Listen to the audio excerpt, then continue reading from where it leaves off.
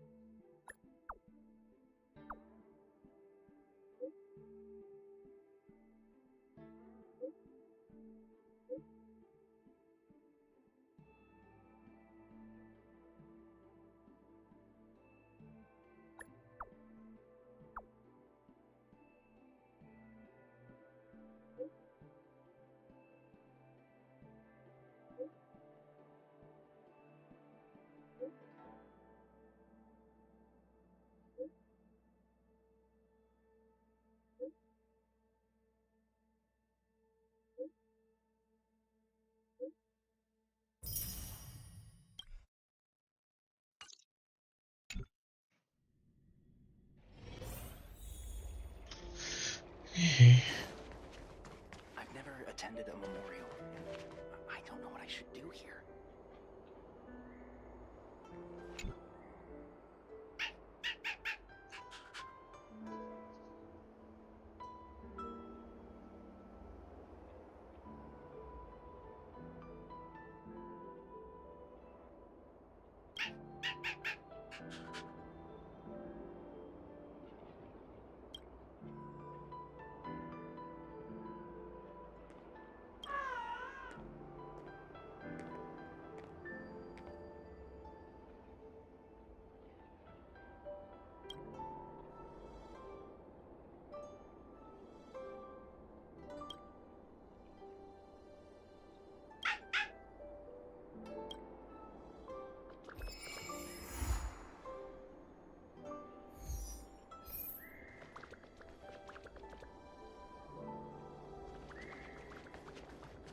Nothing in this report makes sense.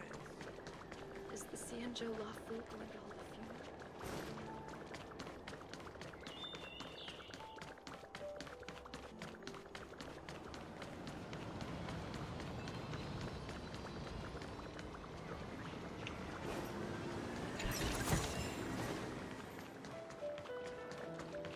The Sleepless Earl. Was that the name of that tea house at the port when we first got into town?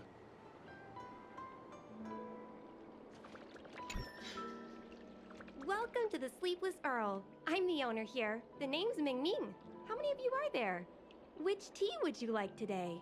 She's the owner? She's a little young, isn't she? Oh, this is the tea Miss Ting Yun promised to get for me. She really went to another world for me. She's incredible.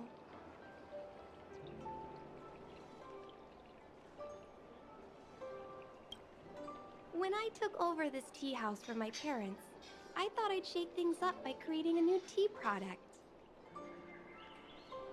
Famous brews like Whale Tide Spring or Vegetations in the Alchemy Cauldron have been around for millennia, and imported mixed teas have also found a niche.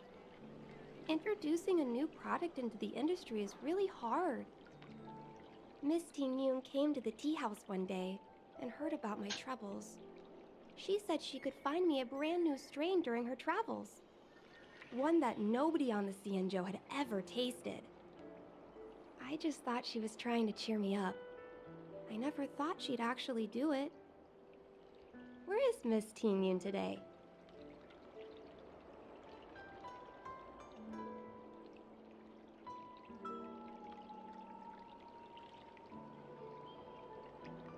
Yes. Now that the crisis has been averted and the ports are resuming operations, Miss Ting Yoon has been dispatched on business with the Skyfaring Commission out to other worlds. Oh, really? Well, that's a shame. Well, hold on a sec.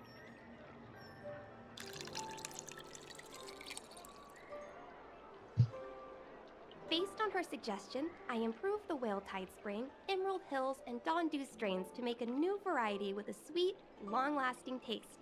I called it Ting Yoon's Blend.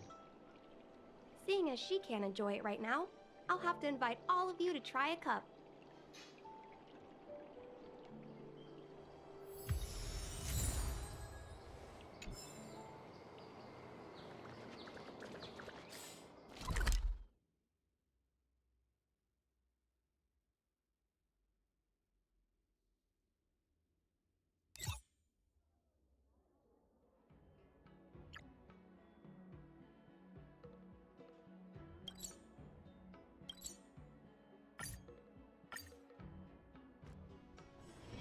It's still early.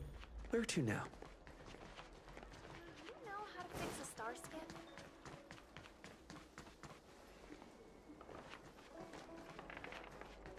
The Lafu is famous for its mung bean soda. You've got Oh, how's it going? Did you take some time off? See any more of the Cienjo? Isn't that the place on Auramali over in Exalting Sanctum? All the foodies go there. What about it? Planning on treating me to a feast?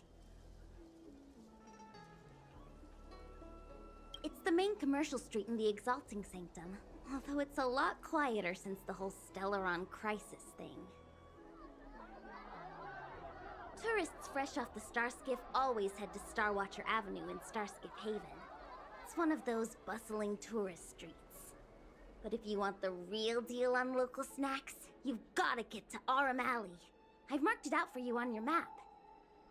Whenever I'm tired of Celestial Jade or slacking off, I head over for a bowl of Granny Chen's tofu. Darn it, now that you've brought it up, I suddenly don't feel like clocking in for work anymore. Slacker! Hold on, I'm just turning on the fan because the heat is coming up. Alright. Let's check the map. Because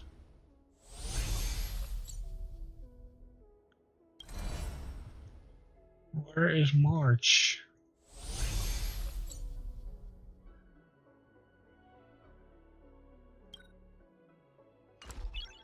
Oh, and my thingy seems to be maxed out.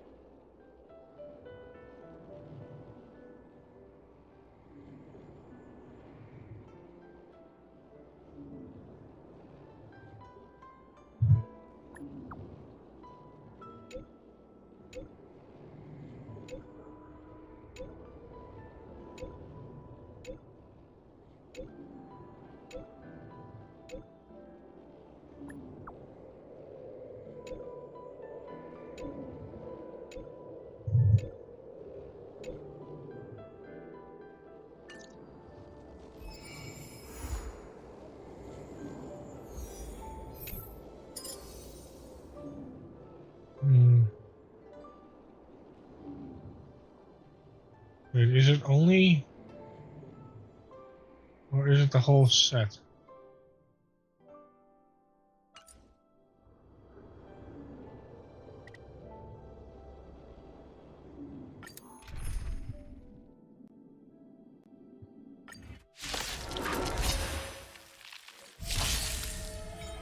Don't worry, I'll go.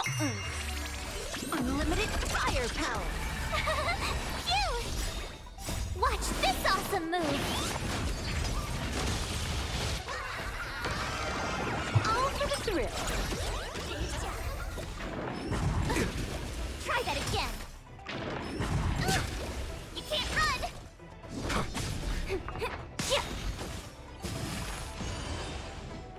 Can you find the answer?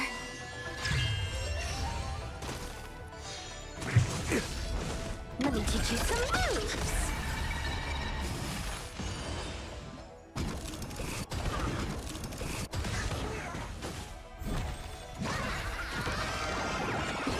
Wiped him out. Feeling spiffy? Unlimited firepower. Try that again. You can't run. Flaming lance! Forward!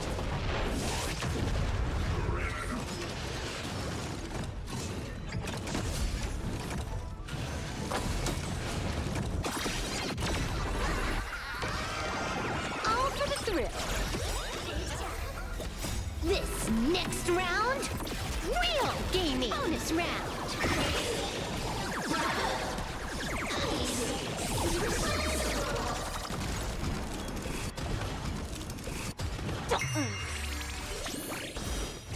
Bonus round.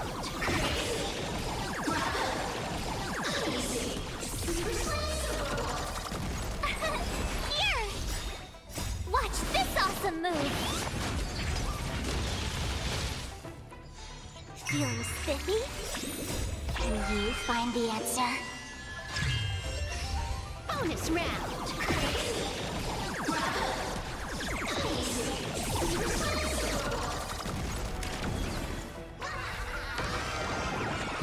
Wiped him out.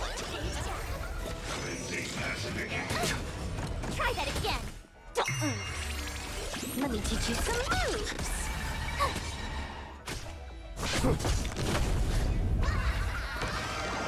All for the thrill.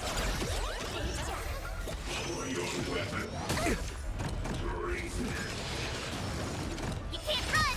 Feeling spiffy? Unlimited firepower. Try that again.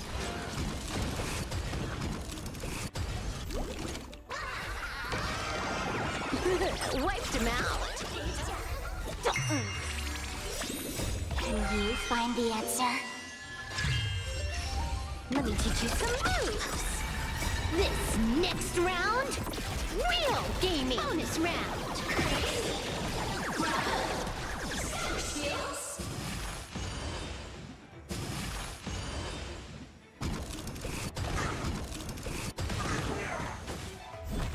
Bonus round.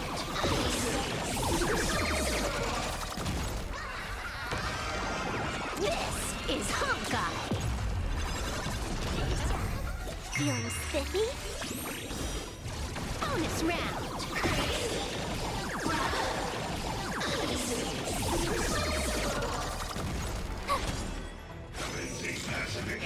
Not a scratch. Can't run.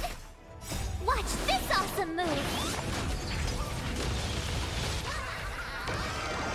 Feast your eyes,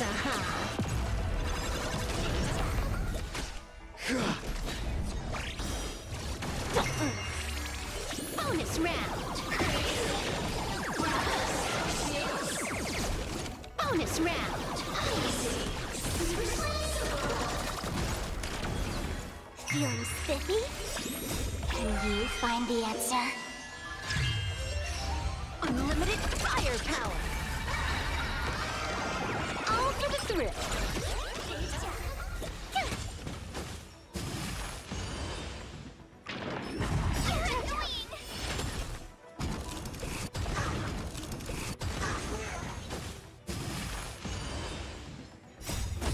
Flaming lance! Forward!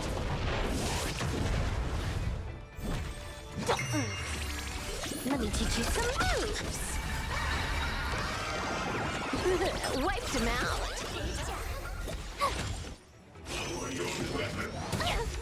You can't run! You're annoying! Feeling spiffy? Unlimited firepower!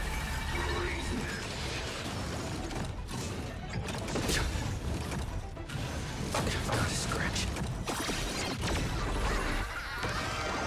All for the thrill. This next round, real gaming. Bonus round.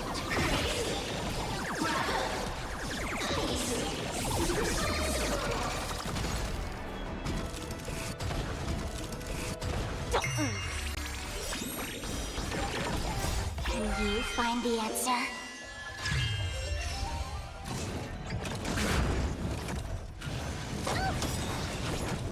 Watch this awesome move!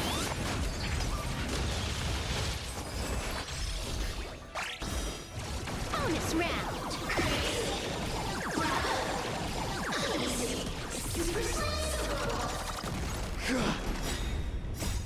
Flaming lance! Forward! Feast your eyes, Feeling spiffy?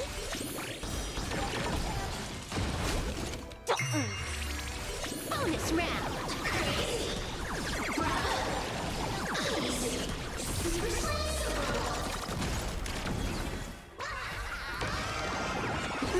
Wiped him out! Try that again! You can't run!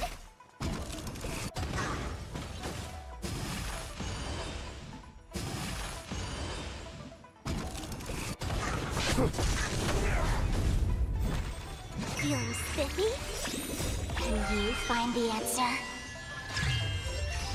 Unlimited firepower! All for the thrill! Phew!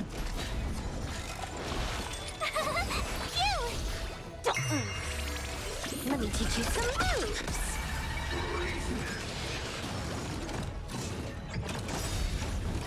Try that again! Watch this awesome move! Flaming lance! Forward! Wiped him out! Feeling spiffy? Unlimited firepower! This next round, real gaming! Bonus round!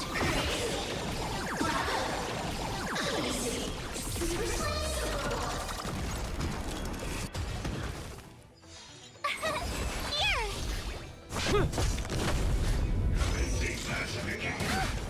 You can't run! Can you find the answer? Bonus round!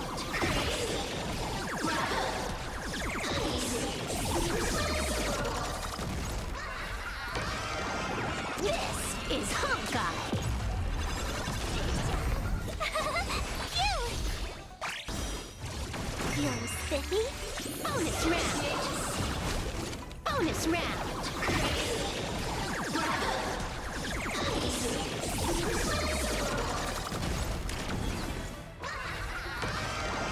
All for the thrill!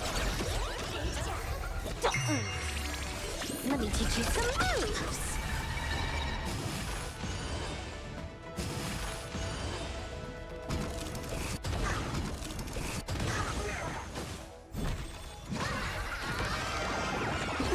Wiped him out! Feeling spiffy? Can you find the answer? Unlimited firepower! Here! Not a scratch. Try that again! Watch this awesome move!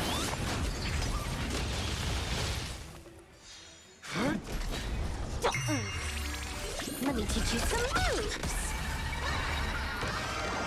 All for the thrill!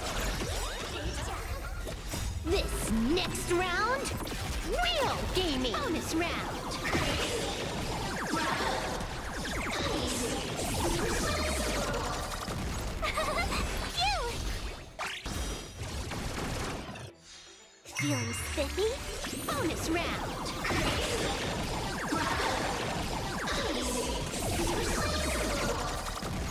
You're annoying! You can't run! Feast your eyes,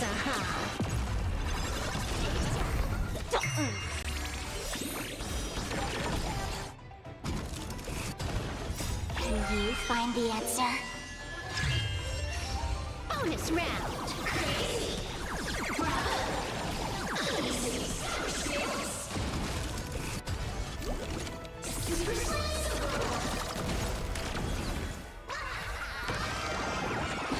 Wiped him out. Feeling spiffy? Unlimited firepower. Here! Try that again. You can't run! Flaming lance!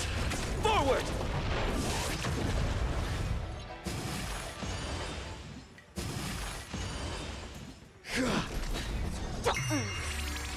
Let me teach you some moves.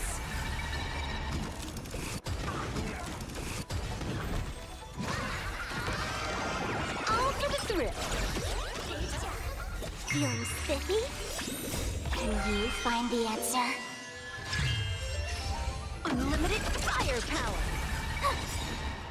Watch this awesome move.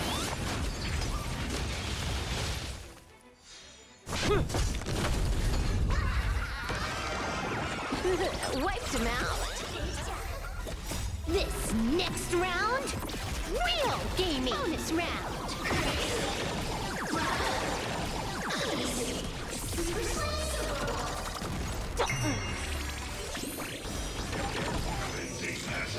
You're annoying. Bonus round.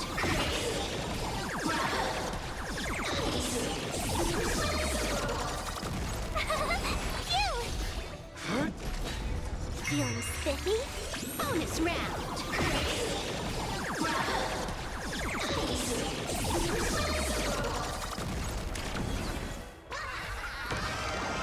All for the thrill.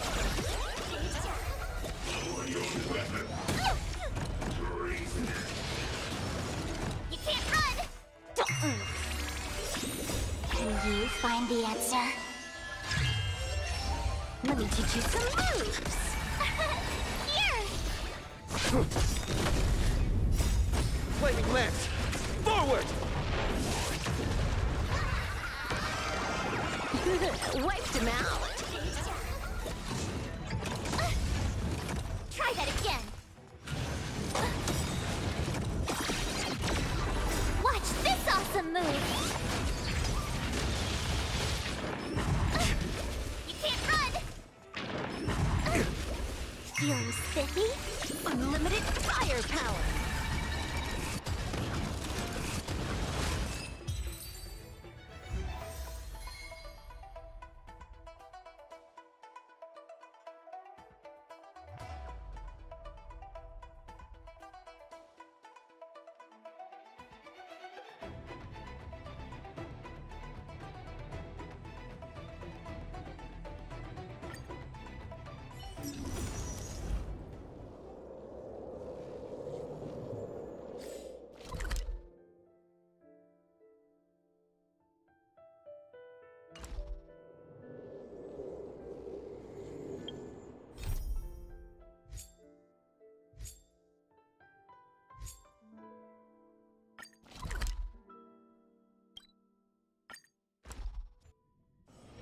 It's still early. Where to now? Everything okay? Huh? Why is D-Ting talking to you? I've always been nice to cute little animals.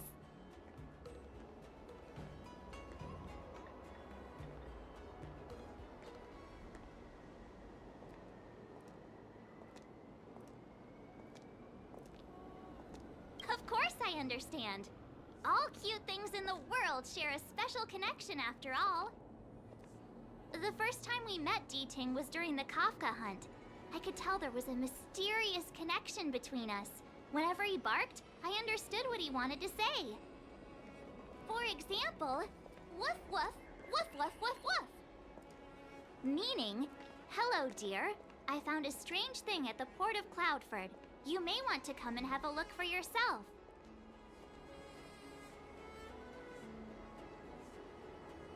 Deeting can convey a lot of information with only a few sounds.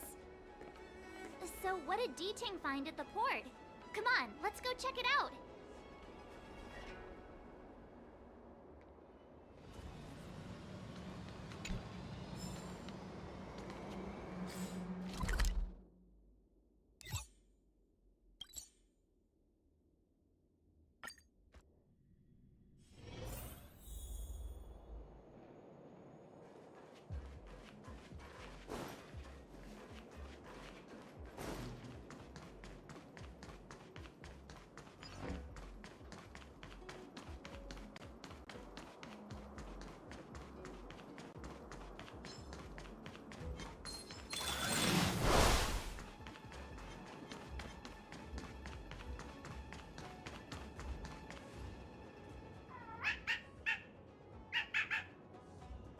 Little Deeting says he's been dutifully searching for clues all over the Xianzhou.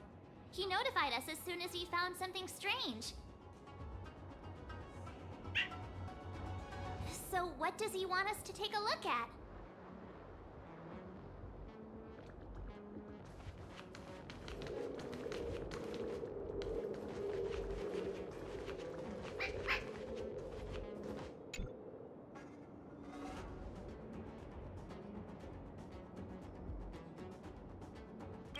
Xiang, retainer to General Jing Yuan. I'm in active pursuit of a fugitive. The situation is unpredictable and developing rapidly, so I've planted this Jade Tracer to record my whereabouts in case I lose contact. If anyone finds this tracer, please take it to the seat of Divine Foresight so the Cloud Knights have the necessary intel to act swiftly. Ah, so it's a recording device. Deeting must have heard its signal and called us over here to investigate.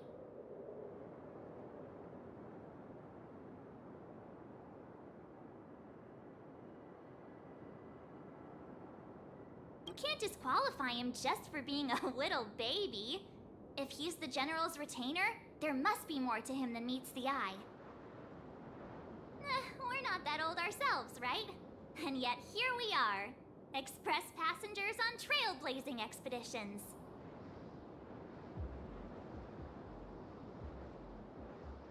Given everything that's been happening on the Xianzhou recently, I reckon the only fugitive worthy of a retainer's attention would be a Stellaron hunter. I wonder how he's getting along.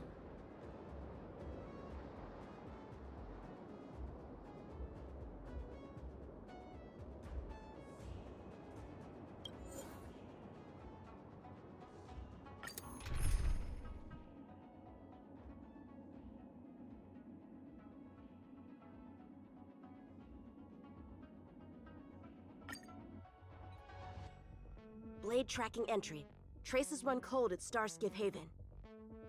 I'll have to ask the Cloud Knights in the area if they saw anything.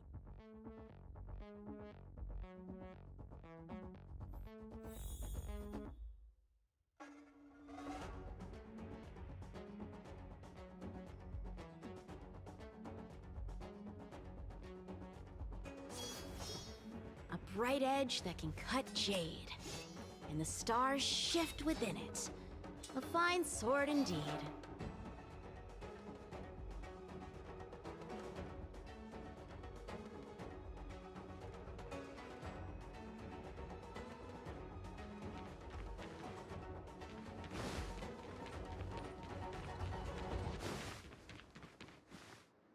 Captain, could you spare a moment?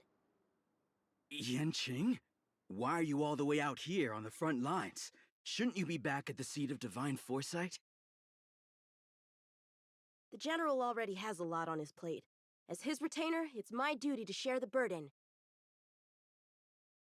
Nothing new to report, I assume? Correct. After this Blade escaped from the shackling prison, he disappeared into thin air. I wonder if he's even still on the ship. Or perhaps he had no intention of escaping in the first place. What foul demons found their way across the stars to wreak havoc on the Luofu? That's why I'm here. to help the General eliminate those demons. Is that so? I didn't receive any orders from the General. This is a covert operation. Then shall we dispatch a few knights for this operation of yours? I appreciate the gesture, but the fewer people who know about a covert operation, the better. Making a big show of it will only scare the snake deeper into the grass. A good hunter must operate alone. Dispatch a few knights. Huh. How incapable does he think I am? I might be young now, but just you wait.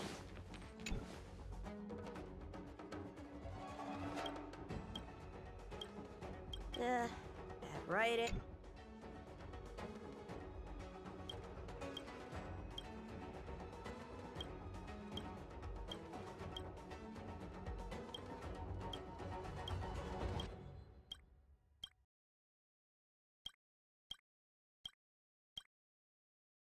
Bad writing, terrible pacing.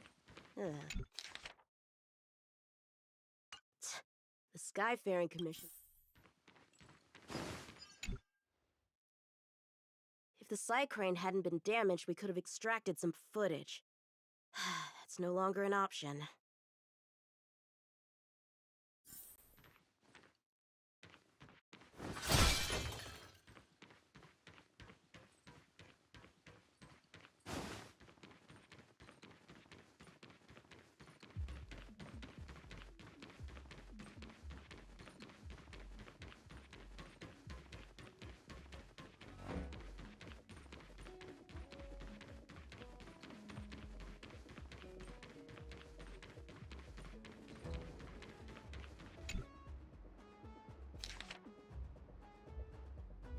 The perimeter is well guarded, but there are no traces of the fugitive passing through. It seems he has no intention of leaving the Luofu for the time being. Starskiffs are blocked from entering or exiting. There's no way the fugitive got through. But if he fled toward the interior of the ship, it'll be hard to track him down over such a vast area. A fugitive would still have to rely on starskiffs to travel between different delves.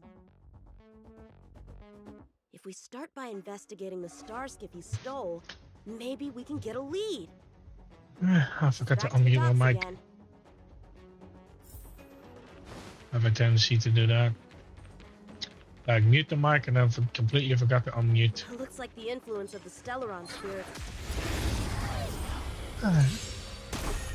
Time for swordplay!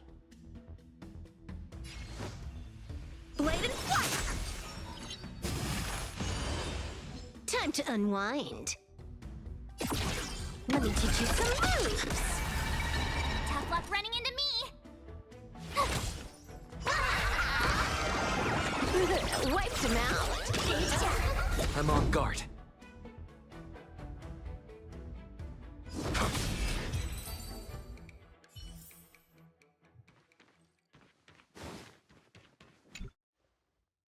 Playing dead? What a childish trick.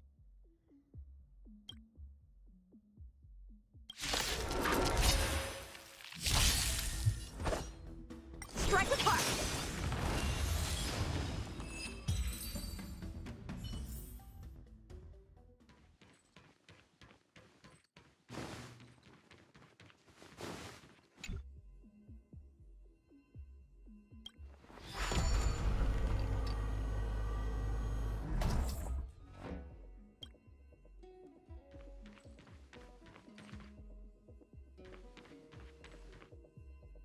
What's this? This kind of wound is not the work of a Cloud Knight. The best prey is one that leaves traces. Here, Duting, let's follow the scent.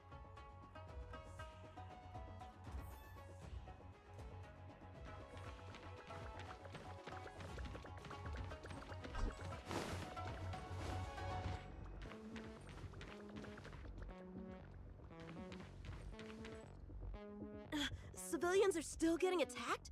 Where are the Cloud Knights? Hey, don't panic! I'll get you out of there!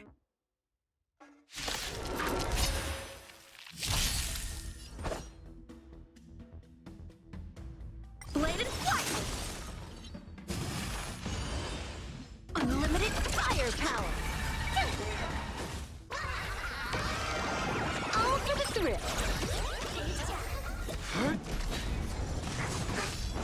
Try that again. Strike with heart.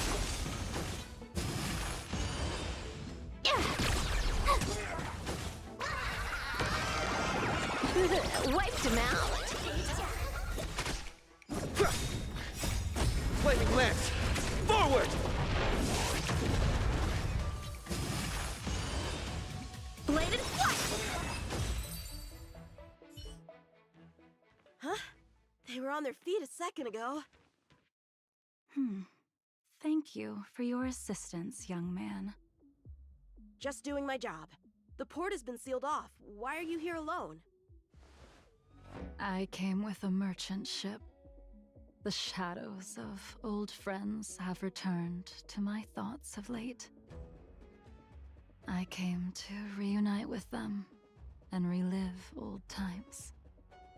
Who would have imagined the Luofu could become such a dangerous place? You chose a bad time to visit, I'm afraid. There's been an incident. It won't take long for the General to fix it, though. This place isn't safe.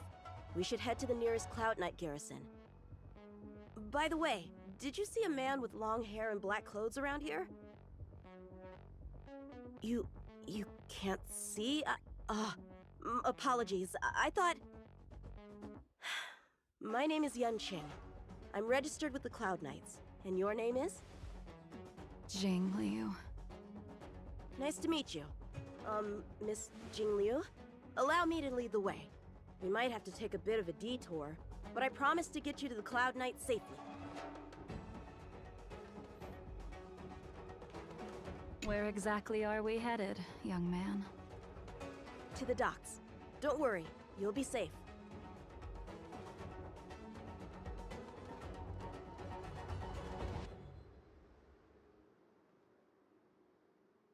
So, are you from one of the other Xianzhou ships? The Yaoqiang? The Fanghu? I'm from the Xiangcheng. The Songcheng? There's a ship called the Songcheng? Why haven't I heard of it?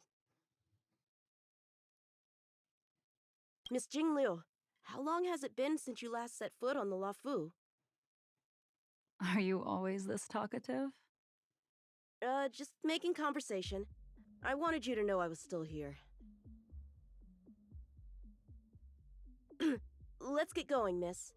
Careful. Take your time.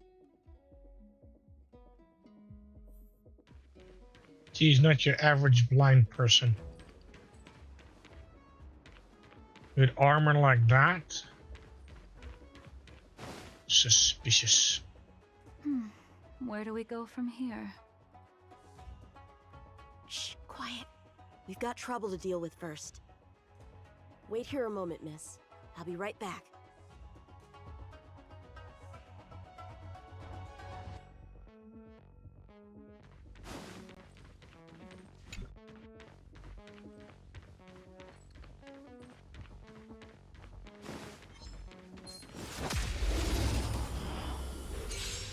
Who are you, and what are you doing here? You've come at the perfect time, little one. We could use your blood to irrigate the celestial traces. Where did these guys come from?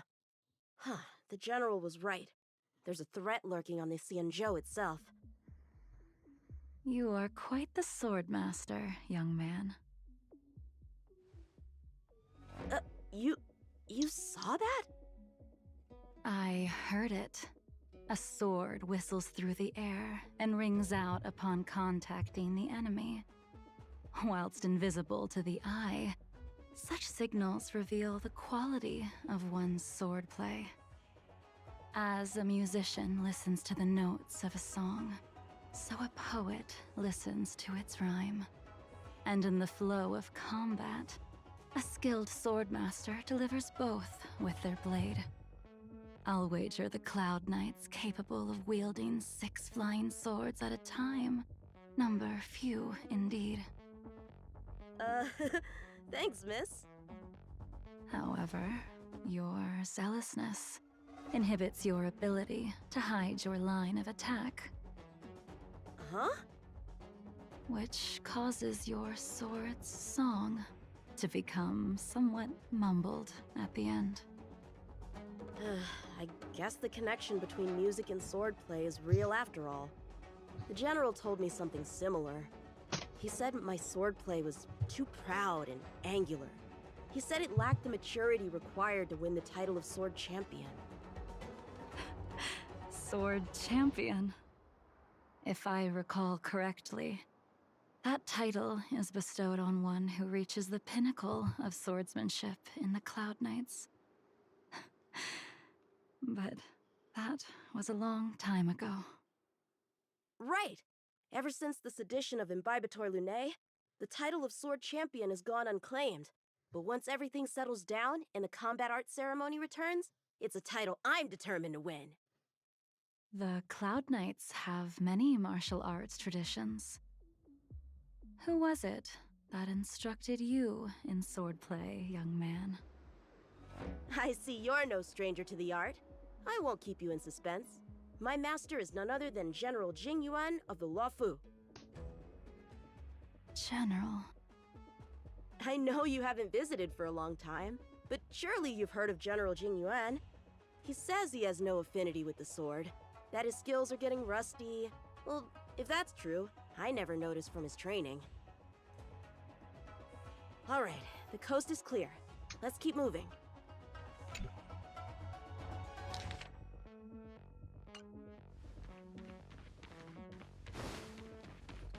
The Starskiff voyage log can be accessed through the dock navigator array.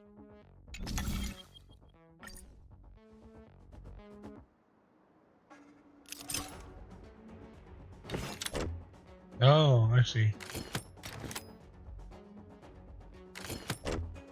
Wait, what?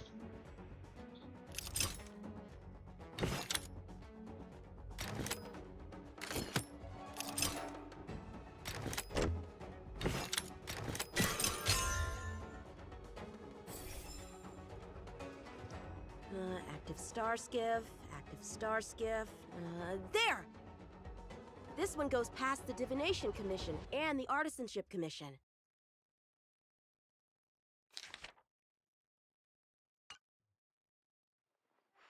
Well, my work here is finished. Now to make sure you get to a safe destination. Given the present circumstances, the Cloud Knight garrison probably isn't a safe destination. Wouldn't you say? Correct. So we're not going there. I'm taking you to the shackling prison. Safe, well-guarded, plenty of food, and a place to sleep. Young man, if you wish to apprehend someone, shouldn't you have a reason? Suspicious behavior and half-truths. Those alone are reason enough. You think you can fool me just because I'm a child? A sealed-off port with a stranded passenger? Unlikely. Not to mention you walking the whole way here without so much as a stumble. You can see as well as I can. The biggest giveaway was your comment about my swordplay. Correctly guessing the number of swords from the sound alone? You'd have to be more than human. You're not blind at all, are you? I never claimed to be. You came up with that yourself. Fear not, young man. I hold no grievance against you, and have never held ill intent towards the Xianzhou. The black veil covering my eyes is merely proof of my resolve to never look back, to never fall again into Mara and destruction. I came here to catch one person. It's quite fortunate that our paths have crossed. The one you're looking for. Is it Blade? He goes by Blade nowadays. A fitting name for someone who dedicated his mind and body to the ways of the sword. Take me to him, young man. You are no match for me, and therefore, no match for Blade either. Let me accompany you. There is no need to throw your life away. We've not even drawn swords yet, and you declare yourself the winner? Let me offer you a word of advice. Don't underestimate me. I was hoping to avoid a conflict with the Cloud Knights. How about this? Let's have ourselves a little contest. We can use the abominations that have infested the Luofu as target practice, and see whose sword can slay more and slay faster. And if I win? Then I will obediently follow you to the Shackling prison and receive whatever judgment awaits me there. Don't worry, I'll keep my end of the bargain. But if I win, you have to share Blade's whereabouts with me. Fair enough? A Cloud Knight never gambles with official business. But in any case, you won't beat me. I admire your confidence.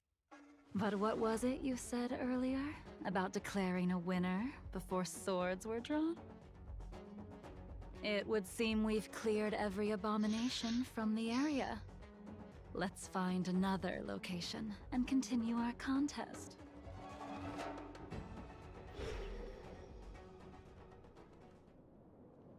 May the best swordmaster win.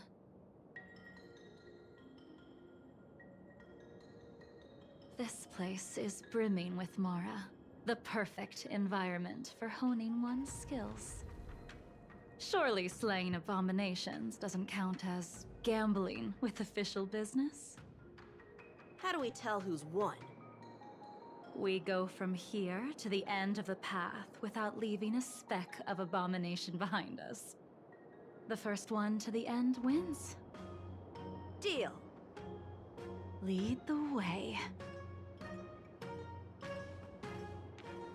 What if you're just using this as a chance to escape? Jing Yuan trained you all right.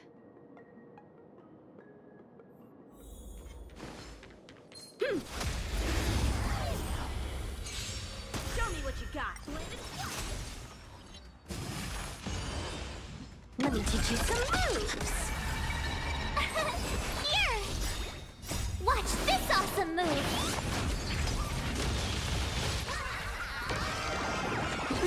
Wiped him out.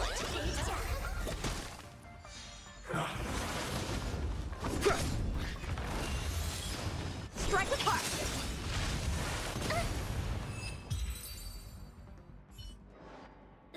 Where did she go?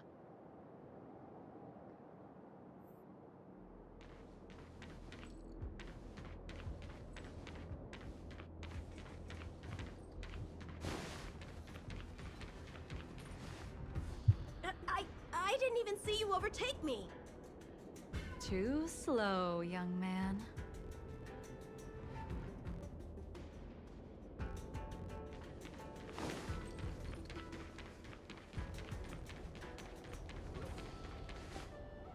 But how is that possible? What kept you this time? You'll need to work harder. Otherwise, you won't even catch me in a star skiff. I haven't had this much fun in a long time.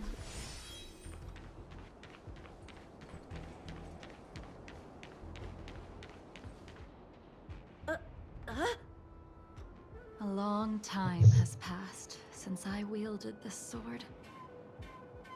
The heat of combat nearly cast me into the darkness. Come, finish up. I'll let you make 3 moves. Draw your sword. Don't you know it's rude to keep an elder waiting? Strike with hesitant, weak. What happened to that confidence of yours? My turn. Once you draw your sword, you must strike down your adversary in one blow without turning back. Blade in flight! Jing Yuan taught you how to slay abominations. But did he ever teach you how to deal with the Mara struck? The answer is, there is no difference. The sword pierces the body and severs its life. This sword came for your throat. Would you be able to deflect it?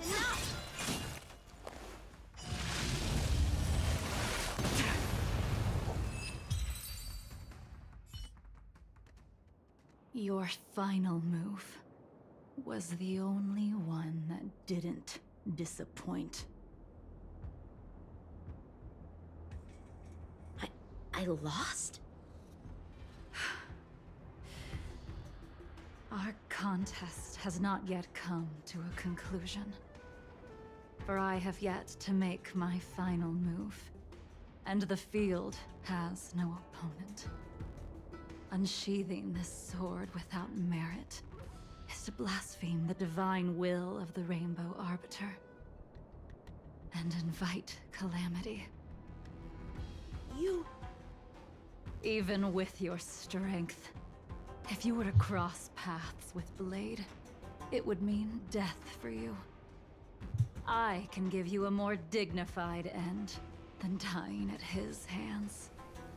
To die as a swordmaster, having witnessed the perfection of my technique, refined 1,000 times over. What say you to that, young man?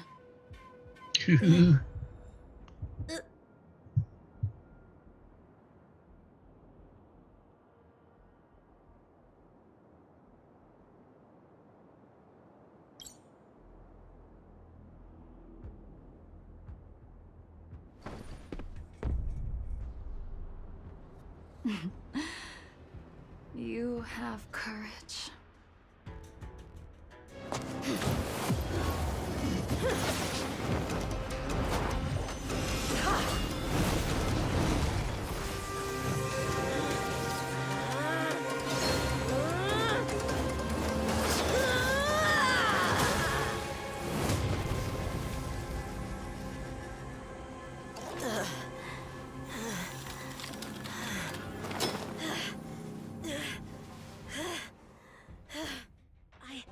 I deflected it?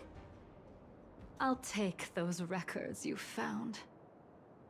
Thank you, young man. That move was a token of my appreciation. We were fated to meet this day, and in days to come. This mysterious woman also wants to find the whereabouts of Blade. No matter what she wants to do with the fugitive, she must not be allowed to get to him first. I have to pick up the pace. No matter what she wants to do with the fugitive, she must not be allowed to get to him first. I have to pick up the pace.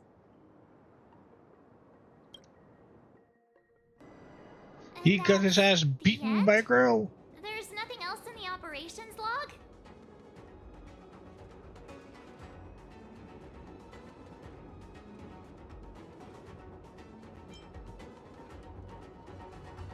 That Jing Liu seems pretty dangerous.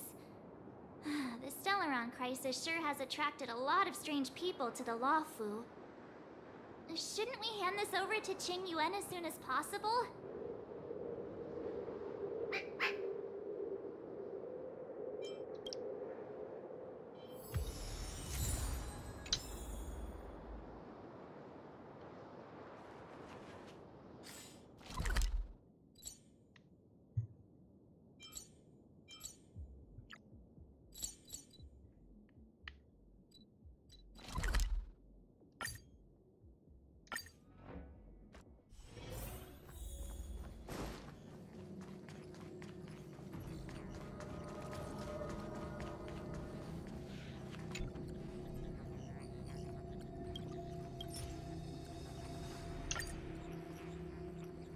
Without a doubt.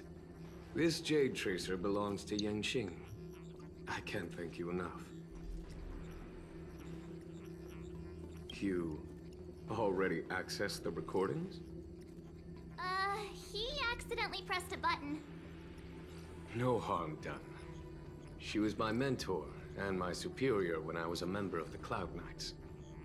However, she left the Xianzhou a long time ago. If you see her, be sure to keep your distance and notify me immediately. He took on the charge of pursuing a major criminal.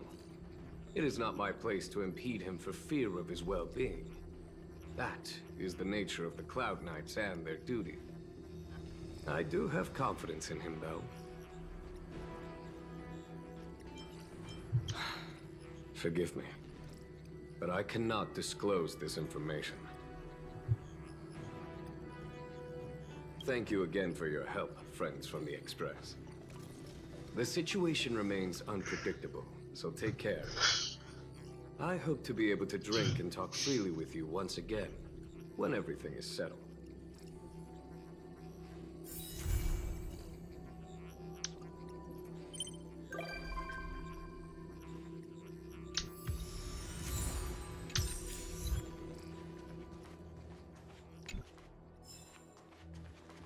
All right, let's see. What else do we have?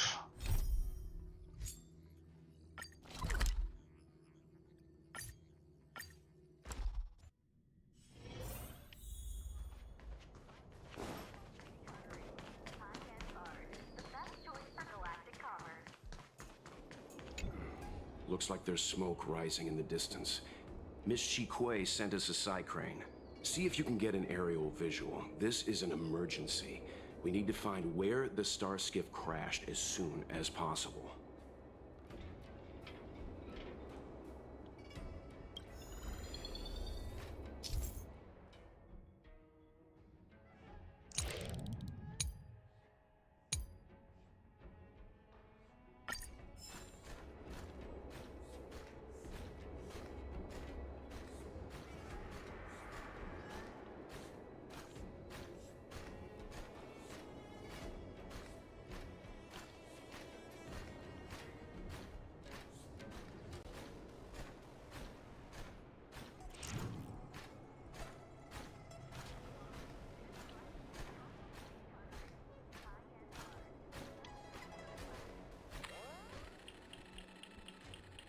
We found it. Looks like the pilot isn't inside. If they escaped before it came down, they should still be nearby.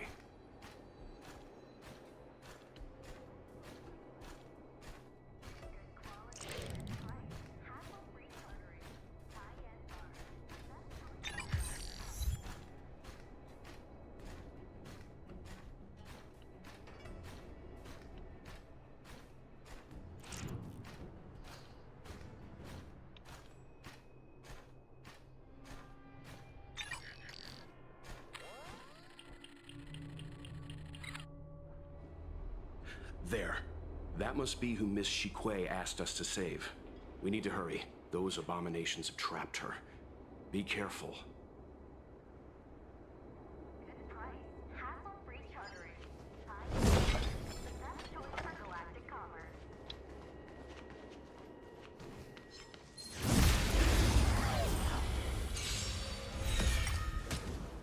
Let's kick it up a notch. Unlimited firepower.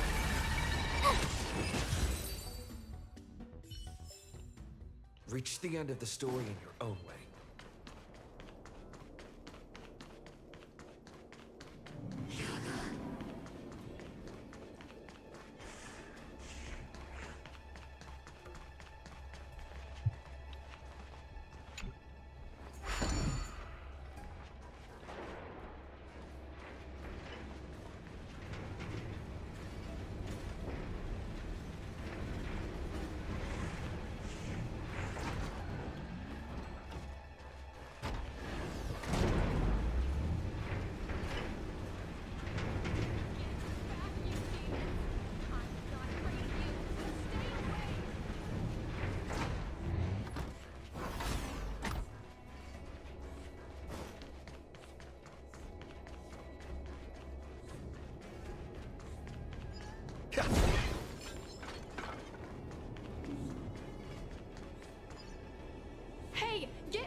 here. It's too dangerous.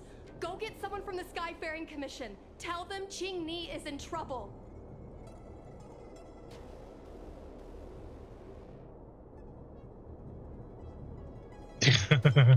No, it's too late to call for backup. Don't worry, Miss Ching Ni. The Skyfaring Commission sent us to help.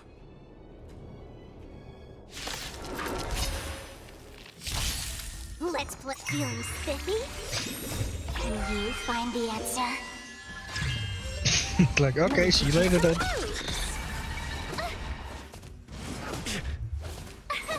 Here!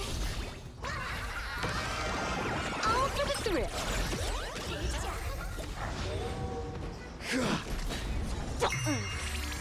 Unlimited firepower. Try that again. You can't run. Watch this awesome move.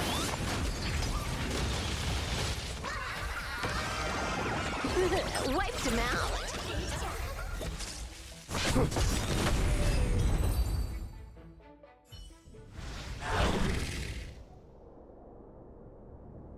There are too many monsters. Let's hold out for a little longer. The Cloud Knights should be here soon.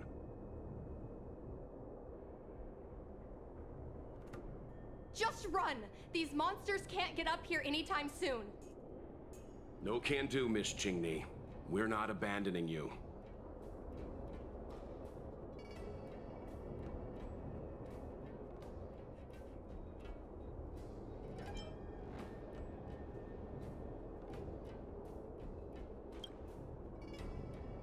Easy. Let's not get ahead of ourselves. You two have held out long enough. Help is at hand.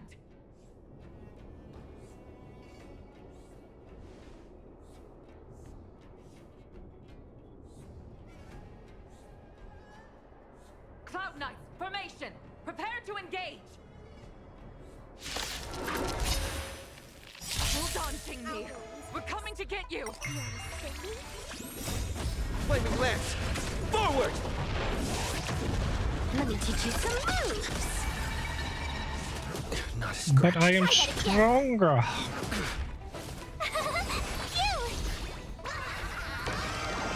All for the thrill.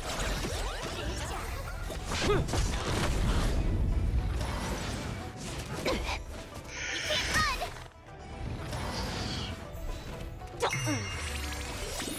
Can you find the answer? Unlimited firepower. Try that again. Wiped him out. Not a scratch. You can't run. Flaming lance! Forward!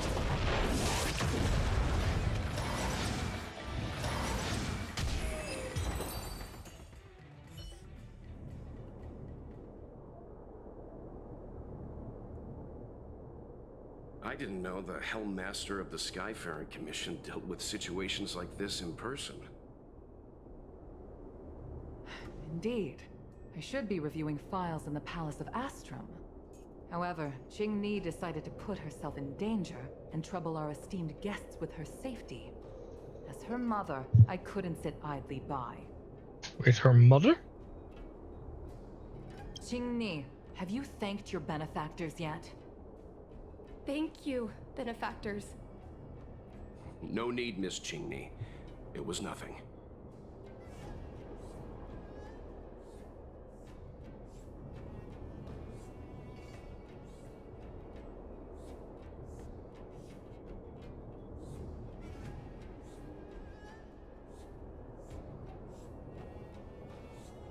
You Astral Express Trailblazers have outstanding manners, though your allegories are a little odd. It was because of both of you that Ching Ni escaped unscathed.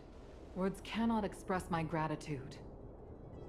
In fact, by way of thanks, I'd like to invite you to the Palace of Astrum for tea. It is about time we knew each other better. The feeling is mutual, Lady Yukong. We would be honored. Then, for now, I will excuse myself. Qingni's irresponsible actions caused much trouble for the two of you. Allow me to apologize once again on her behalf. Ugh, you always do this, Mother. Scold me before figuring out what actually happened.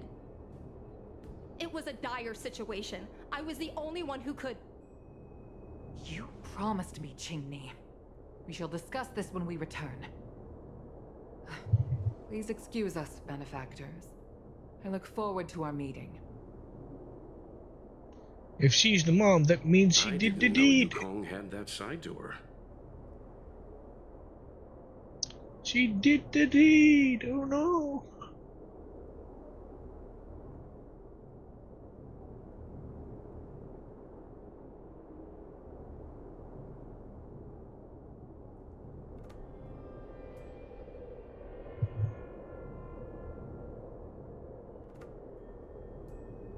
You have a unique way of putting things. Absolutely.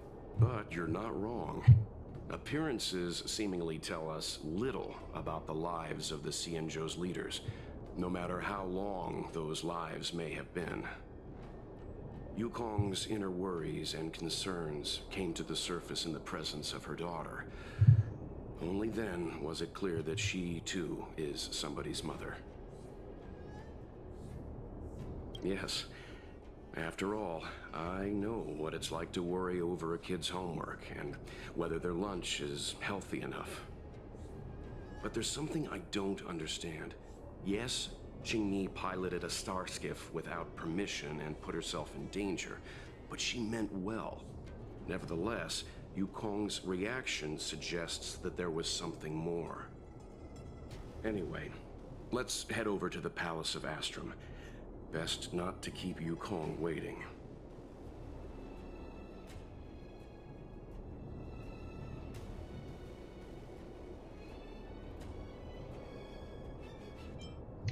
No, but we've been invited. We certainly don't want to be late. All right, let's head out before it gets late.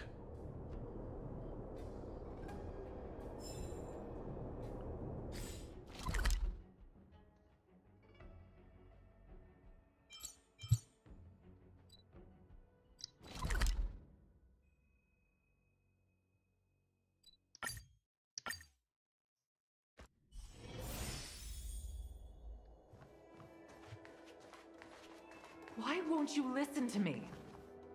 Because it's my life!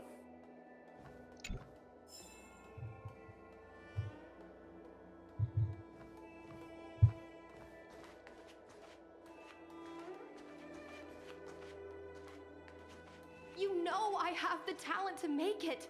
I can become the Luofu's best pilot, just like you were. Talent? You'd be dead if it weren't for those two travelers. Do you think stealing a star skiff and taking to the skies is a show of talent? What about being trapped by abominations? Did you at any moment think about what I would feel if something happened to you? Do you know how many people dream of a relaxing desk job at the Skyfaring Commission? You promised me to work responsibly in your post.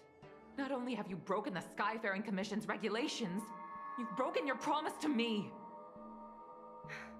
I already told you. I had no choice. I want to help you and the Skyfaring Commission, not sit at my desk dealing with never-ending papers. That job doesn't suit me. I got the highest grade in the fighter pilot test. They all said I was a genius, like you. Like mother, like daughter. They were all jealous of me. But no one even knew I had to take the test behind your back. You would never have allowed me to go if I told you about it. Behind my back? Do you really think you could have walked into the test and sat in the cockpit if I hadn't given my permission behind the scenes? As for genius, don't mention that word to me again. Why do you insist on becoming a pilot? I don't understand. And I don't understand why you don't understand. Why can anyone in the world become a fighter pilot except the Helmmaster's daughter? Don't you realize how ridiculous that is? You may not want to fly anymore, but don't trap me down here with you. Qingni, where are you going? Kids. I'm sorry you had to witness this. Apologies, Madam Yukong. We should have given you some time.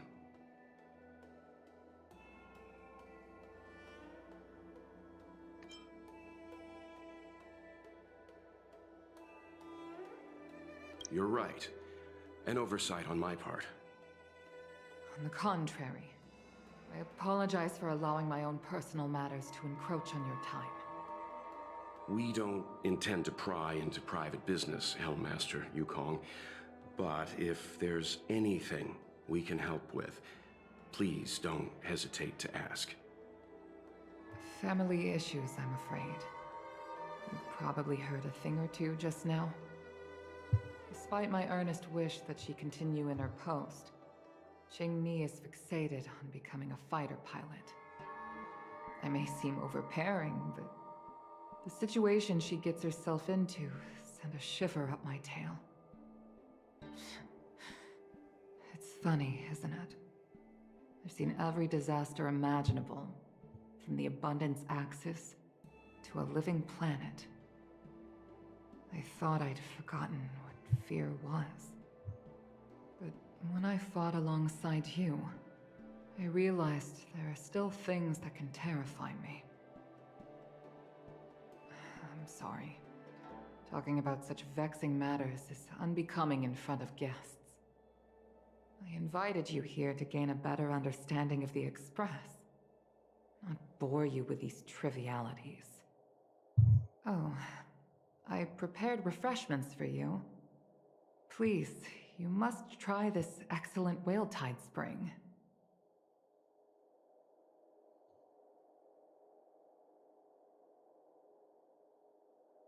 Please accept these gifts as thanks for saving my daughter. I'd heard that the Nameless had traversed the Starry Sea, but I wasn't prepared for how much I could learn from you. Well, I'd heard from members of the Skyfaring Commission that you were a top-tier pilot, Madam Yukong, and an ace among the Cloud Knights. Now that I've seen you in action, I know the rumors were true. I hope to witness your flying ability for myself one day. We'll head off now. The Commission must be busy. I look forward to our next meeting, Madam Yukong. On my flying ability, I'm afraid I'll have to disappoint you, Mr. Yang. The sky no longer suits me.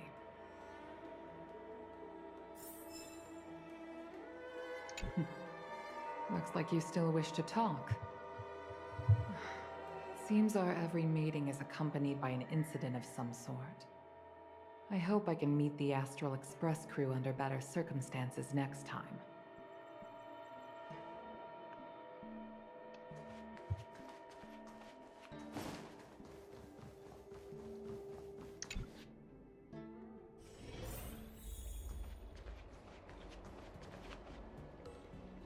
You two, please, wait! Thank you for saving me, benefactors. And I'm sorry you had to witness all that.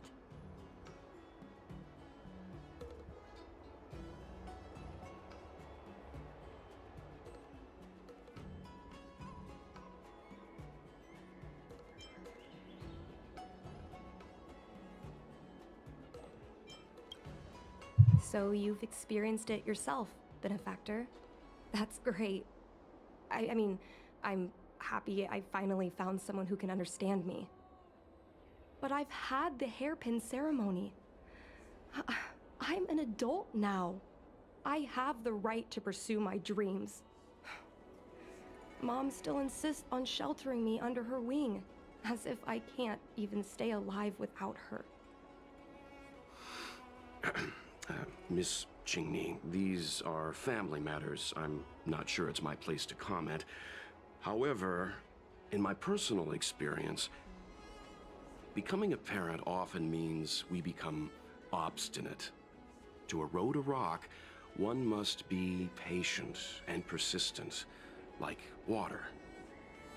What I mean to say is, instead of trying to prove yourself suddenly, perhaps you could demonstrate your ability to look after yourself methodically, over time. Don't you think, Miss Qingyi?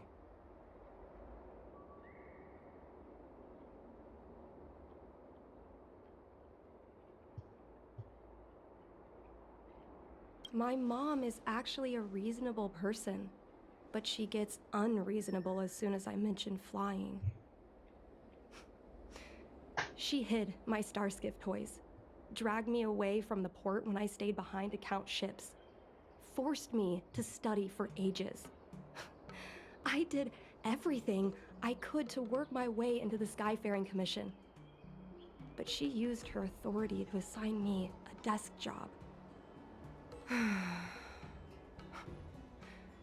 Every time I walk along Starwatcher Avenue and look up at those ships flying freely across the sky, I feel empty inside.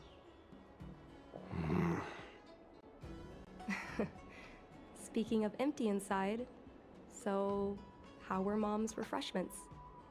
Good?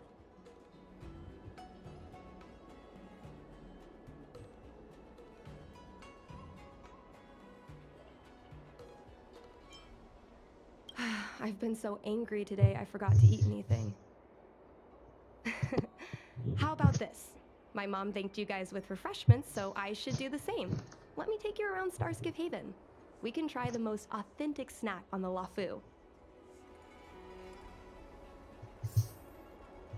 I got an itchy ear.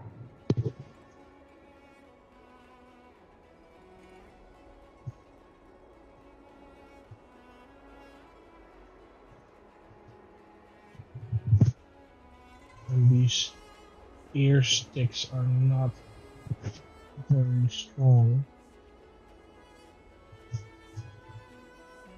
I go relatively deep in my ear. But the sticks are constantly bending.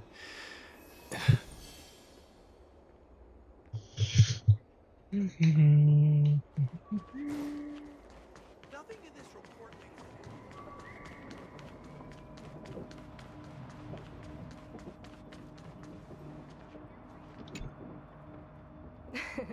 We're here!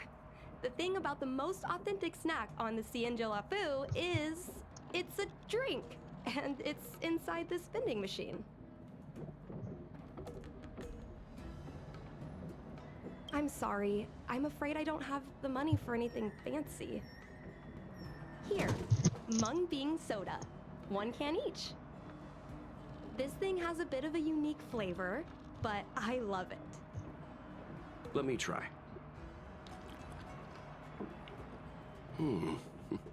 A nostalgic experience. Oh, is there a drink like this where you're from? No, this reminds me of when I first boarded the Express and forced myself to drink Himiko's coffee, and how my taste buds never fully recovered. How is it? Bearable?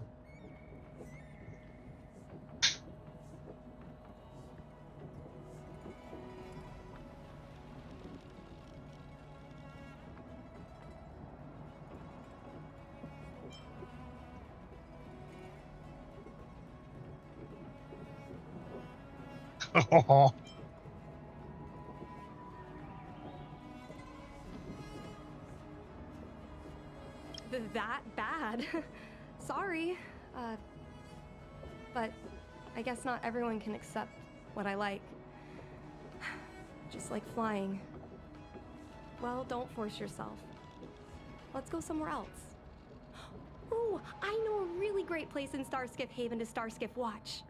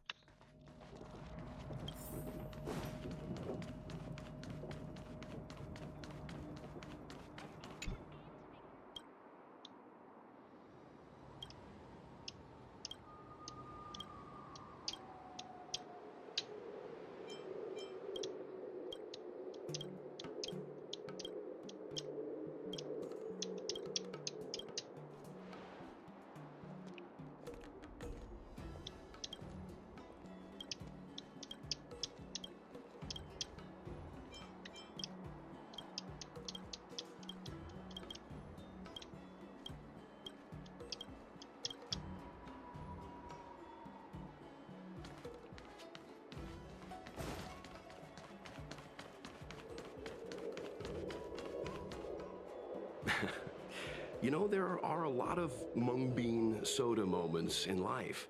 If you don't try, you won't know. Unique experiences are often a product of risky choices. Tell that to my mom. Her #1 life lesson is, you can't turn back once you enter the sky. Pilots are always dancing with death. I know she's right. I know being a fighter pilot is an exhausting and dangerous job. But I still want to fly among the stars. To fight for the Xianzhou Alliance across the vast galaxy. Why are you so dedicated to that idea, Miss Jingni? Have you heard of the Foxian birth fate tradition? Soon after a child is born, we surround them with items that represent future destinies. If the child reaches for a jade abacus, then they'll grow up to be a diviner. If they reach for a sword, then they'll grow up to be a famous warrior. And if they reach for a toy star skiff,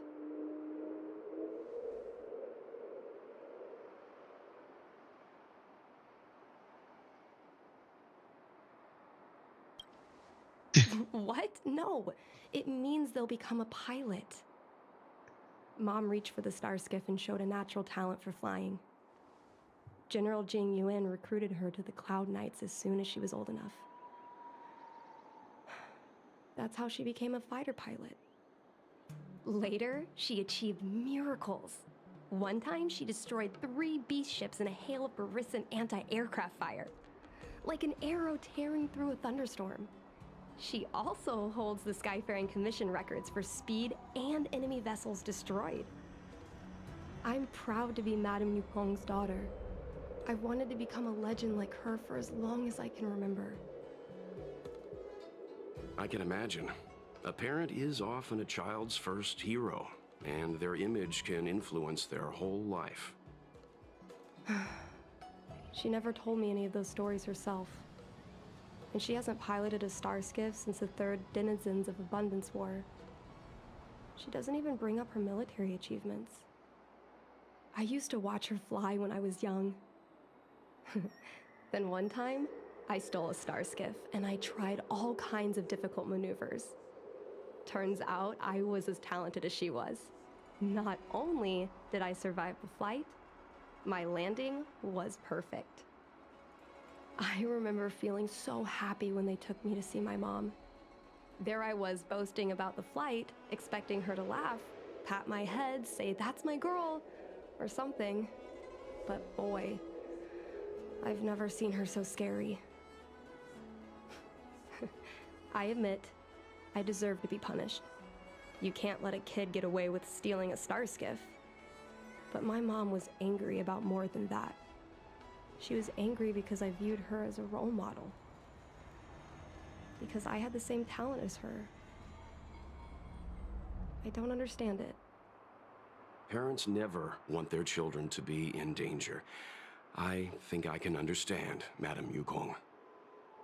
But flying is the only thing I want to do. I've already touched the sky.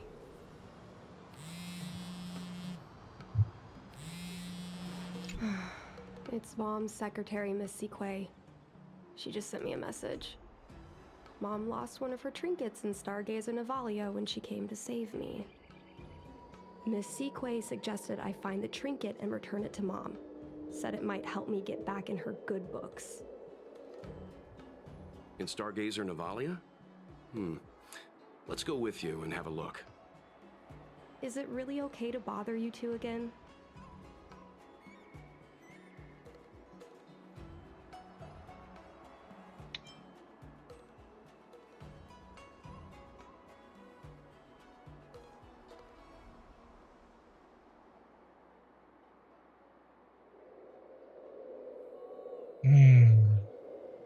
Indeed. You're two kind benefactors. I'll treat you to something better than mung bean soda next time.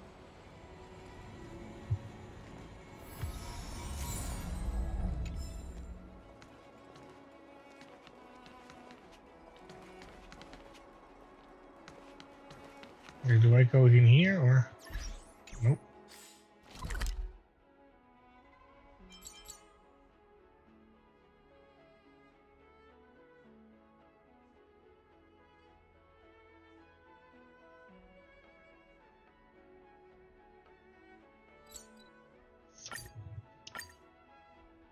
Let's see who the closest is.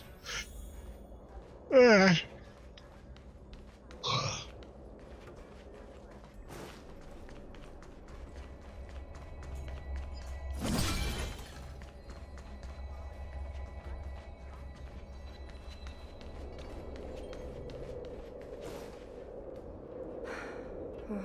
fight with the abominations was pretty chaotic. I think Mom's trinket would have dropped around here. Do you know what it looks like, Miss Qingni? Let me think. It should be a little square thing. She's usually got something like that on her. This is your area of expertise.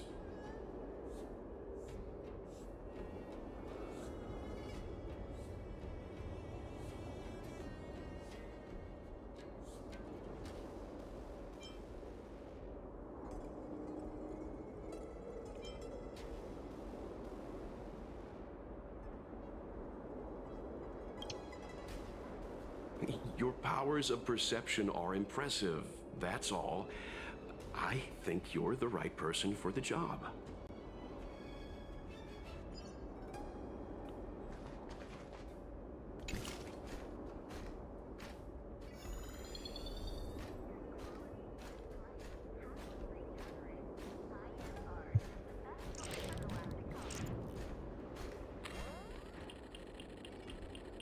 Come on, are you kidding? It's a trinket, remember? You think my mom would carry this with her?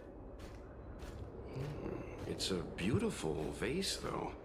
What an intricate pattern. Isn't that the divine beast fortune pattern?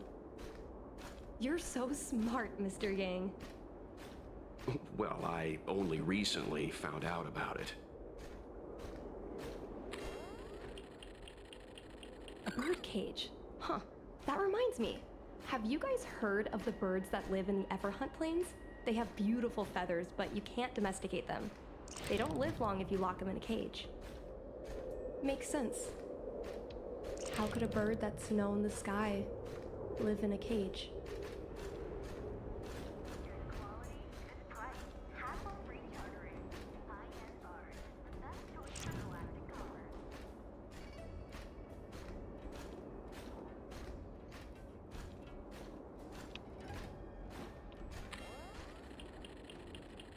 Well, this is too big for a trinket.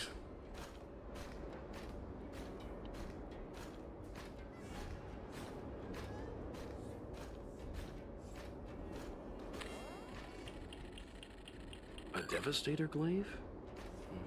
Is this from the battle? There were a lot of Cloud Knights. No. This is only a replica. Probably some kind of film prop.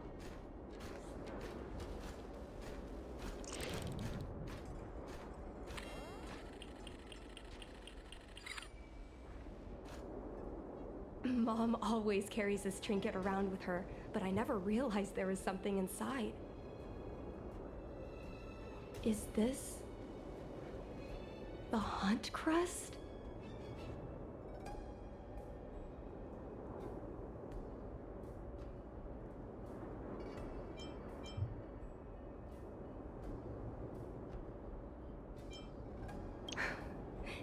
This is what pilots hang in their Starskiff cockpits for good luck.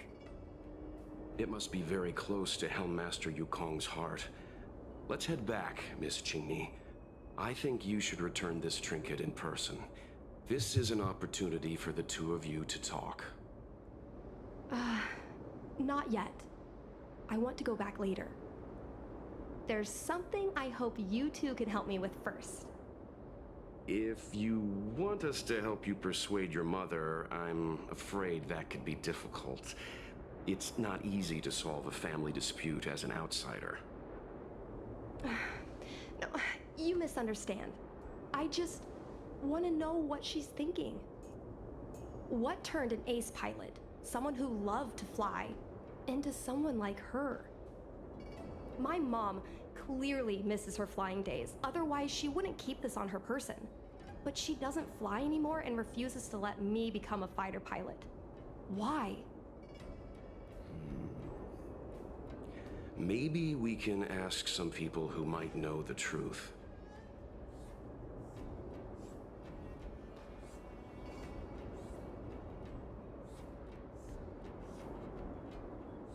Well, the General's been busy at the seat of Divine Foresight recently. We might not get to see him right away. Still, it's worth a try.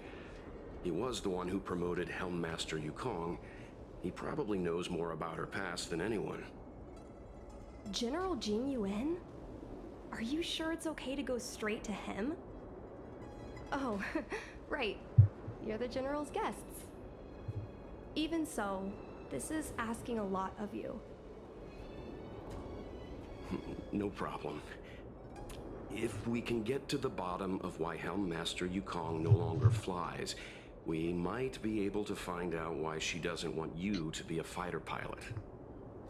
We can't help you too directly, but an indirect conversation like this might give us a clue on how to convince your mother.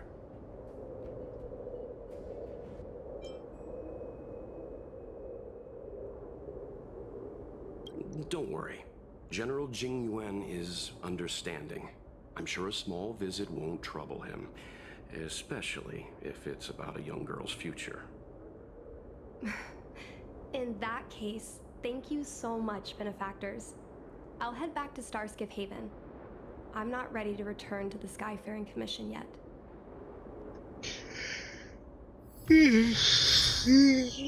Oh man.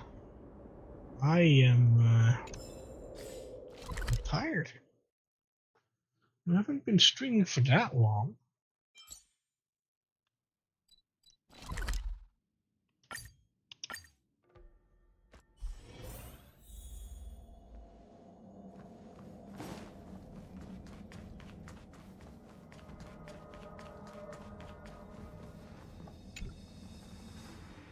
Mr. Yang, and you? What brings you to the seat of Divine Foresight this time? It's nothing urgent. We were hoping to understand Helm Master Yukong a little better. Yukong? I heard an office worker from the Skyfaring Commission flew a star skiff to assist in the present crisis, but ran into trouble herself. She was only saved thanks to a couple of travelers. On behalf of the Law Fu, you have my thanks once again.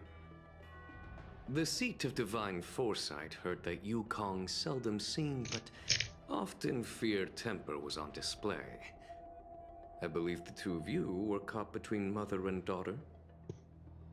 We heard that Helm Master Yukong was an outstanding pilot, but that she refuses to let her daughter embark on the same career. Yukong herself is best placed to answer such questions. But naturally, you are here because you fear that Helm Master Yukong would decline to answer. If you wish to dispel Miss Qingni's curiosity, perhaps we can take a small step back from the topic at hand. What do you wish to know about Yukong the pilot?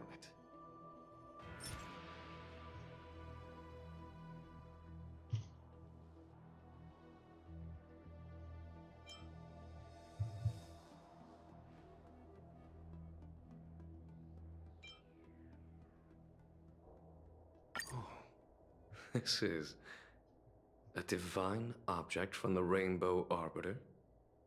Where did you find this?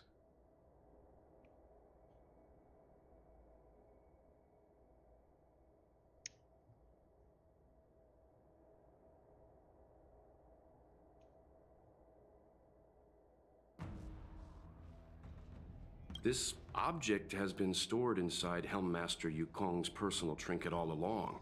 Miss Qingni lent it to us.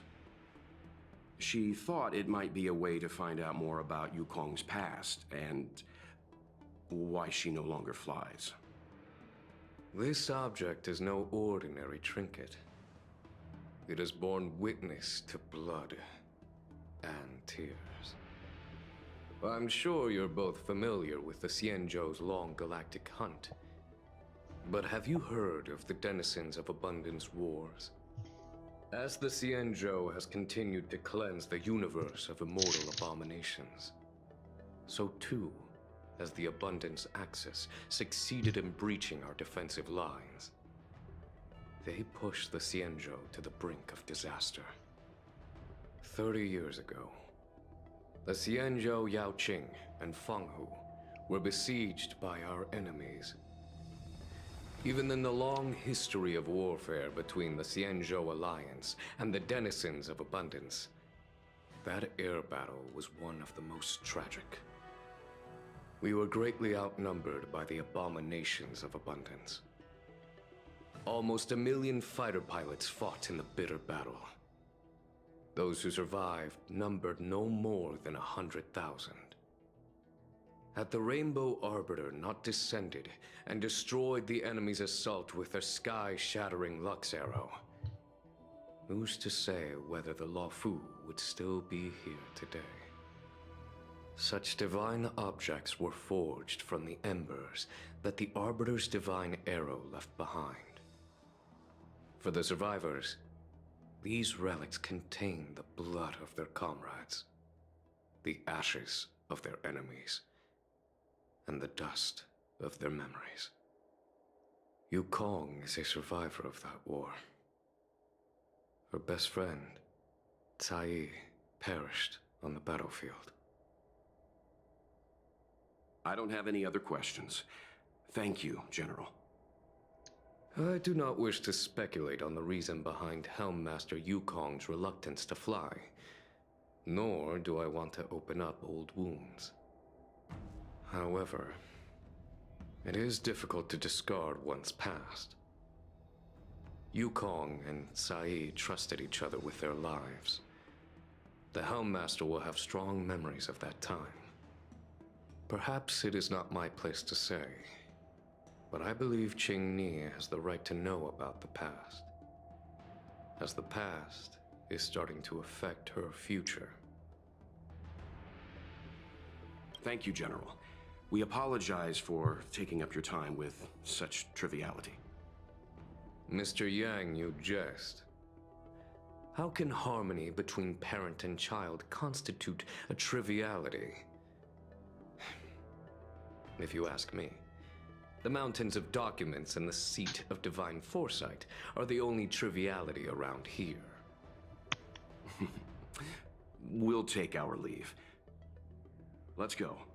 We should head to Starskiff Haven and find Qingni.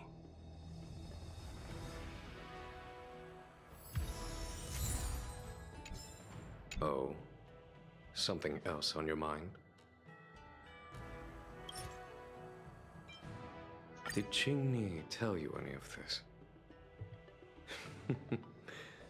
It all serves to remind me. A long time ago, a young Foxian girl, charged by the Knights with a high-speed flight violation, was brought before me as punishment. Now, she's the Madam Helmmaster, my equal.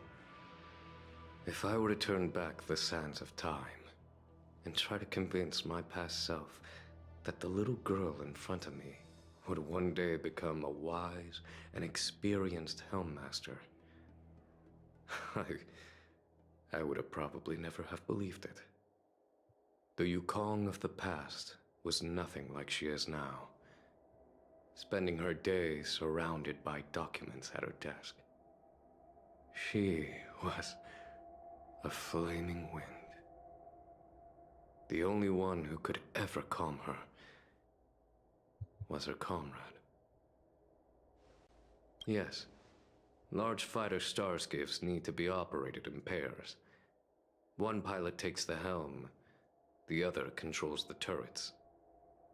The legend of the ace fighter pilot is incomplete without the ace gunner. Yukong's partner was Cai.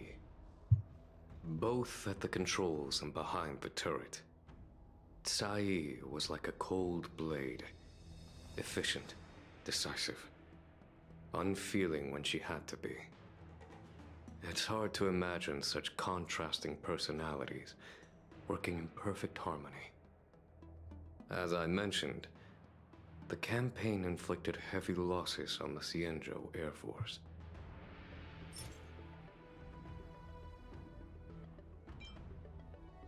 Did Qingni tell you any of this? It all serves to remind me.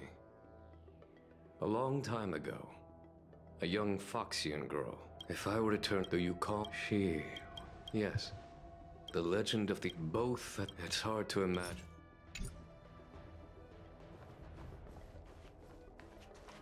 Let's go. You're gonna let me in there?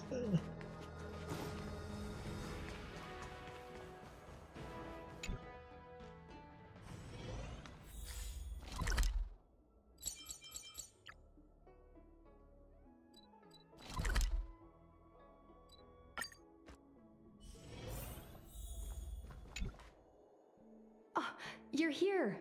My mom isn't in a great mood. She went for a walk.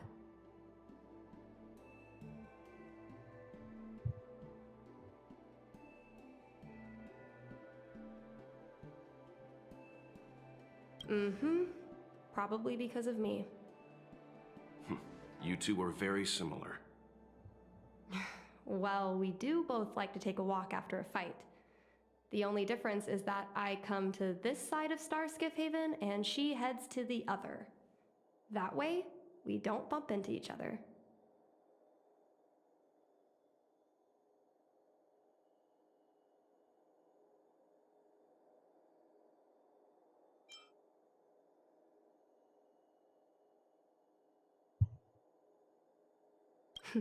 Yeah, I agree.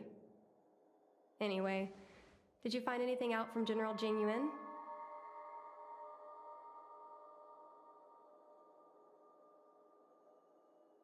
Did Helmmaster Yukong never bring this up with you?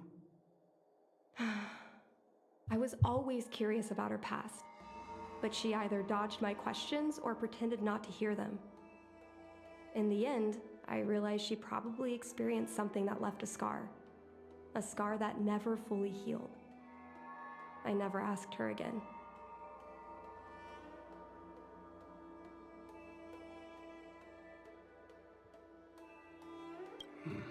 Indeed.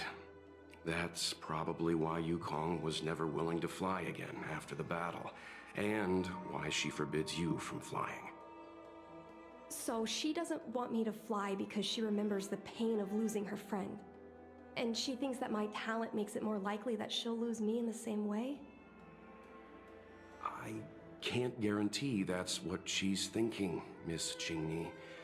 You should talk with her yourself. You're right, Mr. Yang. But I still have something else to check first. This pass that General Jing Yuan mentioned is probably archived in the Palace of Astrum. I remember watching her handle a document with great care before she filed it away. It looked like a diary. Do you still remember where it was filed, Miss Qingni? Vaguely. But there are so many files stored in the Skyfaring Commission. Could I ask you benefactors to look for it with me? A couple of Outworlders going through Skyfaring Commission files isn't a good look. I'm afraid we can only accompany you, Miss Qingni.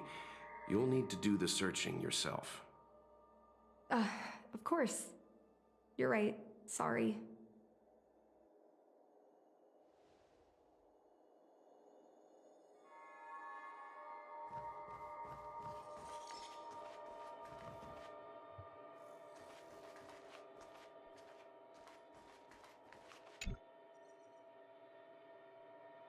Mr. Yang Ming is a stickler for rules. I don't want to annoy him. Let's go to a different device.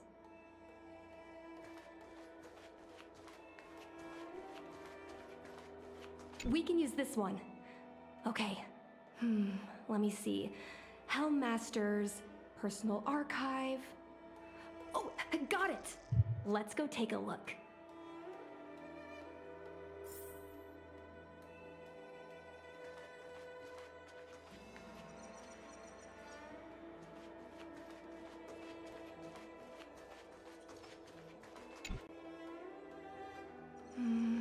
It should be here. Let's see. Yes! This is Mom's diary! Miss Qingni, I don't think the two of us should be reading your mother's diary. It should be fine. This is from decades ago. For you travelers, that's more than half a lifespan.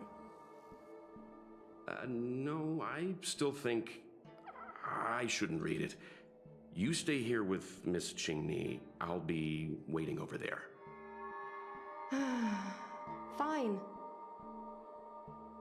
Is it really that big of a deal? I'm sure they're just her notes on life as a pilot.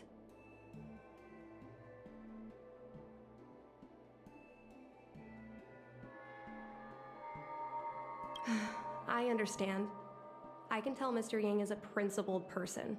There are some lines he won't cross. Let's read it together. Maybe her diary holds the key to all of this. Technically, I shouldn't be reading this either, but since I'm heavily dyslexic, I won't be able to read it anyway. So for me, it's kind of like, eh. You know, like, yeah, I see text, but I have no idea what it says. What is the meaning of this?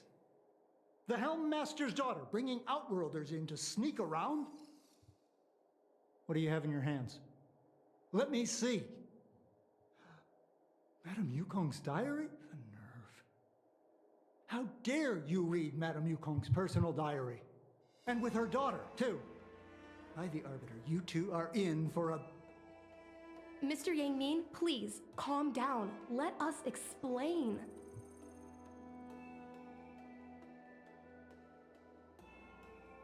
I see. Qingni, I know Madame Yukong's position on you becoming a pilot is tough for you to accept, but she has her own concerns. I understand, Mr. Yangming. But now, compared to becoming a fighter pilot, I'm more interested in knowing what my mom went through. I want to know what happened, how she went from ace pilot to Helm Master. I've been here for a long time, Qingni. If there's something you wish to know, just ask. But don't go rummaging around. That's a bad habit.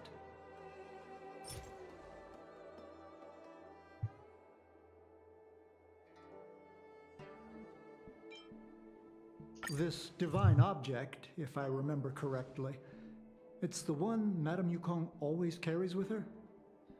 I heard the war that forged this object was only won thanks to the Rainbow Arbiter's blessing. If Madame Yukong still carries objects from that pilot, then perhaps she still longs for the sky. If Mom still longs for the sky, then why does she no longer fly? Perhaps Tsai's passing was too much for her. You shouldn't be asking me about this. Ask your mother.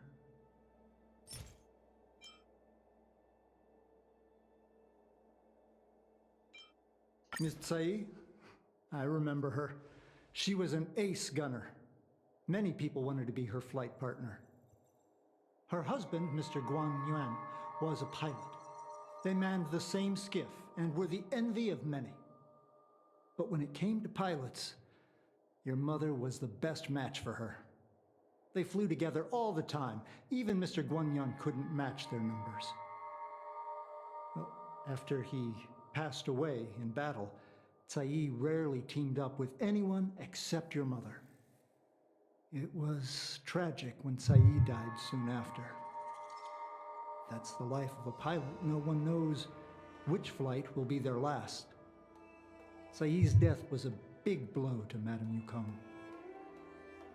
After the battle, she refused to turn in Tsai's possessions as per regulations. She kept them locked away, occasionally taking them out to admire.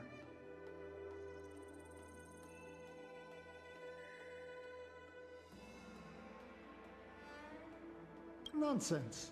As a Xianzhou native, I've lived long enough to remember more than the Foxian pilots could ever hope to. In the end, all the ace pilots perished. The only thing I can do is to remember them and ensure They are not forgotten too soon. Where are Miss Tsai's possessions stored? Thanks for telling us all this, Mr. Yang Ming. You are welcome. I know this is important to you. I suppose you're going to go through Madame Yukong's office desk next. I can understand your position, Qingni. I'll take my leave and pretend I didn't see anything. After all, it's an unwritten rule that subordinates should be absent when their superior's privacy is exposed. Please don't tell your mother that you saw me today. Got it.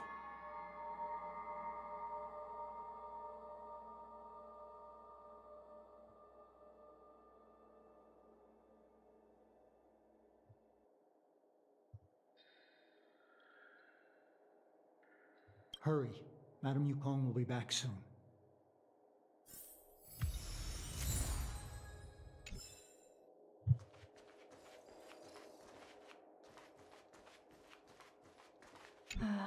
My mom keeps lots of stuff in her desk. Let's have a look.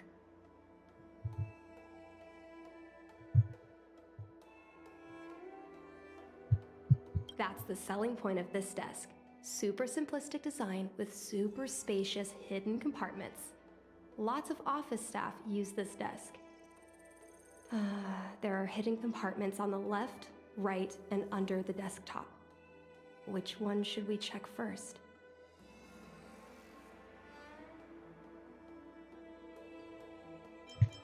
Got it. This looks similar to Mom's diary, but it looks like it belonged to Miss Tsai.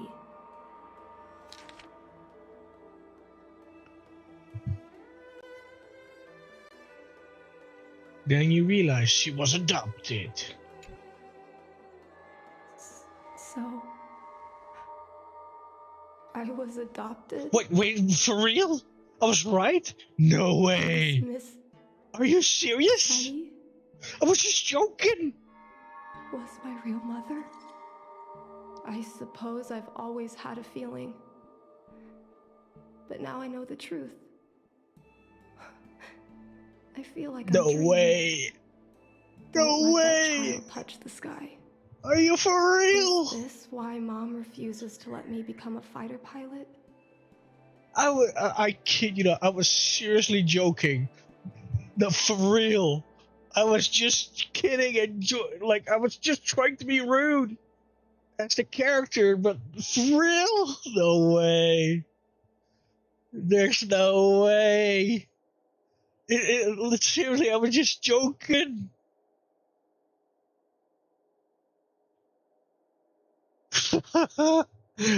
No way.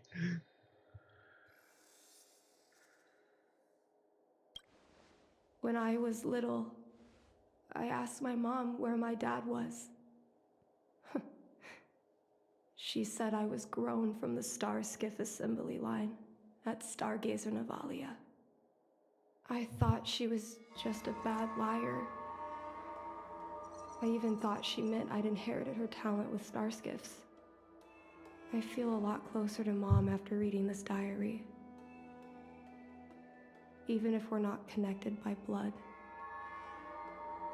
I understand her a lot more now.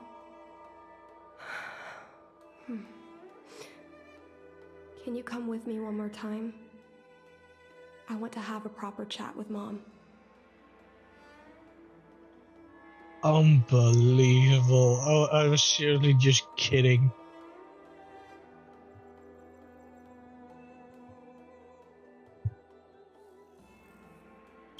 Yes. Thank you. Oh, that is... Oof.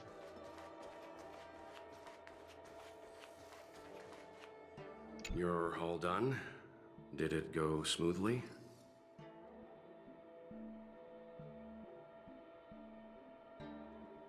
I see. Let's find Helmmaster Yukong. We'll accompany you. We're here to help, but he and I really shouldn't interject when you're conversing with your mother. It's okay. I understand. Just having you stand next to me is already a great help, benefactors. Oh, I feel a bitch fight coming along. Like, how could you When Mom go through my feels down, stuff? she usually goes to take in a view of the Jade Gate. She should still be there. Let's go find her. How dare you go through my stuff? You ungrateful brat. So they Take also caution. hold funerals. Some people may try to blend. Mom? Qingni, why are Mr. Yang and they here too? Miss Qingni kindly agreed to show us around Starskiff Haven. She mentioned she was trying to mend things between you, but was feeling shy about it. We volunteered to come with her. Thank you. I must apologize for the trouble my daughter has brought you. Mom! All right, it's getting late. Let's talk once we're home. Actually, I want to talk to you about something right now. I want to become a fighter pilot, no matter what. We've talked about this many times. No means no. But... Seems like Miss Qingni is a little hesitant. Try giving her a little push. I thought Mr. Yang said we shouldn't interject. What should I say?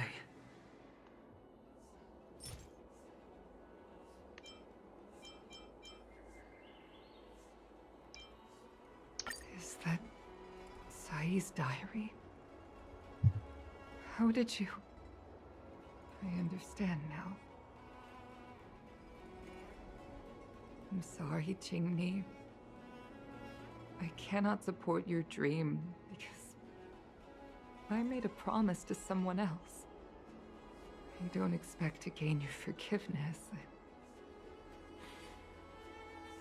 I just hope you can understand my reason. Mom, what are you talking about? I'm your daughter. Our bond is bigger than forgiveness and reason. I'll listen to anything you have to say. Just like you, I once longed for the sky. I know what it feels like to fly through infinite space, to be surrounded by the vast expanse of nothingness, with unimaginable splendors looming in the distance, to float like a single leaf in the fathomless stellar sea. Some called it loneliness, but we called it freedom. Sai was like that too. We're friends since childhood. We flew starskiffs everywhere, causing trouble until the knights caught us and dragged us before General Jingyuan. We soon became the most elite fighter pilots of the Skyfaring Commission. It wasn't an easy life. You could even say it was a cruel one. You never knew if the friend next to you would make it back alive. Of course, the same could be said of yourself. But those are my best memories. We would strike out into the sky, repelling demons and upholding justice. The blood we shed bore witness to it all. The life of a Foxian is short and fleeting. Surely we should dedicate ourselves to such glorious aims. Oh, system space all clear today. Great weather for flying. We're engaging the main Borison fleet this time. Don't get too excited. Huh? Sounds like maternity leave knocked the wind out of your sails. Feeling rusty? Oh, shut it. I think you're just excited because you haven't flown with me for so long. Did you miss me? Of course I missed you. The galaxy felt smaller without you in my cockpit.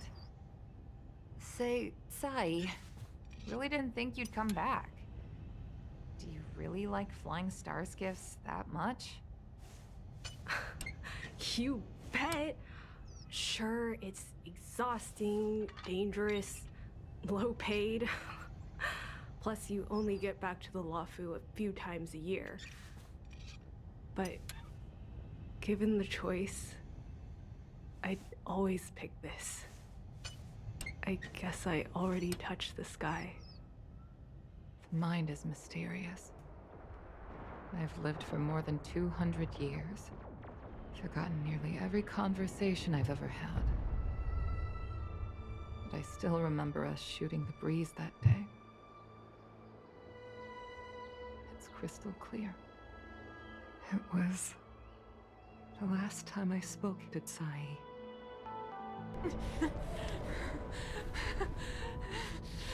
Sai? Hold on, Sai. Sai, open your eyes. Sai? Thank you. You go. I've had a good life. But please, don't let Jinni walk the same path. Don't let her become a fighter pilot.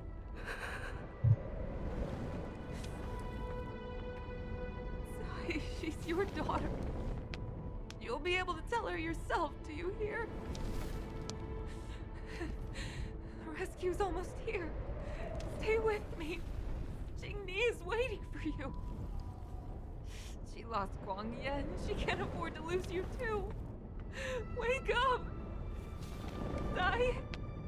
Sai? Sai?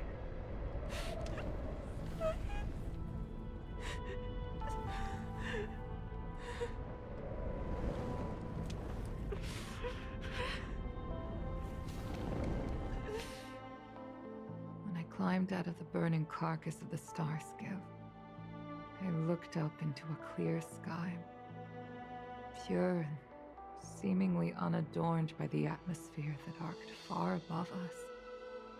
It was the most beautiful sky I had ever seen. But all I could feel was unbearable pain. I sunk to the ground and gazed up helplessly. In my dream, that was the day I died. Mom, this is the first time I've heard you talk about this. But I'm not a little girl anymore. The road of a fighter pilot is a cruel one. I know that now. But I won't hide from it. I'm not afraid to walk the same road as her. If my sacrifice can bring happiness to the citizens of the Xianzhou, then I'm ready for it. You are so very similar to Tsai. The more outstanding you became over the years, the more fearful I turned. I've known for a long time you were ready, but I was not. No, the cruelty has never claimed victory. Me, Sai, your father Guangyan. We were prepared for the worst when we enlisted. Do you know how we won that war? The war that took away Tsai and the lives of hundreds of thousands of fighters. The Rainbow Arbiter's divine arrow. Yes. The mighty blessing of the Rainbow Arbiter annihilated all abominations in a single strike. We had to pay with the blood of hundreds of thousands of soldiers just to halt their advance. If crushing our enemies was as easy as breathing for the Rainbow Arbiter, then what purpose did our sacrifices serve? Under the might of an eon, the sacrifices of ordinary creatures are but a joke. We are nothing. We mean nothing. Mom. That I never should have allowed my fears to compel me to make decisions for another person. Even if that person is my daughter, I brazenly interfered with your choices. I am sorry. That is my failure as a mother. Mom, you don't need to apologize. Really, you don't need to. I'll take you to fill in the paperwork tomorrow. You'll start as ground crew, just like Tsai and I did. I believe that one day, you'll make an outstanding fighter pilot. Huh? Really? Thank you, Mom. Thank you. But she didn't do the deed. She's a virgin. I was afraid of you following in my footsteps. And more afraid of you taking after Tsai. But if this is your choice, then I'm willing to support you. Even if you live to regret it. Mom, I have one last request. Tell me. I want to fly with you at least once.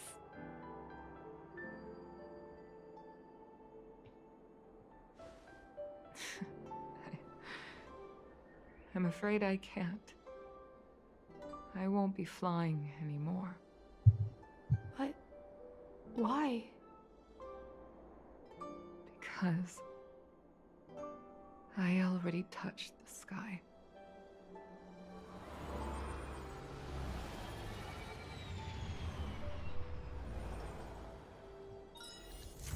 Some people may try to blend in and infiltrate.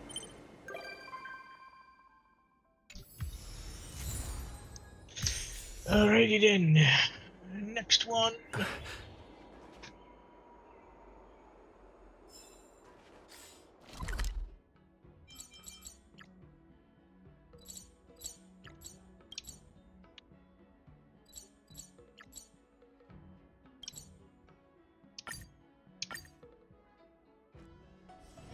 It's still early. Where to now?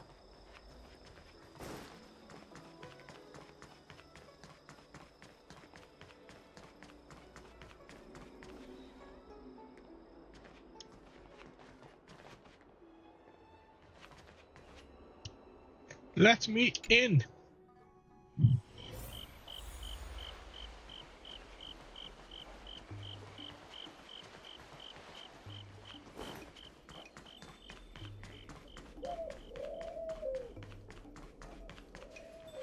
Spice is supreme. Check out that sign. Here it is. Honored guests, welcome to our humble eatery. What can we get for you today? Something from Miss Tingyun for me? Oh, what a precious person she is. A sweet thing like her, gifting me a kitchen knife. When she first ate here, I told her my motto, you can't better your own food unless you taste it. Then she got me to talk about my hunting and cooking experiences out on other worlds. She was captivated. She pestered me about dish after dish. At the end, she mentioned she wanted to get me a gift. A sword for a hero and a knife for a chef. That's how she put it. She probably came across some rare mineral and forged it by hand. Look how sharp it is. I bet it'd cut straight through a Thalassa titanium terrapin shell. Miss Tingyun is too kind. Who among the Aram Alley vendors hasn't been spoiled by the generosity of whistling flames? Her grand fare puts small merchants like us in touch with big intergalactic vendors. If we're talking gifts, it's us who should be gifting her something. Oh, I heard the trade port is open again for business. Miss Tingyun must be real busy, right? Miss Tingyun couldn't tear herself away from work, so we've had to gift this on her behalf today. Really? Thank you so much. Why don't I give you all a demonstration and prepare a dish? My treat. I'd love to repay this kindness. She's dead. She snapped her own neck. Although I can still get her as a Speaking character of though. which, it was our chili beef offal stew that first attracted Miss Tingyun to our restaurant. It's spicy, sumptuous, and guaranteed to get the mouth watering. Not even a girl as refined as Tingyun could resist the temptation. About that bow, I think I know who Miss Tingyun intended to gift it to. Mr. Yenming said an ambassador will return with a gift for a trusted colleague. The person who Tingyun trusts the most is Madame Yukong, right?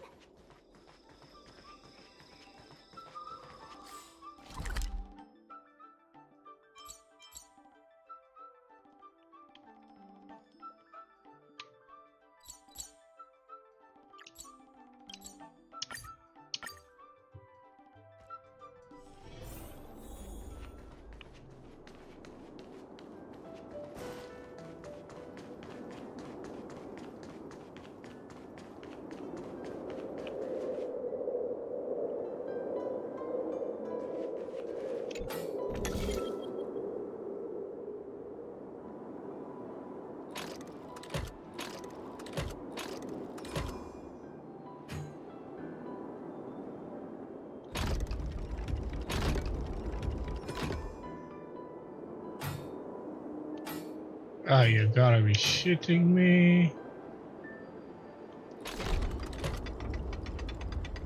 What the hell?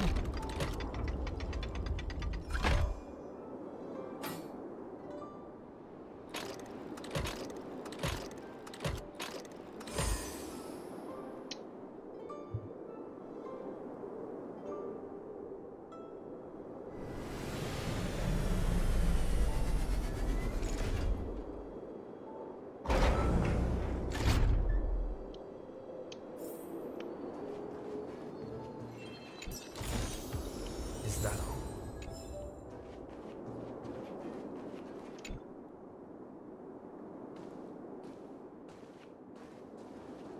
What brings you here?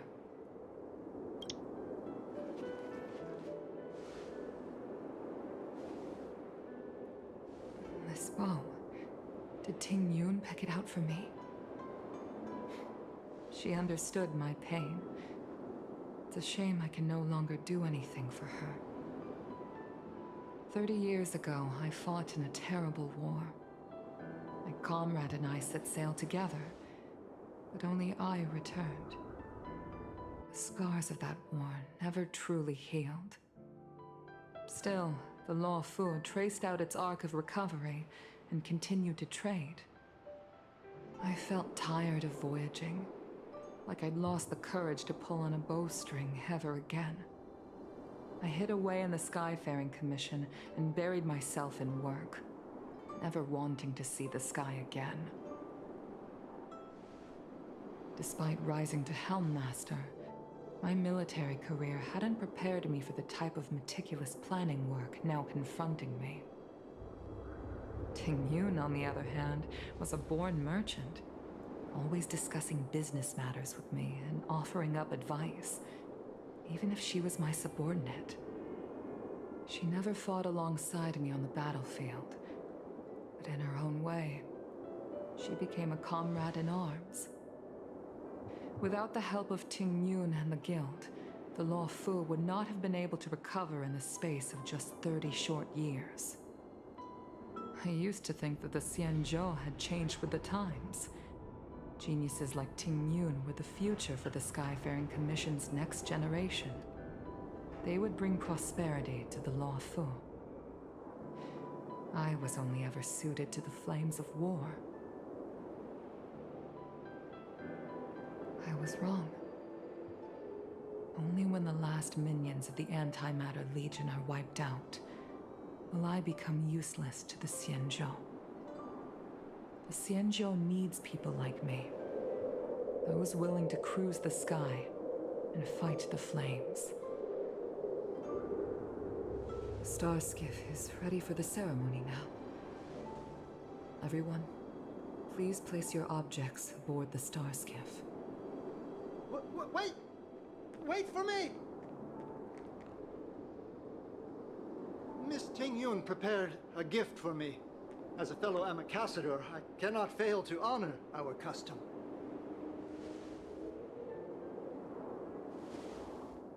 Yan Ming, what is it that you've prepared? I've brought a paper kite. I know it may seem simple compared to the precious items that Ting-Yun gifted others in the past, but it has a deeper meaning. I heard that Foxians have a tradition where paper kites are used to comfort the souls of pilots who can no longer take to the skies. Ting-Yun and I were never pilots in the strictest sense of the word, but we spent much of our lives out among the stars. For her to be able to take wing once again would make her very happy.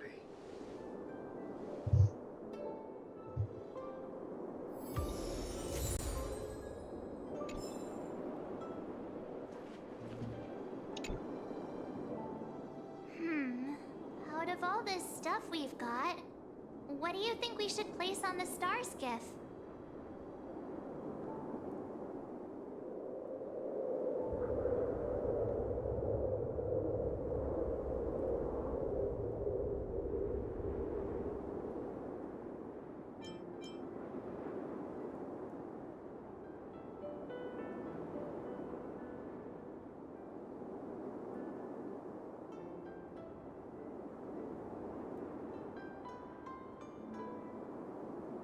This is a gift from Miss Yensui on behalf of all the restaurants on Arum Alley. You're going to love this. Thank you for everything you've done for the Skyfaring Commission and the Law Fu. This small seal is the foundation of the Xianzhou's prosperity. This is the tea that Meng Ming has made, especially named after you. This time, we needn't compete. Go. Fly on to other distant worlds.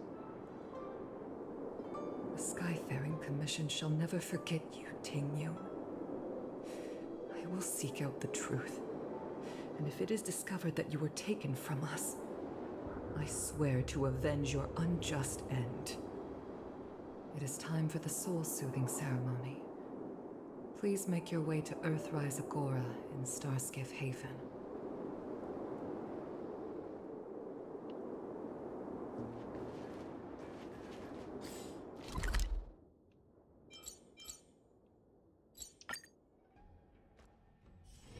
It's still early.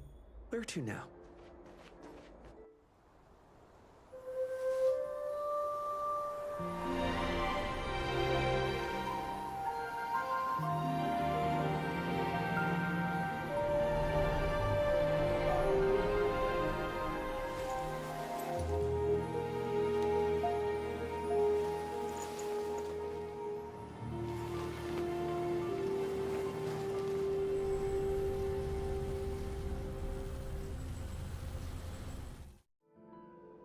General, the ceremony is finished. You should take a rest. Not yet. I have things I wish to convey to my astral friends. My apologies I couldn't get to you any sooner. Yan Qing made sure that I was fully recuperated. Before you leave the Luofu, there are two things I wish to gift the Express. What, 2 gifts? Has his conscience finally gotten the better of him? Is he going to make up for all our hard work along the way?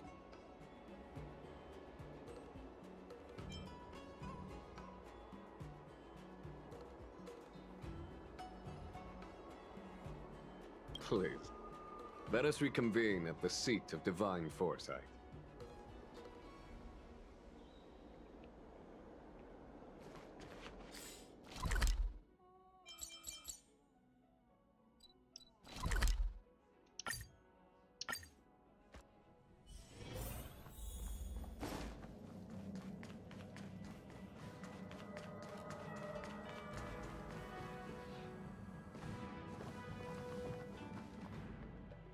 present company is gathered to reiterate the Xianzhou Luofu's esteemed gratitude for the magnanimous actions of the Nameless.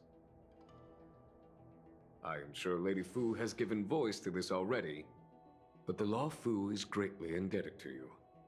Therefore, on behalf of the Luofu Cloud Knights, I hereby present you with a Jade Abacus, a symbol of our allied friendship.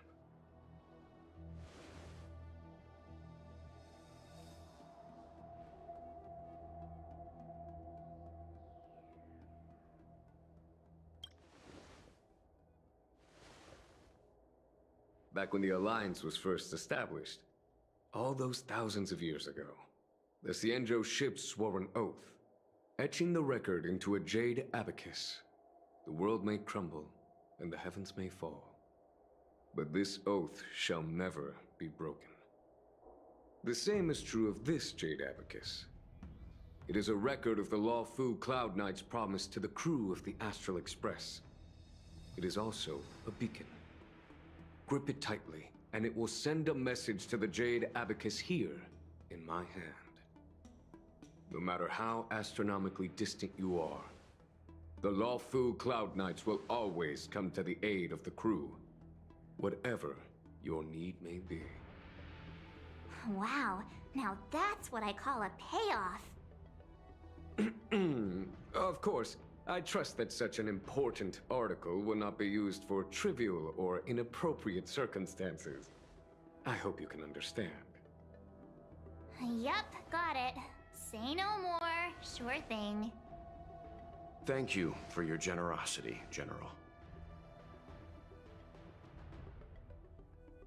Dan Heng. General. In accordance with the Edict of the Ten Lords Commission, I am hereby authorized to relieve your banishment decree. From this day henceforth, you may come and go freely on the Luofu. Nice!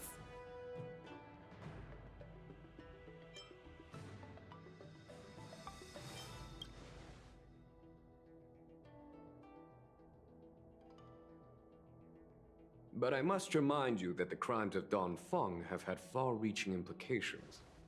And some people, such as those in Scale Gorge Waterscape, will not be much moved by the issuance of a paper edict. While I can guarantee your freedom to come and go as you please, I cannot guarantee your safety. Again, I hope you can understand. I understand. This issuing of gifts brings with it a sense of relief. Even my wound is feeling much improved. The occasion calls for a line or two of poetry. Though I feel my efforts would be overshadowed by the erudition of Lady Fu. Another time, perhaps. The Express and its passengers have a long voyage ahead of them. May that voyage be smooth and untrammeled. I bid you farewell.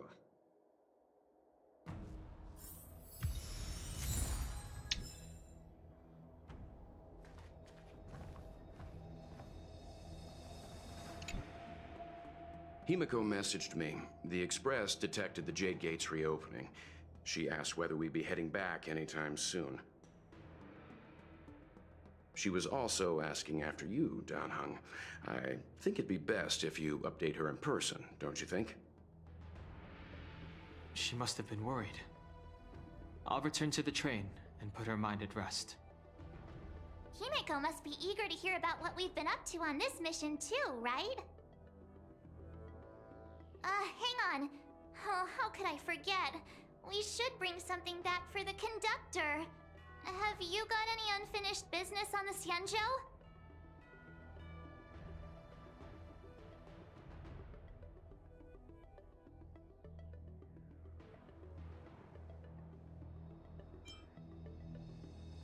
I've got goldfish memory. We haven't had a chance to say goodbye to everyone we met so far on this trip. Fine, fine. Dan Heng and I will go back to the Express. The two of you come back soon, okay? Don't worry, Mr. Yang. All right, March, let's go.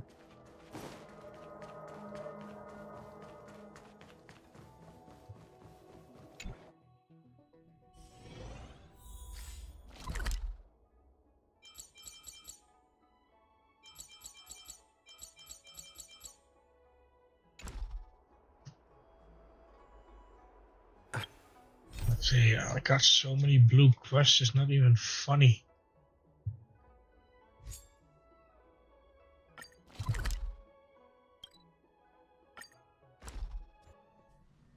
There's a dreamlike quality to watching these star skiffs depart through the Jade Gate. How long will these ships sail? And which stars are they traveling to? From a universal perspective, there is little difference between the lives of long and short-lived species. The transcendence that the Xianzhou pursues is nothing compared to the enduring majesty of the stars. And the grief felt here is no different from our own.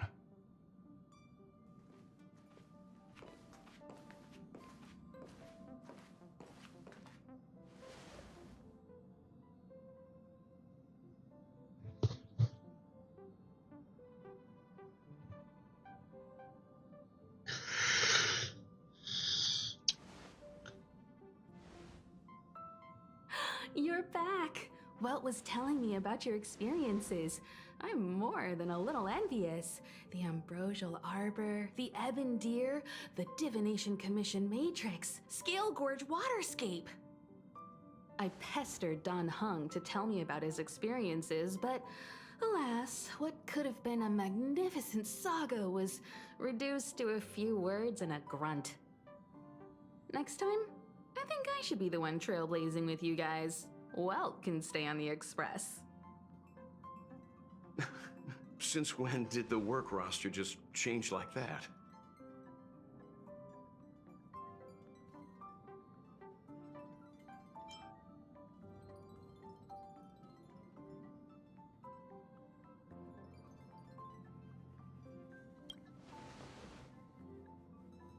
Yes, no more Stellaron Hunter interruptions. It's time to get our original plan back on track. Our next stop is Penacony, remember?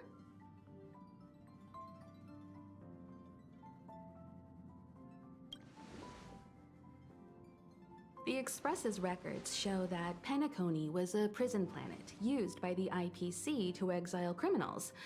At least, it was at the time of recording. However, following a Stellaron burst, the planet fell into the arms of Shipe. They say it's been transformed into a prosperous and ethereal realm. The family is throwing a banquet there, and they sent invitations out to the Express. I was curious about the state of the planet, so I accepted. When the conductor is ready, we can set off for the next stop.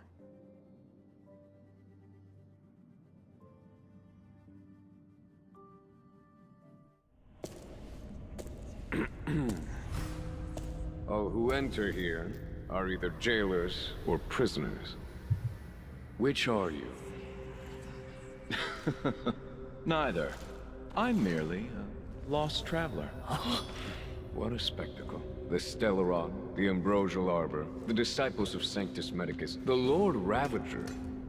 A series of threats that almost succeeded in diverting attention away from the crucial question.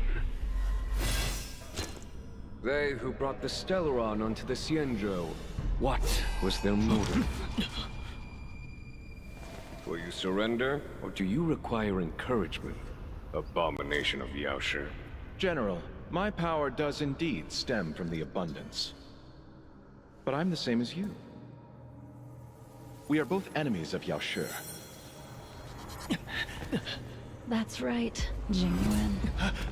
Stay out of our way. The revival of the Arbor is an omen. It's time for the Xianzhou to choose its next path. Oh. The Rainbow Arbiter, the Plague's author, the Ruin author. This is a chess game between eons. If you don't stand with the winners, you stand to lose.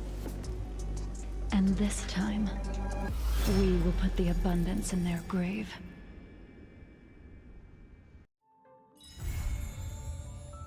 And we're about to leave.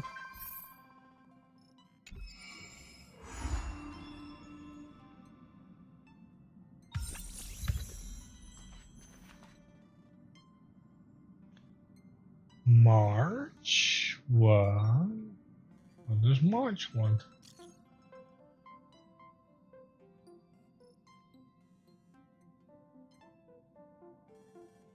Wait.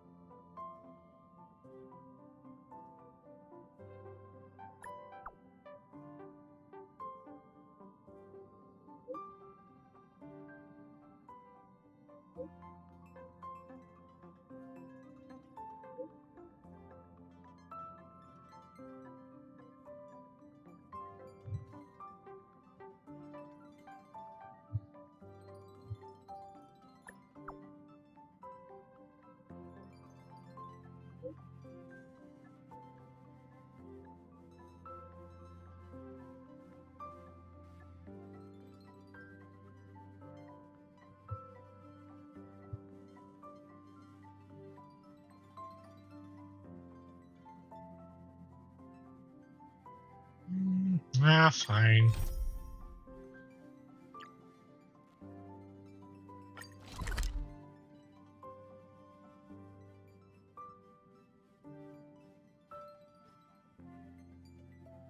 But first,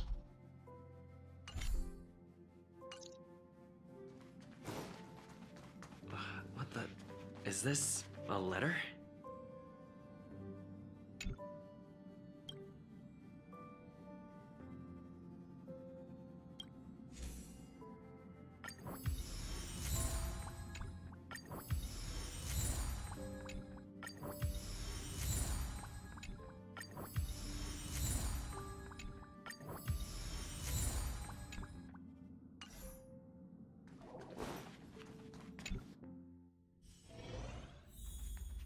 oh god, I'm going the wrong way. Am I?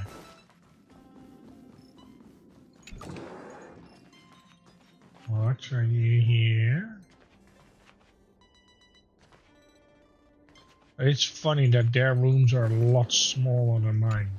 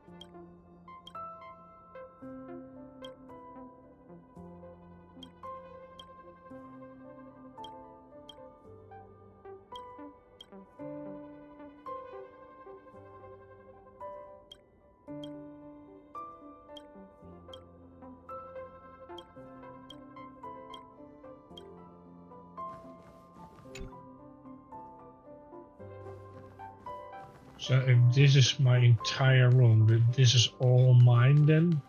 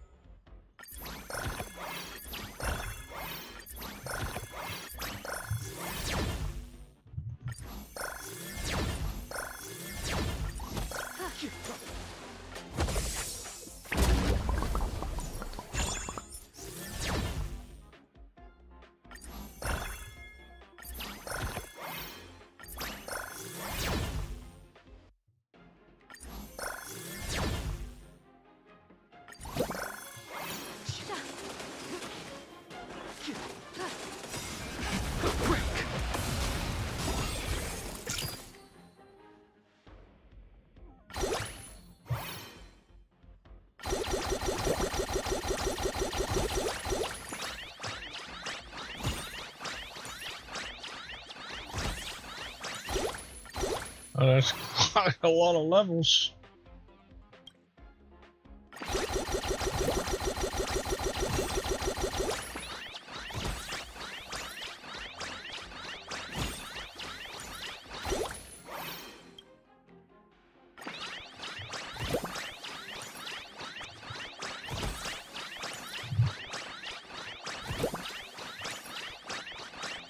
We're almost out of money.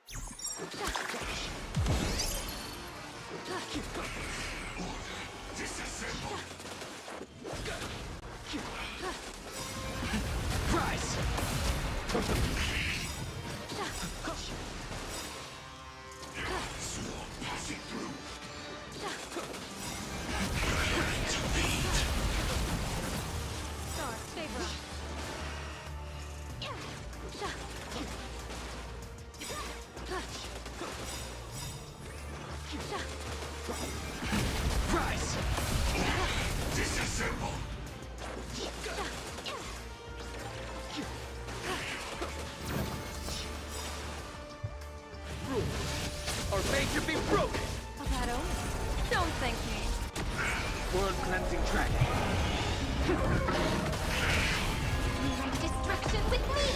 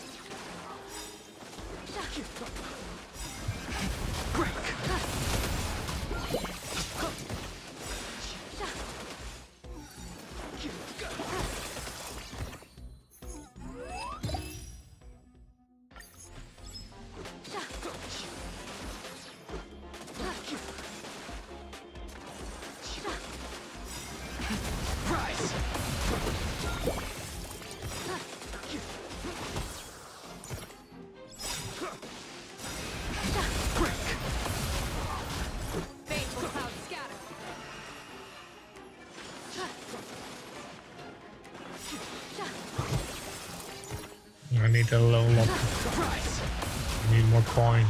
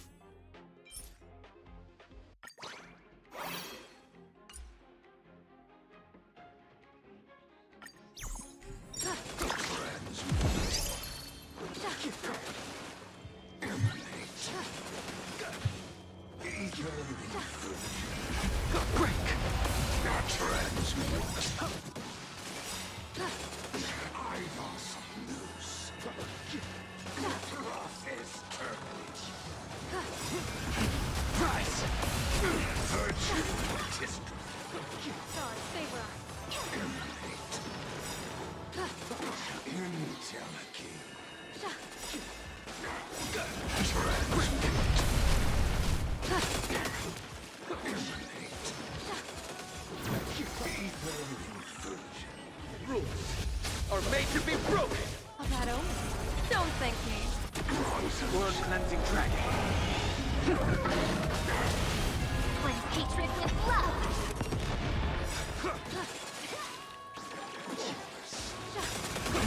Price.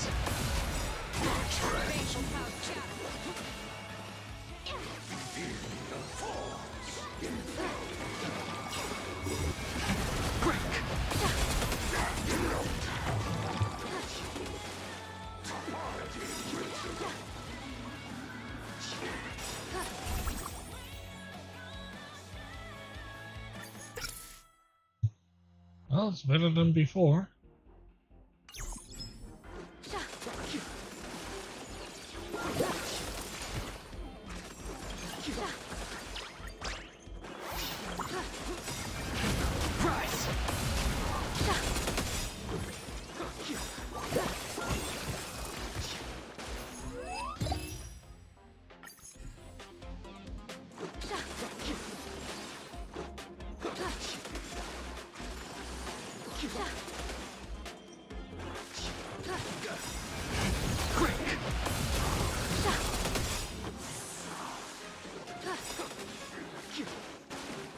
Just leave it for now.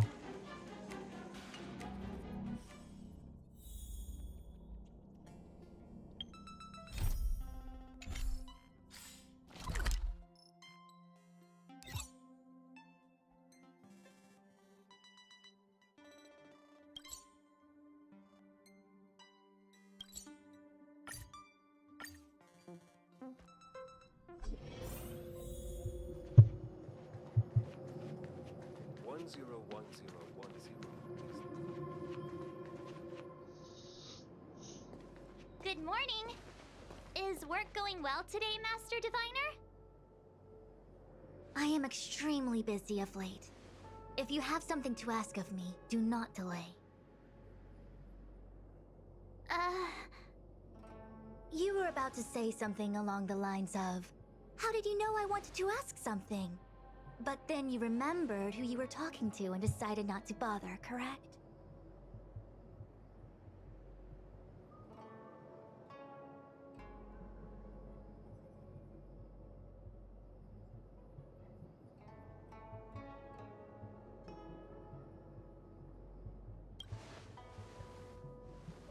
A face is not a reliable instrument of divination. On the contrary, I run a dozen hexagrams before I even get around to breakfast. The results are never far wrong. Today's divinations threw up some unexpected complications. The hexagrammatic position was facilitating between the water and heaven trigrams. The Matrix of Prescience gave the following interpretation. You will have 3 uninvited guests. This is ultimately auspicious. Ultimately auspicious? Wow, sounds pretty good to me. Seems like we really were destined to meet today then. You know, I see you've been using the Matrix of Prescience to divine into Kafka's past. Well, I have a similar request.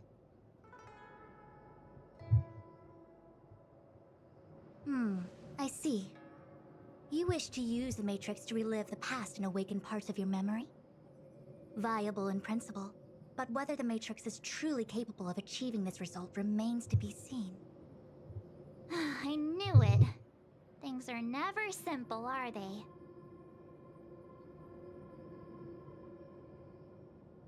Who said that? I didn't say it was impossible. I said it was viable in principle.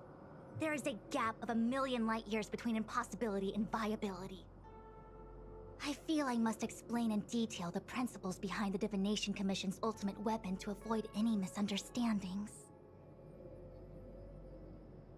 The Matrix of Prescience does not allow one to remember anything. It merely collects data in order to infer past events, in the same way that future events are inferred. Just as Realm-Keeping Commission officers collect forensic evidence to recreate the scene of a crime, there are materials from which we can infer the past.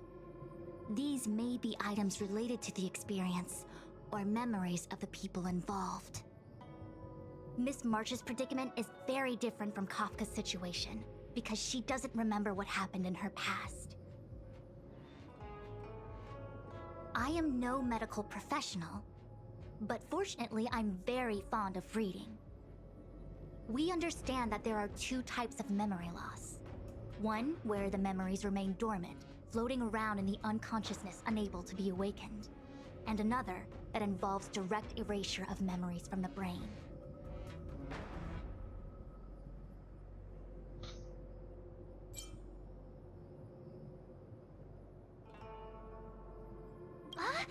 Who would do such a horrible, mean thing? Why don't we try using the Matrix of Prescience to determine which situation pertains to Miss March? Let's begin then by preparing the requisite inference materials. Miss March, your memory is unreliable. To guarantee the Matrix's accuracy, you'll have to provide something related to your past experience. Anything will do. When you're ready, come and find me in the Matrix core. The diviner said I need to provide something from my past experiences. What should it be? How about a Xianzhou souvenir?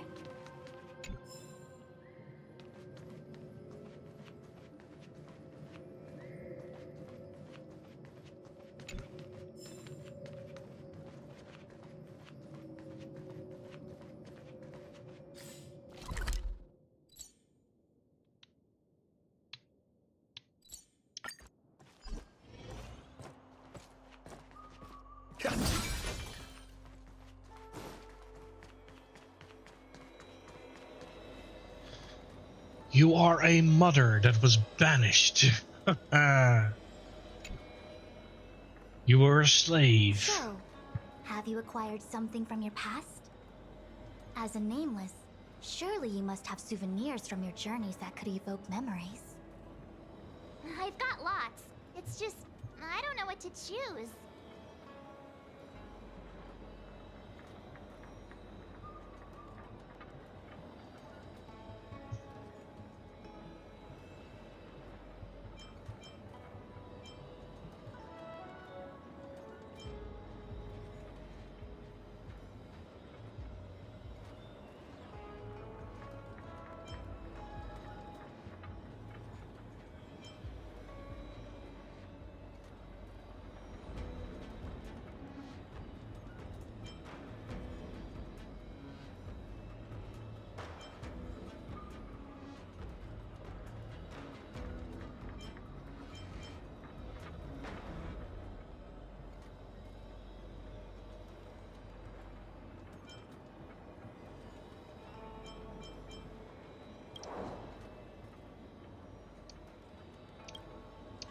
Something related to your work.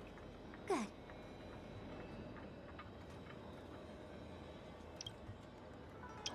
Proof that I boarded the express. The conductor gave me this. Memories from the Astral Express? That should do the trick. So shiny and pretty. I picked up this little guy in Belobog's underworld. How could something so beautiful be unsafe? I can understand a young girl's fondness for glittering gemstones.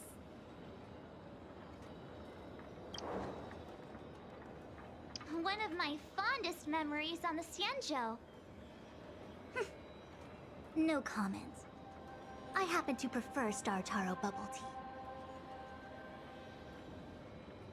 Is that it? Miss March, are you not able to provide possessions from before you lost your memory? Before I lost my memory? So, something I don't remember getting? Even then, I couldn't be sure it was from before I lost my memory, right? It may be strange to you, but to infer the past, I need materials that were pertinent at that time. Could you try recalling some memories again? From before the memory loss, before the Express. I'm sorry, Master Diviner. When Himiko found me in the ice, I was stark naked, like a newborn baby. I didn't have any items with me. And before you ask, no, I don't have any of that ice lying around. It melted away not long after I was rescued. You were butt naked?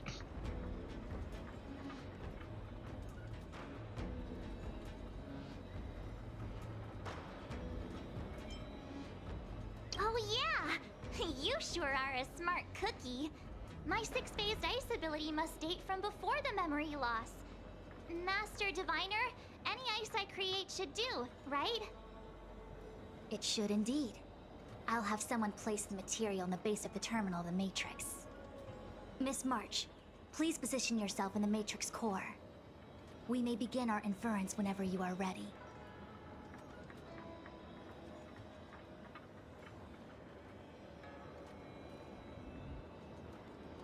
She was butt naked.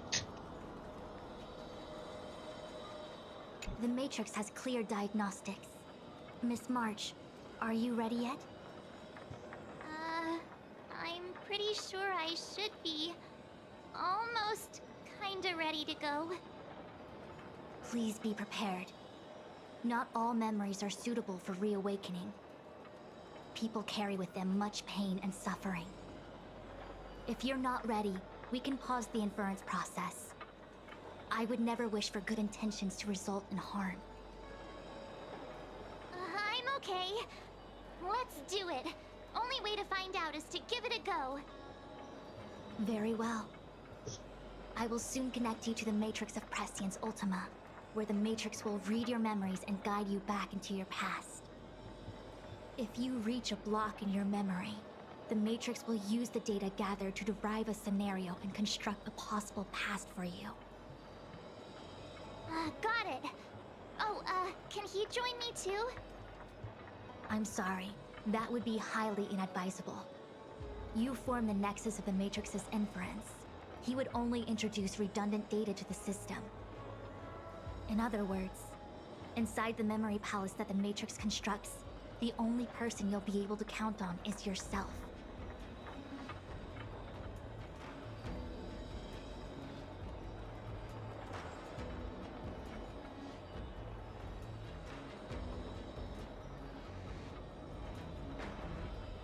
Don't worry. I can communicate with you from outside the Matrix and manipulate the recollection process to a certain extent. Let's begin.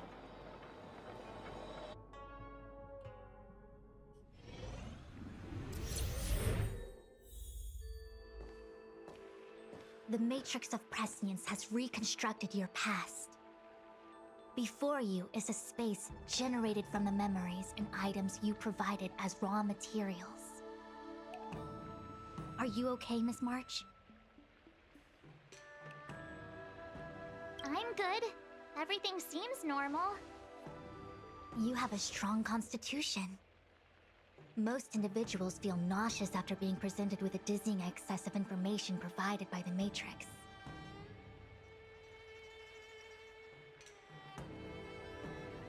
I must be seeing things. Why are there two Fushens here? Your eyes are working just fine. One of the Fushens is a projection of me which allows us to communicate with each other at all times. The other Fushuan indicates that I existed during this part of your experience. What experience is this? It looks like the healer's market.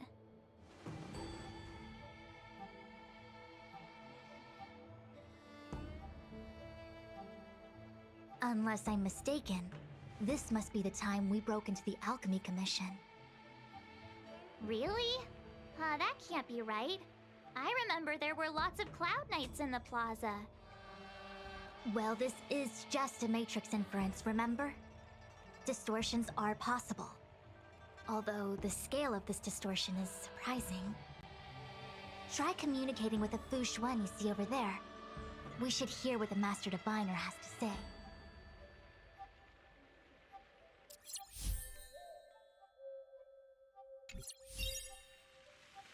But who's the real one?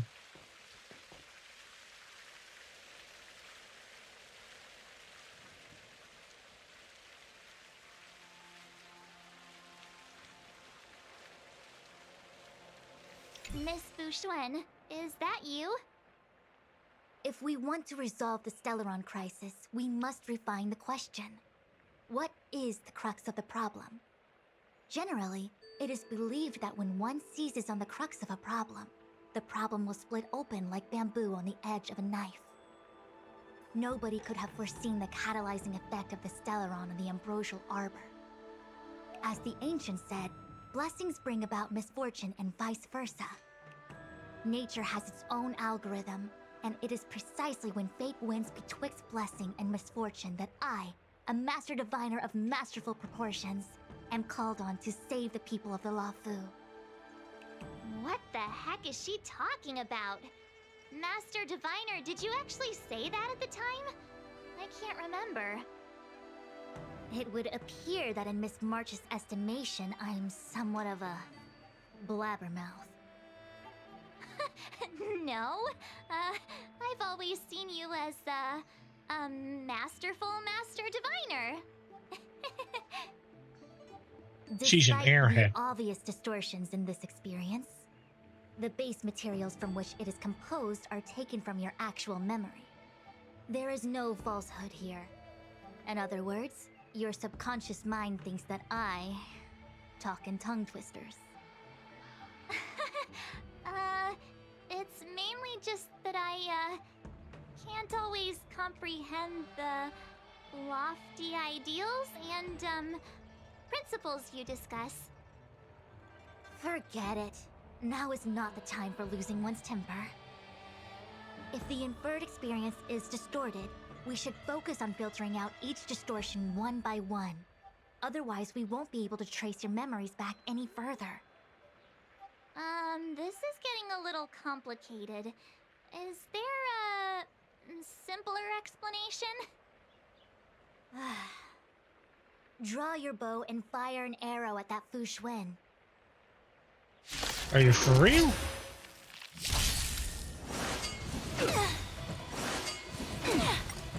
Human creations!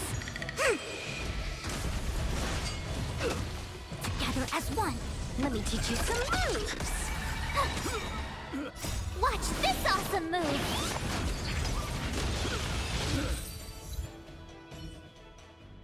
That freaked me out. I don't like people suddenly deciding to fight me. Now let's see who's here. Ting Yun, Welt, General Jing Yuan, and also him. I don't have to fight all of them, right? The Master Diviner was easy peasy, but I don't think I could take General Jing Yuan. Easy peasy? The interference factor creating the distortion here should only have one source. That is, the person present who shouldn't be. So I have to pick someone and clear them of interference? Exactly. My projection will disappear for the moment so as to not cloud your judgment. If you can hear my voice, then it means I'm watching over you. You're the best, Master Diviner. I hope the best version of me can overwrite the gloriously absurd version that lives in your subconsciousness. The person present who shouldn't be. Who could that be? Oh, I know.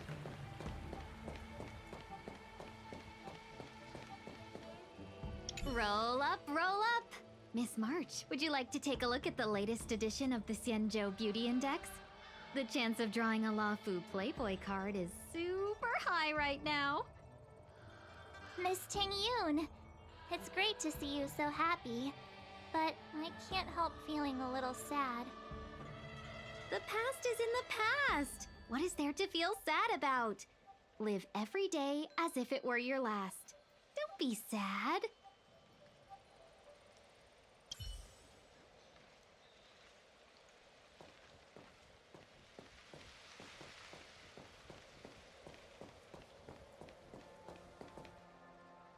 General, hello! General? General Jing Yuan? Jing Yuan?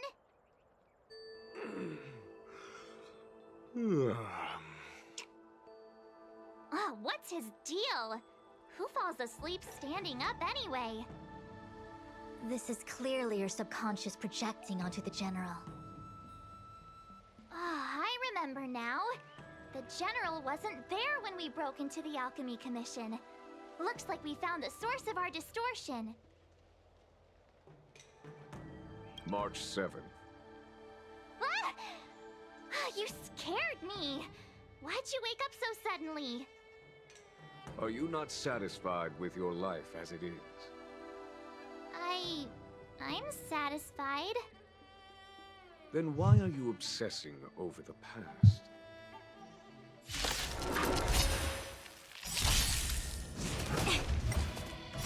Human creations!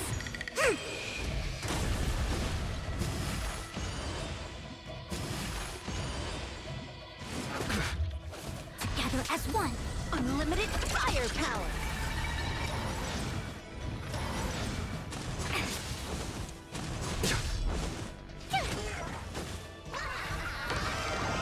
All for the thrill!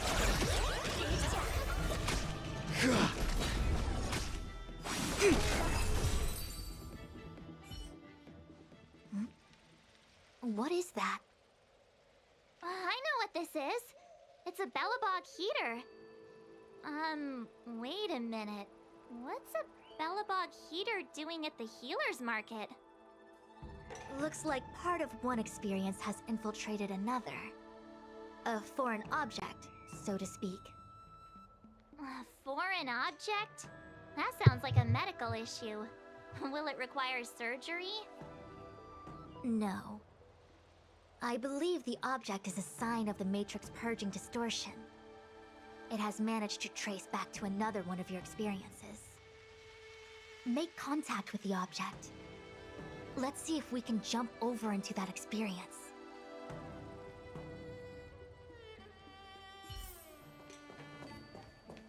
But first, I want to check. What does I think about me? Hey! Fancy seeing you here. Hey, it's fine if you don't want to talk in real life, but this is my memory, so it's my rules. Come on, say something. Something. Seriously? We have similar recollections of him. Leave your memories in the past. They have no place in the present. Did you hear that, Master Diviner? Now he's talking weird.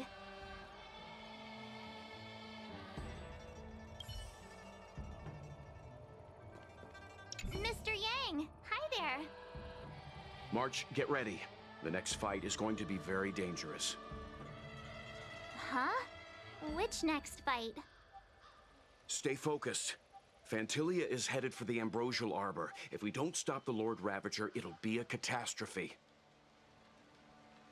Okay, all right. Got it. Another thing, the future is what's most important for us. Don't you agree, March? What? Dwelling on memories can numb your sense of the present and inhibit future ambitions.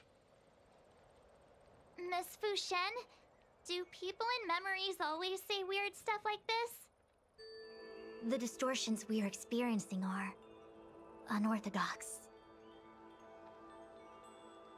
Must we clear all the wrong options? It's called perfectionism.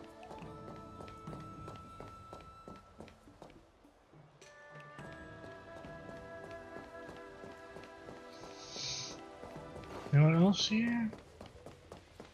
Nope. I guess she has a very unpleasant past. But I gotta know. I've seen that name somewhere in the astral charts. There are many similar star systems on the Xianzhou trade routes.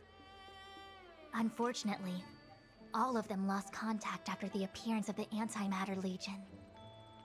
Yeah, Belobog is a kind of snowy doomsday city. There are heaters like this all over the place. Otherwise, people wouldn't survive. Come on, Master Diviner. I'll give you a whirlwind tour of Belobog. Is touching a heater a good idea? This thing is red hot. What if my hand turns extra crispy? It's okay. This is a memory space. If something hasn't injured you in reality, then it cannot injure you in memory. Well, I was never beaten up by Jing Yuan in reality either. Enough of that. Touch it. Hey, don't pull on my hand. Ow, ow, ow! Hot, hot,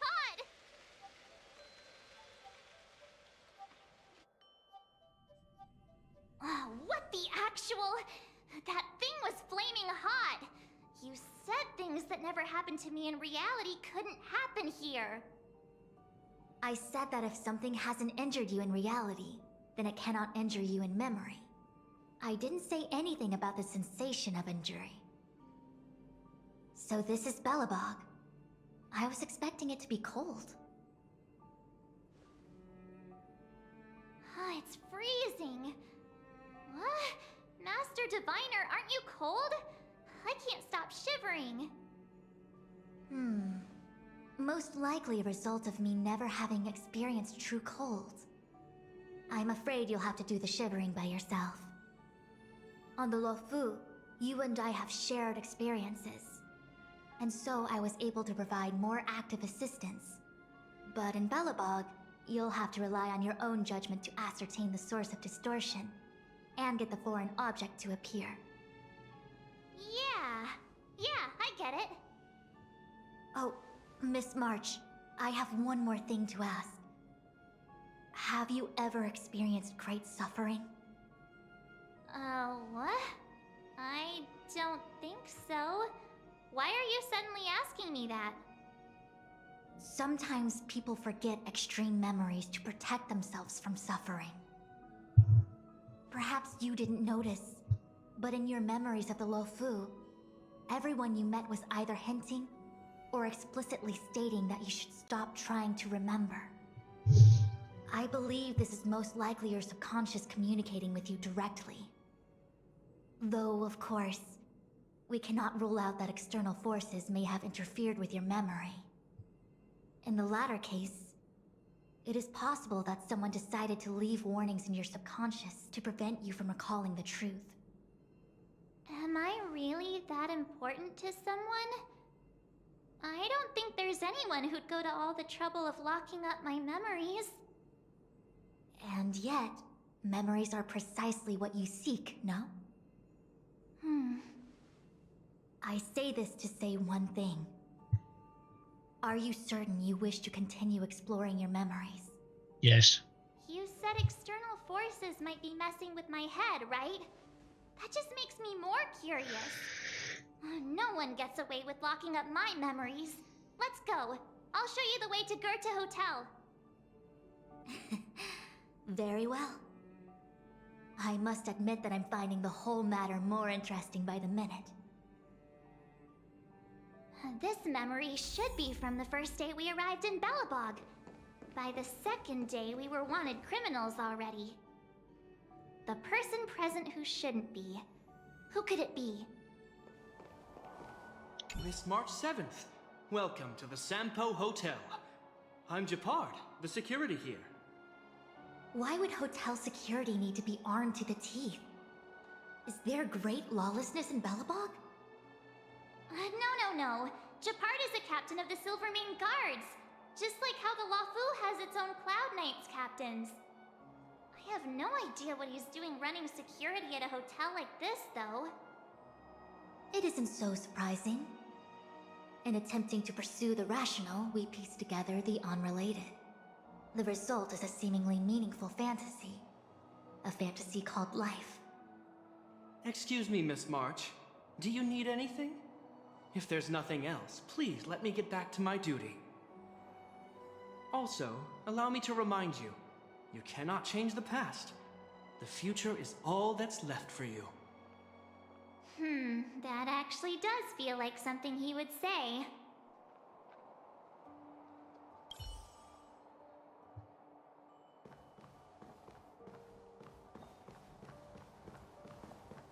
Miss March, long time no see. Welcome to the Sampo Hotel. The Sampo Hotel? This is Goethe Hotel. Was Goethe Hotel. Now it's the Sampo Hotel. In the autumn of his years, old Goethe got too old to run this place, so he handed it down to his most trusted young confidant, Sampo Kuski. And before you get the wrong idea, there was zero trickery involved. This was a cherished agreement between gentlemen. You see, old Goethe and I chose to face the future instead of clinging to memories of the past. You should do the same, March. This blue-haired fellow has an air of deceit about him every time he opens his mouth. You don't need a jade abacus to get a feel for Sampo.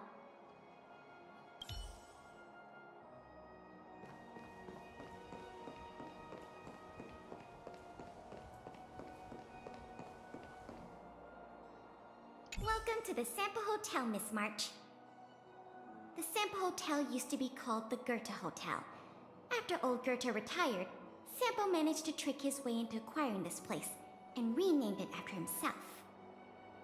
Luckily, the high-quality service of the hotel remains undiminished. It's still the best place to stay in the administrative district. I should mention, the Sampo Hotel's new slogan is, "Don't think about the past. Strive for your future." Sounds like the kind of ad copy that Miss March would like. This girl seems quite trustworthy. That's just the work of my subconscious mind.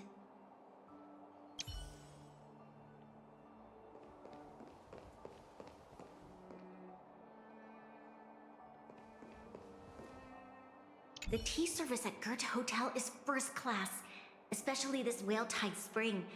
They say that an architect once used the preservation's power to make camellias bloom on the snow plains, and that this tea is made from those leaves. Whale-Tide Spring. Isn't that a variety of Xianzhou tea? My brain must be filling in the blanks. Probably because I never drank any famous tea in Belobog. Ugh, so bitter! Yuck! Bitter tea is good for your health. Ugh, bitter is bitter. If it tastes like that, it doesn't really matter how good for you it is. There's an old saying in Belobog, "Blessed is he who can eat the bitterest of bitter." These experiences are becoming increasingly distorted. Seems like my subconscious mind has no talent for screenwriting. I'm not sure your conscious mind does either. I'm not denying it.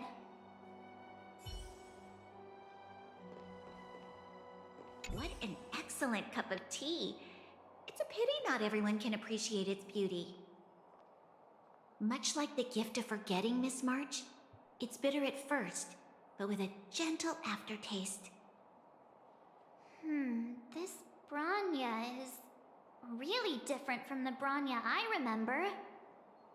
The force that's distorting this experience is nearby. Do you have to make it sound all scary? Rest easy. I can guarantee your safety while you're inside the Matrix of Prescience. Phew, finally. After all that, there's just one option left. Did you clear every wrong option on purpose? Nope, just wild guesses. You're a genius. Long time no see, Zila. March? Long time no see. How's everything been going since you left Belobog? The Express never looked back. It headed straight for the other end of the galaxy, because that was its fate. The same goes for us. We can't return to the past. March, don't dwell on the past. It won't do you any good. Trust me. Got it? Thanks. These warnings are ongoing. The situation is becoming stranger by the minute. It sure is. Let's press on and see what awaits. I remember our second day in Belobog was mostly us being hunted down by Silvermane guards. We didn't meet Zila until way later. Which means Zila shouldn't be appearing in this memory. She's the source of the interference. In which case, we must eliminate her. Seems like you don't trust me. It's not that I don't trust you. It's just... An answer is not required. She's merely a mirage hindering your progress. I understand. Let's do this.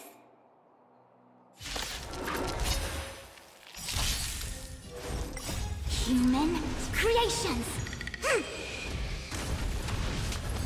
Let me teach you some moves! What's this? Let me see. Developed on Herta space station. Seems like this must be the foreign object. The next experience should be meeting him for the first time. Herta space station.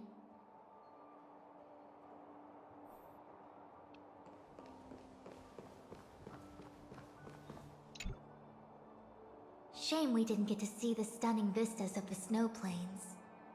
This hotel lobby must have left a deep impression on you. Well, waking up after a great sleep in a comfy bed to find out you're a wanted criminal tends to leave a deep impression. Let's move on to the next stop. I mean, the last stop. Let's go. So long as you're ready. I'll take a monitor over a red-hot heater any day.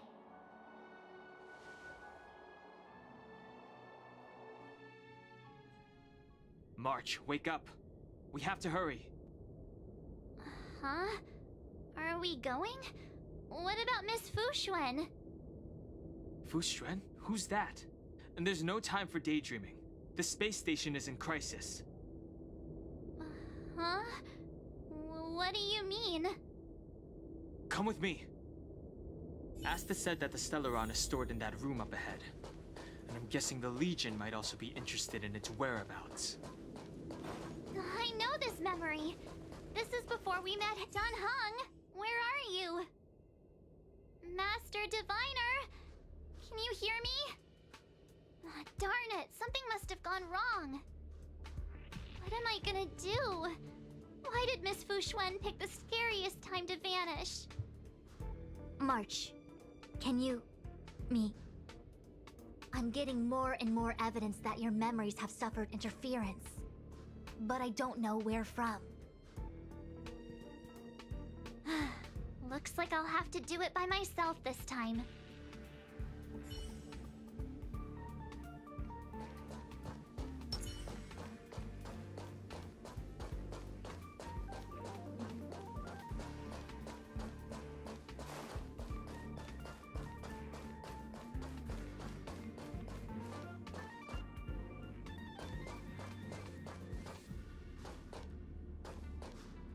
March, have you forgotten your past experiences? Surely your bow there is enough evidence for you.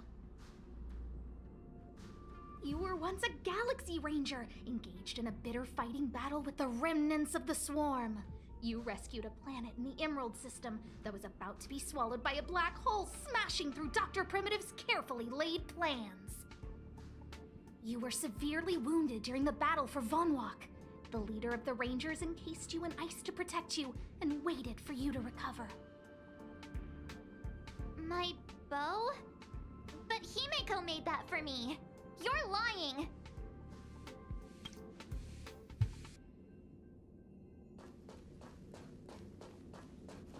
March, if you insist on looking back, you'll find nothing but confusion and chaos.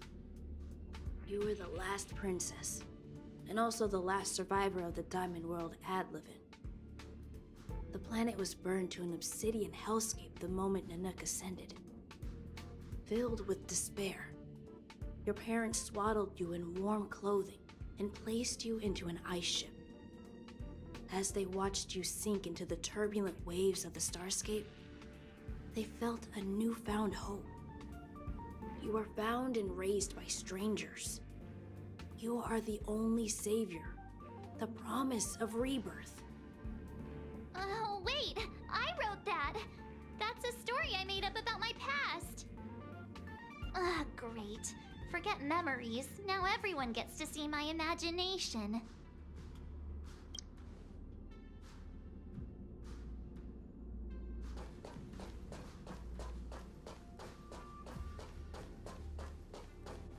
March 7th, one of the Nameless aboard the Astral Express.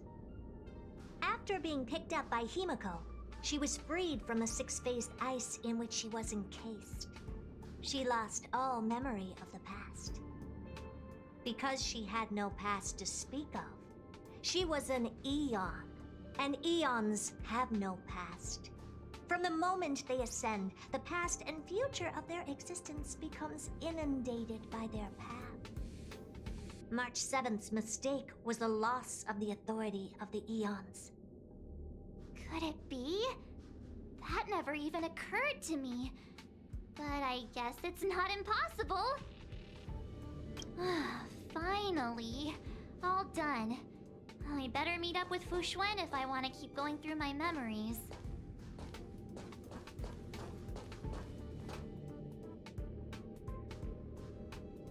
March. Leave your memories in the past. Why do you insist on returning to them? If they were so important to you, wouldn't you have remembered them?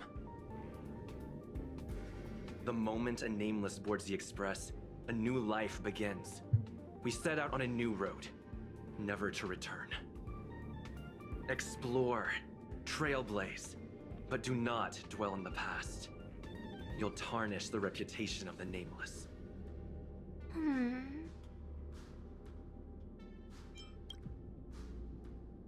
March. Leave you. Why do you insist? The moment a explore. Enough! You're not him. Nothing like him. He would never try and force me to give up something so important to me. I don't care who you are. Disappear right now and let me pass. And don't you ever pretend to be one of my friends again.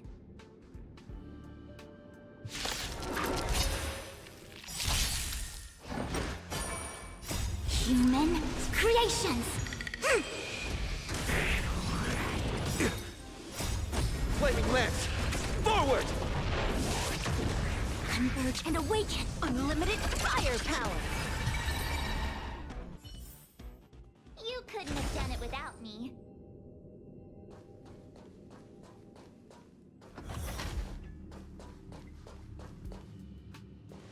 Weren't there coordinates sent out from the space station? Weak heartbeat and pulse. March, you better do CPR. This is the first time we met him, but he isn't here. Who are you? I don't remember you. I am a messenger of the Garden of Recollection. Miss March, please refrain from looking back upon your past. Leave the matrix of prescience and return to reality. The past is not worth exploring. It will only hurt you.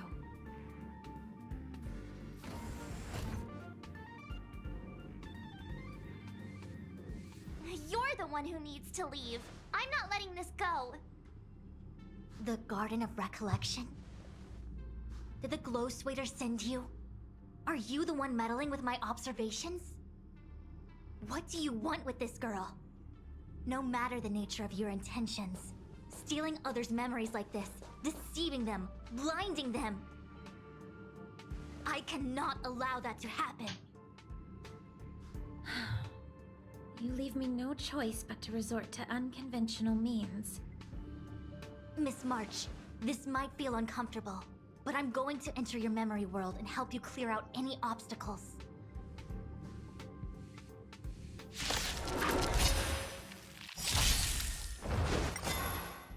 Human creations! Together as one, let me teach you some moves! Here! All for the thrill! Try that again! You're annoying! You can't run! Watch this awesome move! Unlimited firepower! Phew! Wiped him out! Try that again! You can't run! Here! Watch this awesome move! All for the thrill! Try that again! Not a scratch. You can't run! Let me teach you some moves! This next round, real gaming! Bonus round!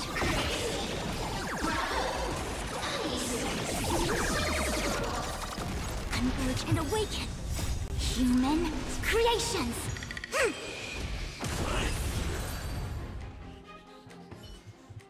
Thanks for your help, Miss Fushuen. I promised I'd watch over you. Besides, I've been blessed by the Wisdom Walker. I will never tolerate efforts to impede the truth. That person said she was a messenger. The Garden of Recollection. Why would they come after me? Many members of the Garden have their own agenda. It's impossible to confirm anything from a cursory introduction. This is the Astral Express, no? It would seem that you're nearing the source. The Matrix of Prescience Ultima should start making further calculations soon. Do you remember where it was exactly that you were discovered? They set the ice down in one of the passenger cars. It ended up being my room. Then let's pass through this carriage and find your room. It's the second door. Don Hung, let's crack open this ice block. Perhaps we can still save the girl inside.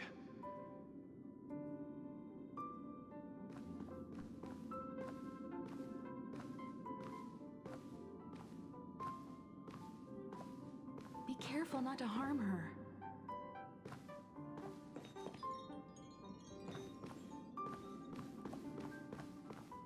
I've got this. Pom-Pom, go and get the first aid kit.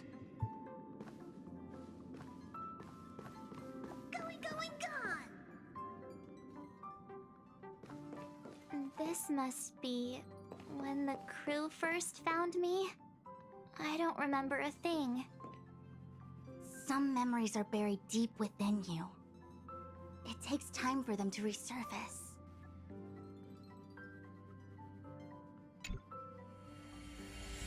What's going on? How come we're back at the start? It's the messenger.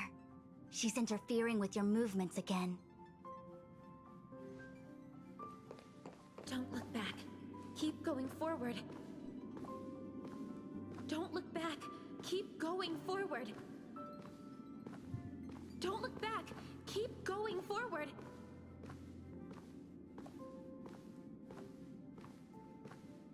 It seemed like that kid was trapped in ice, but the substance doesn't share the same physical properties. How bizarre.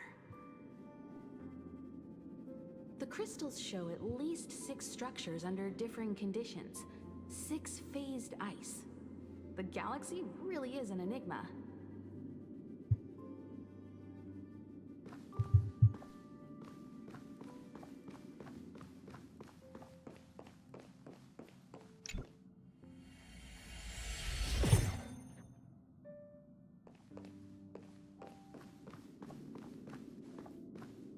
Of course, I hope we can take her in. Or, rather, I can offer a conclusion based on the most basic of moral judgments. Now that we've found her, we have to look after her. But, naturally, I'm concerned about whether or not this places the Astral Express in any danger. The Astral Express welcomes everyone. Don't worry. Do what you feel is right, and Pop-Pom will take care of the rest. Thanks. I feel more at ease now. I just hope she'll have a good time on the Express and not feel too alienated from the rest of us. Stop worrying so much. Pom-Pom will say it again. The Astral Express welcomes everyone.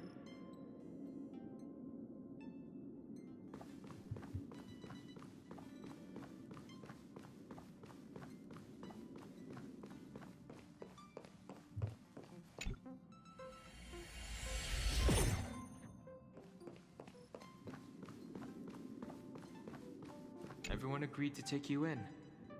I'm in exile. And by the look of things, you might not have a home to go back to either. But here on the Express, nobody is alone. Himiko said that your vitals were all stable. She just didn't know when you'd regain consciousness.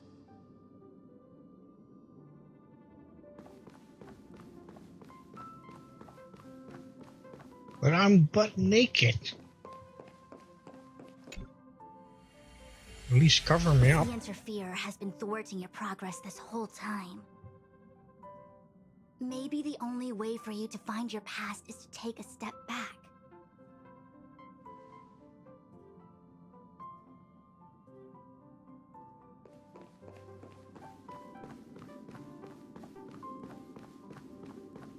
It seemed like that kid was trapped in ice, but the substance doesn't share the same physical properties. How bizarre. The crystals show it.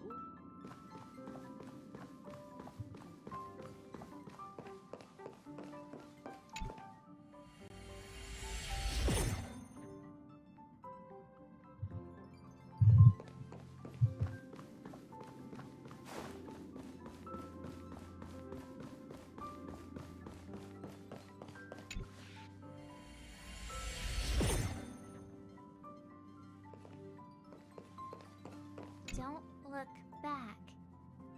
Keep going forward. I get it. If I do the exact opposite, I'll find my way out. You're a true genius, March. As soon as you open this door, the Matrix of Prescience will start calculating your past. Whenever you're ready.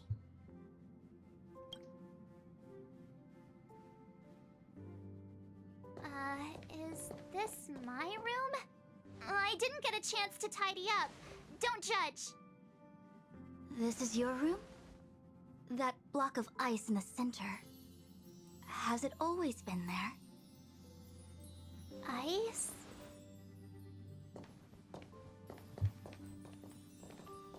This must be the foreign object. Looks like our exploration has reached its final stage. I will confirm one last time. Are you sure you wish to keep exploring your past? Yes. I'm sure.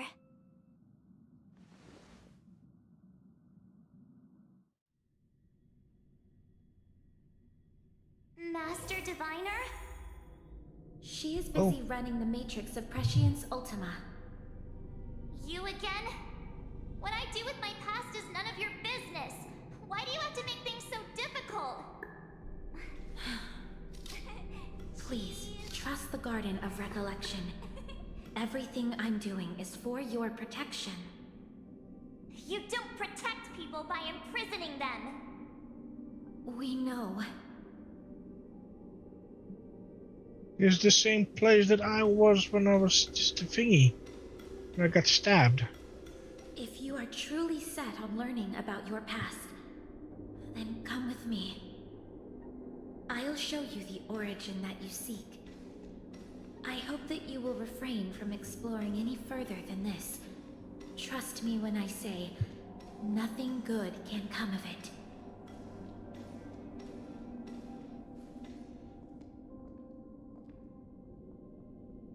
There it is, your origin. Your life unfolds from this point on, full of unique experiences and adventure. What happened prior is meaningless to you. The value of your life does not lie in what happened in the past, but in the present and the future. The eagle returns from an unsuccessful hunt. The sailor avoids the course they know to be dangerous. And you, my child, should come to learn that the past is just an illusion. But your experiences now will be remembered forever.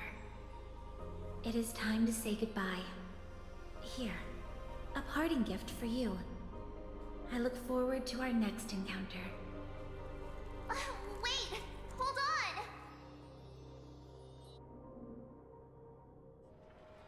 on!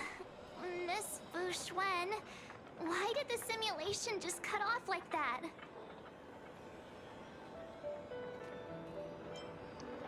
I don't know. Before I could figure out what was going on, it spat me out. And the Matrix of Prescience stopped at precisely the same moment. March, I lost sight of you once you touched that block of ice. What happened? It's kinda hard to explain.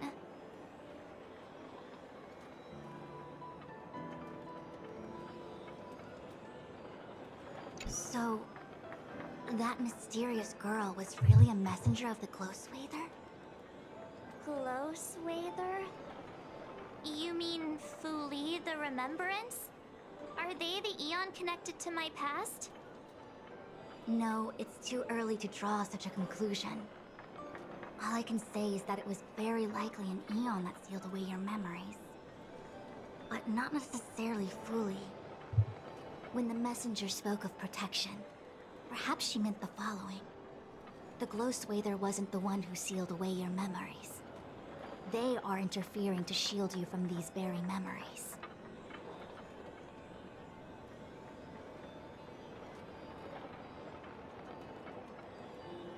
It's not so bad.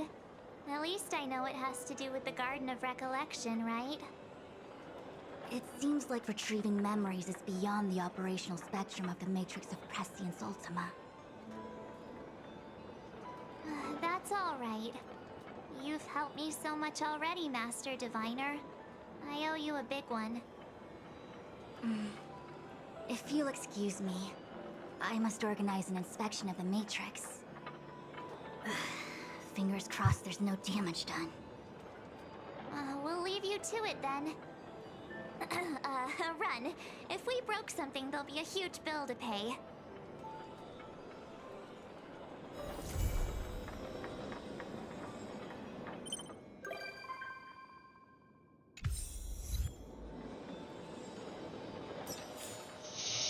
Well.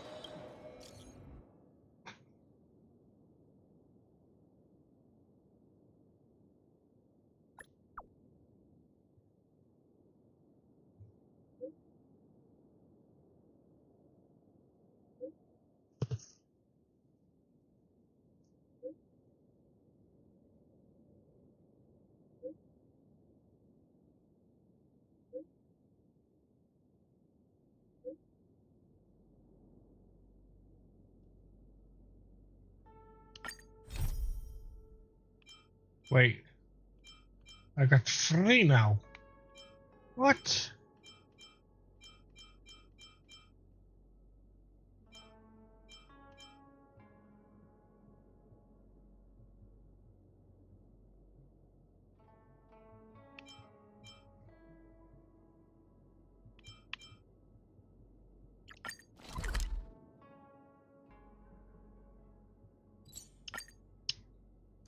Time to head to the next stop.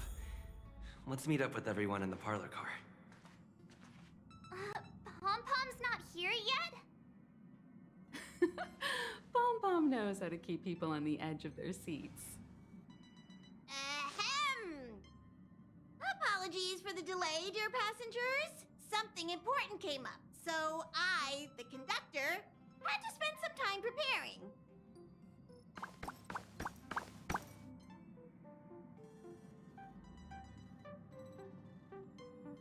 Yeah, what was so important? I thought everyone knew.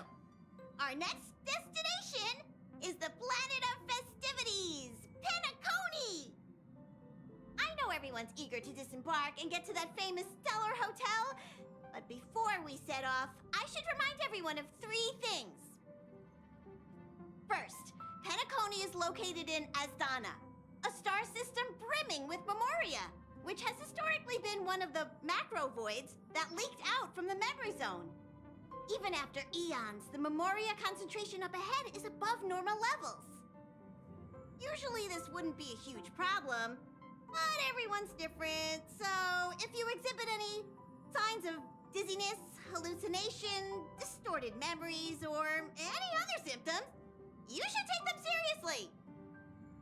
Second, Penacony is a colony belonging to the Harmony family. It also marks the first time this family has extended a public invitation to other factions. Please remember that the Express has been invited as a guest, and that we must adhere to any and all regulations. Got it. When in Rome, as they say. Don't worry, conductor. We definitely won't embarrass the nameless. Rome? Anyway, third and final. Rather than being a request, Pom-Pom has a favor to ask of everyone. If you could, I hope that while you're all on vacation, you could spare some time to help inquire about a few of the nameless.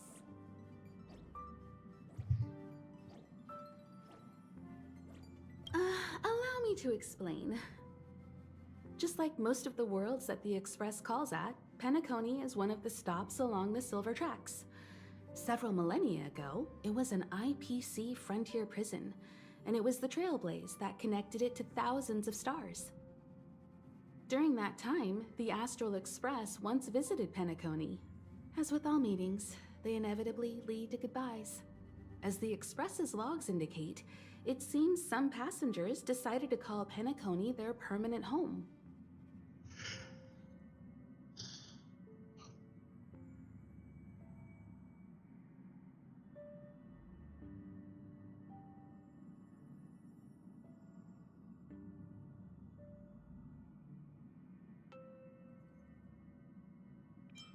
Don't worry, just think of it as returning to your hometown.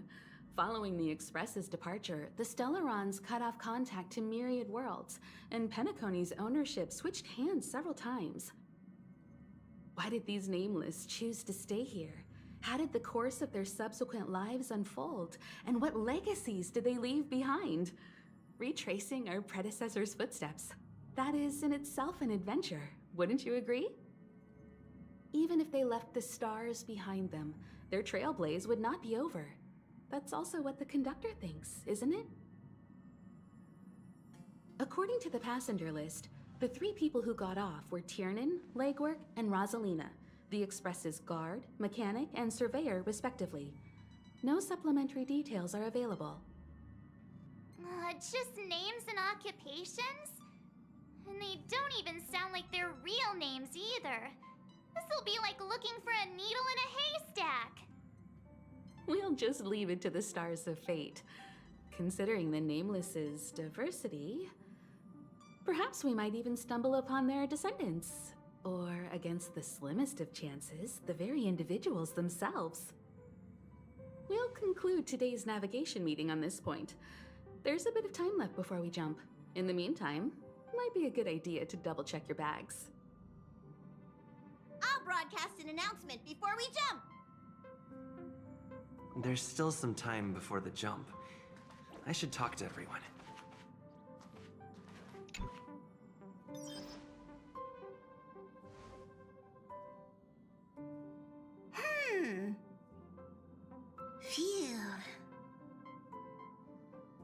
What's up, Pom Pom?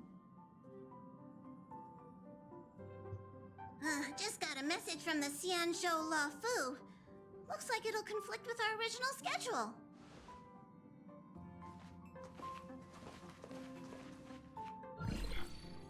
It's been a while, my friends on the Astral Express. How's your trailblazing expedition going? Soon, the Xianzhou Luofu will be holding the Luminary War Dance. Those who have aided the Luofu in overcoming the crisis are cherished allies of the Xianzhou.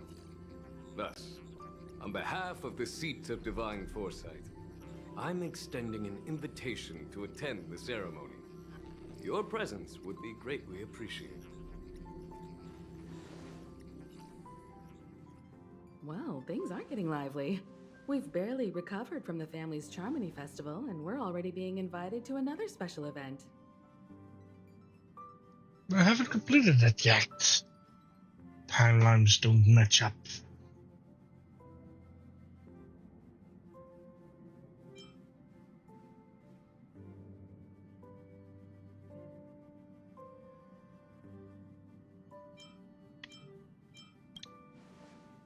Why not think about it this way? Our trailblazing expeditions are turning into blast expeditions, where we eat, drink, and play wherever we go. Blast? Expedition? Yeah, wherever we go, we eat, play, and have a blast. So we should leave March behind to take care of the Express? Hey, that's not what I meant. I'm all for some fun. I just hope there won't be any surprise party crashers, like Friday or Saturday. The Xianzhou Luofu has recently overcome a crisis. By holding the war dance, they're demonstrating to everyone that they've returned to a state of peace and safety. But that's what everyone said before we went to Penacony. You'll be totally safe under the family's protection. No need to worry. The War Dance is not like the Charmony Festival with all its hidden secrets. It's just a festival to honor the Rainbow Arbiter and the Cloud Knights, who fought against the abominations of abundance and protected the Xianzhou ships. Aside from Star Skiff performances, it's mostly martial contests. Nothing too different from the Taiki and Roboball contest we've seen before. What do you think, Himiko? Since we've accepted Miss Black Swan's proposal, we should probably head to Amphorius for refueling. There's certainly no rush. This trailblazing expedition is quite unique, and the Express needs to be fully stocked and prepared before moving on to the next stop. With Madame Herta's help, I was planning to deliver some Leviathan fossils from Kalinga Abyss to Ron May, member 81 of the Genius Society. It could earn us some favors before we set off. However, it may take a few weeks. Aw, so that means we're not going to the Luofu. Being an adult means maintaining relationships, whether we like it or not, March. Since we've been invited, it's only right for the Astral Express to attend the ceremony. So here's the plan. Pom Pom will take everyone to the Xianzhou Luofu. Mr. Yang and I will meet up with Ron May and fulfill our promise. Meanwhile, you, March, and Don Hung will represent the Express and attend the war dance. What do you two think?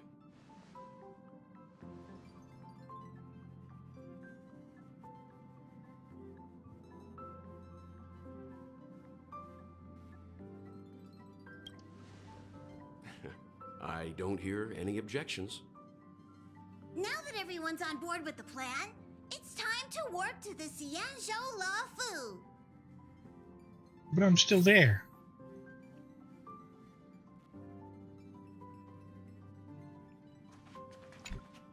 Kalinga Abyss. What does she expect to find there? Current research on the Leviathan merely proves how little we know about such life forms. That's why geniuses are interested in that field. Science is all about uncovering the unknown.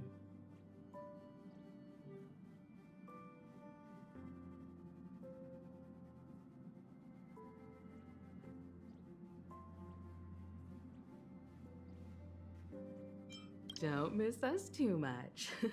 If I stumble upon some cool Leviathan fossils, I'll bring a few back as souvenirs for you.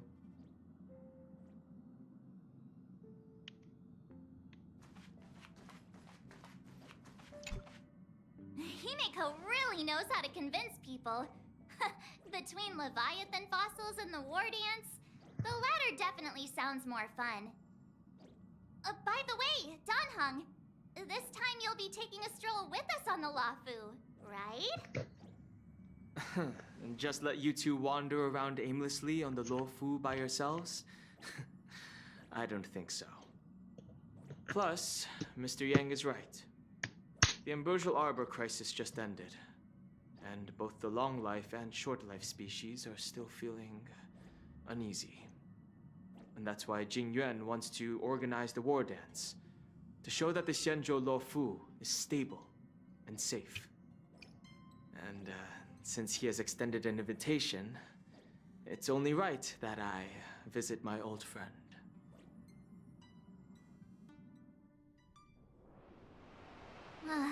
Coming back to this place brings back so many memories, you know?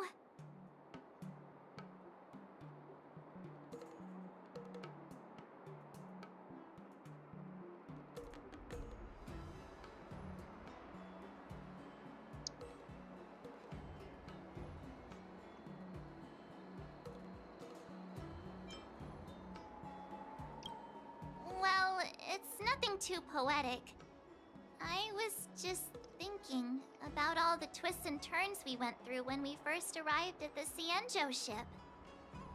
This time, we're not being forced or enticed or chasing after wanted criminals. And we didn't have to sneak in through the cargo dock.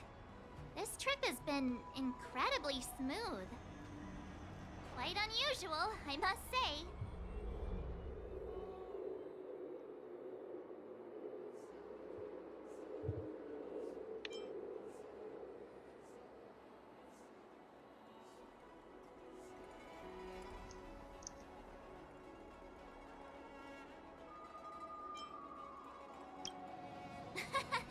I'm just hoping for the best. You're the one jinxing us.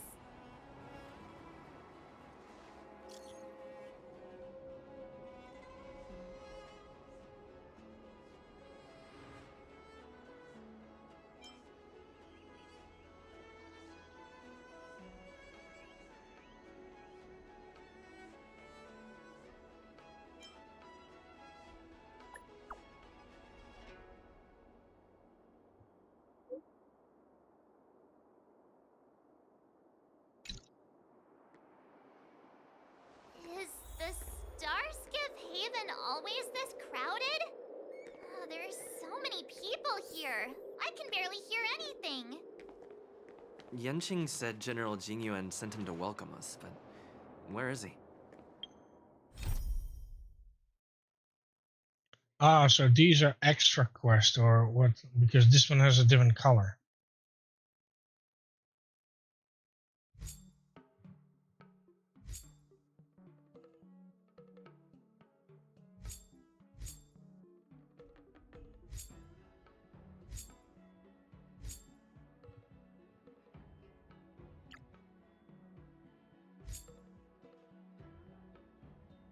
Optional. So this one is optional?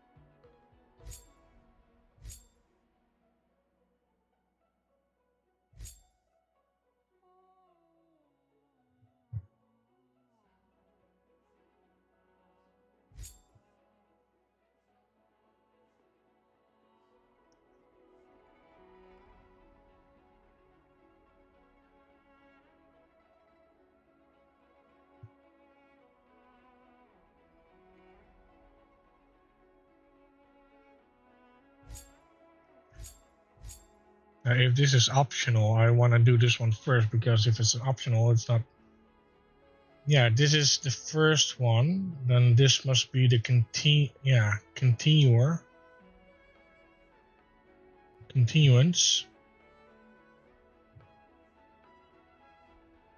So I'll have to do this one first.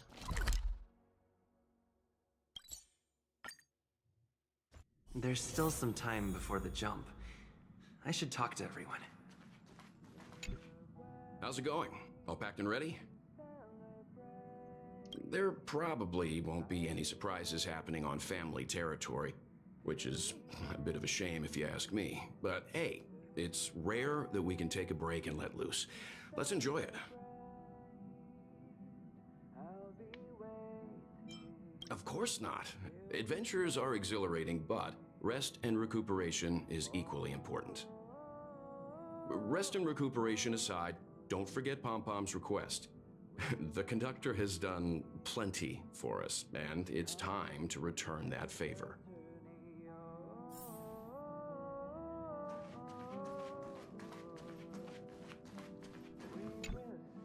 You're the picture of calm, as always.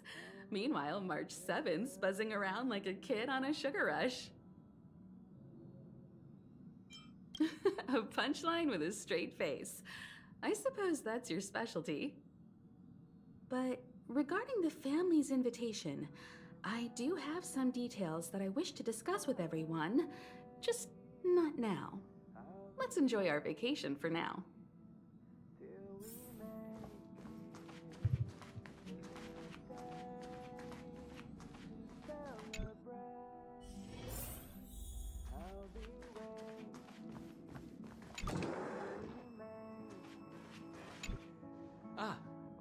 I spoke to Mr. Yang. I'll be staying on the express this time. I wish you all a delightful time in Penacony. Thank you. I appreciate the invitation, but I don't like bustling places. And someone has to handle the work on the express. Pay no mind to the matters concerning the Xianzhou. Penacony isn't the final stop on our trip. We have plenty of time. Once everything is packed up, I will naturally catch up with all of you. I'd advise double-checking your bags. Word is that the family's customs procedure can be quite demanding. Better to sort it out now than face issues at your hotel check-in.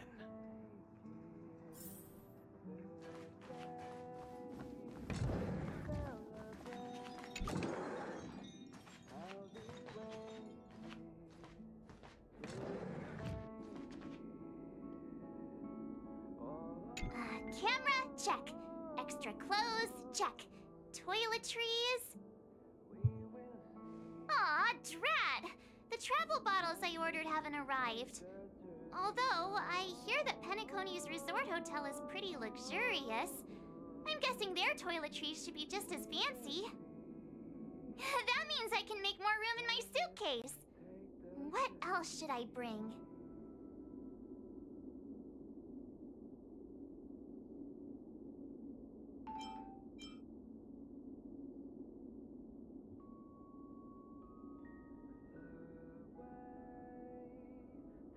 You won't fit in the suitcase. Can't you walk? Maybe I should bring some novels or comic books. At least then I won't be too bored while staying in the hotel room. But these books are so heavy. Aw, this is hard. What else should I take? Aw, this is hard.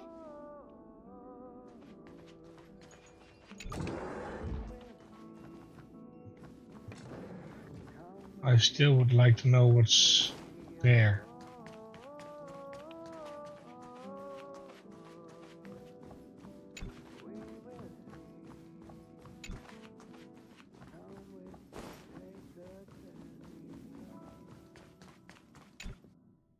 It's about time. I should find a seat.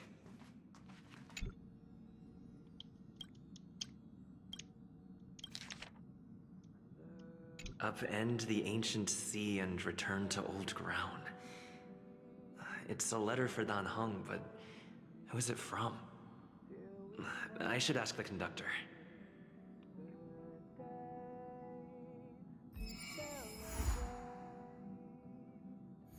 I don't know, what's a secret quest? I don't know.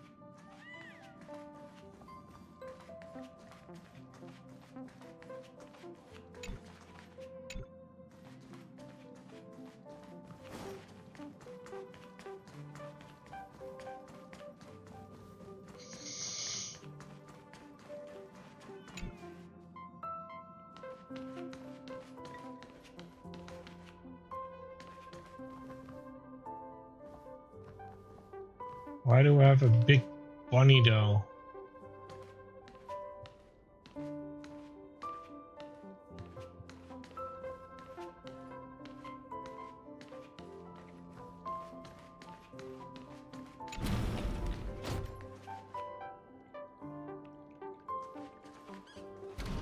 Oh.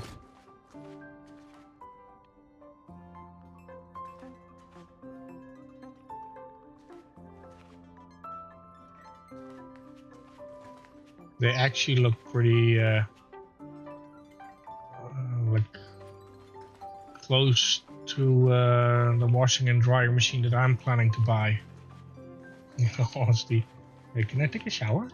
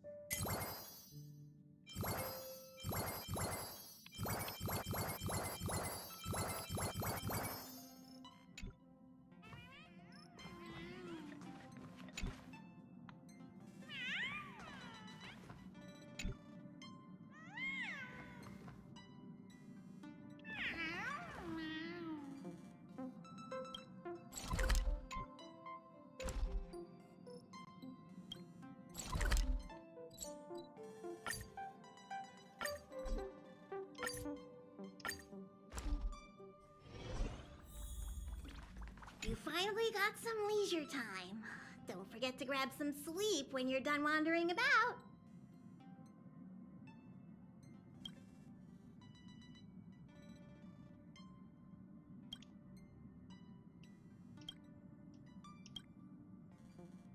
You finally got some leisure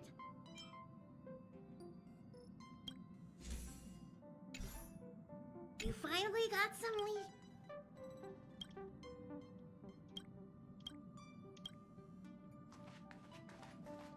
Hey, did you hear about our next stop? It's a world called Penacony. I hear it's a beautiful, dreamy place. I'm so excited. But Pom-Pom said the banquet we were invited to is still a little ways off. What can I do to pass the time? Huh? Is that my phone? Must be the group chat.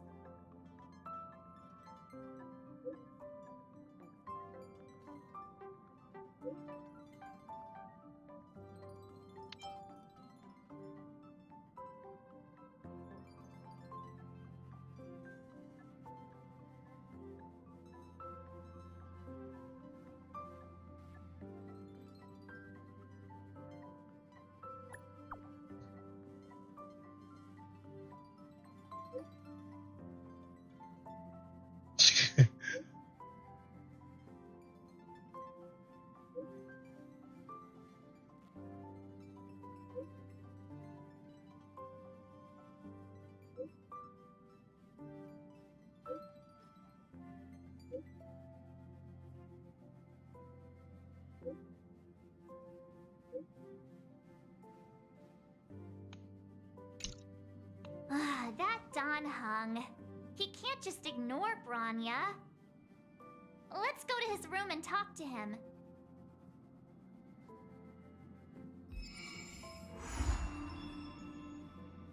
Oh, no, no, no. We're not gonna start another one.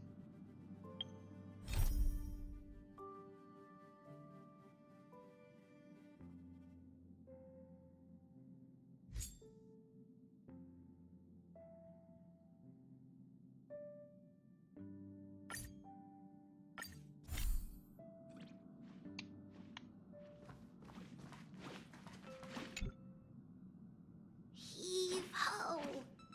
Heave ho! Huh? Trailblazer, do you need help with something?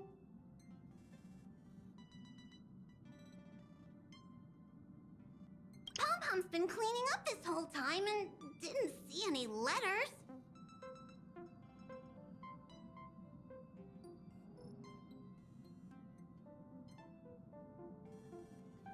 What?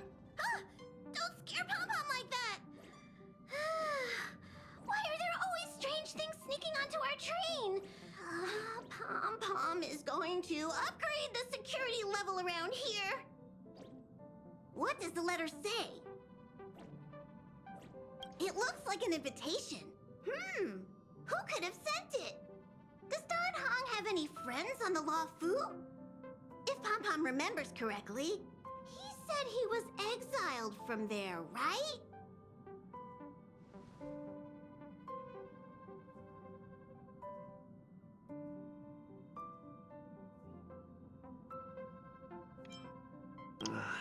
I highly doubt Don Hung's enemy would send an invitation letter. Why don't you show Don Hong the letter? You know where to find him.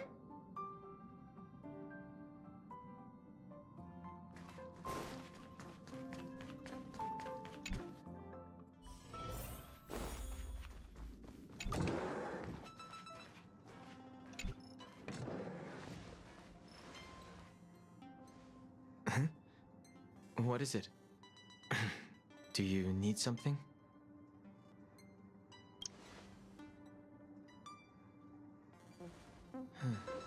There's no signature, and it doesn't mention a time or place. Looks like whoever sent this expects me to remember. Unfortunately, I'm going to disappoint them.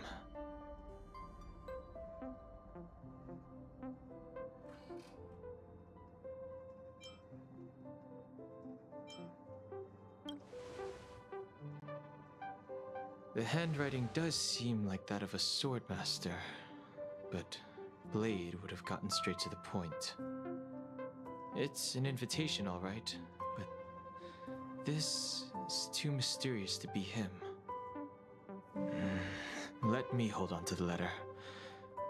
Anything related to Danfeng's past should be handled with care.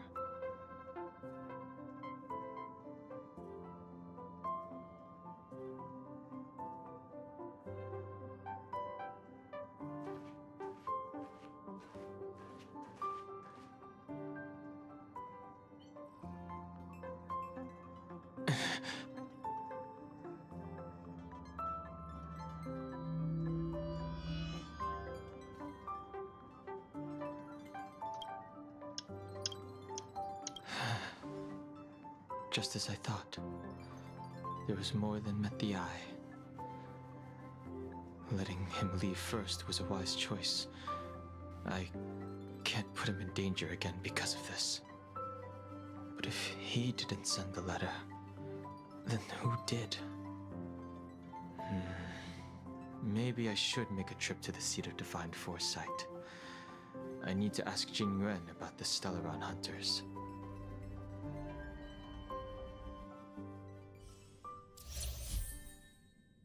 Oh, hello.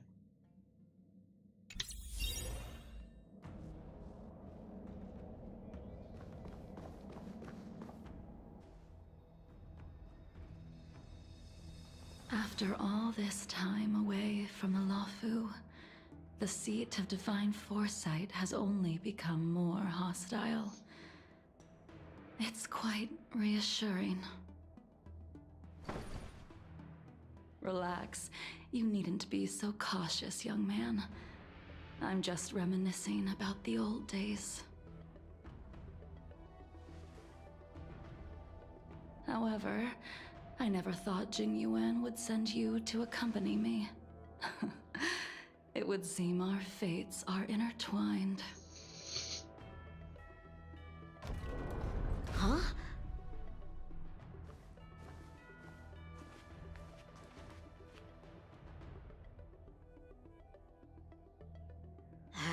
I've got my work cut out for me today. Well, if it isn't Dan Heng.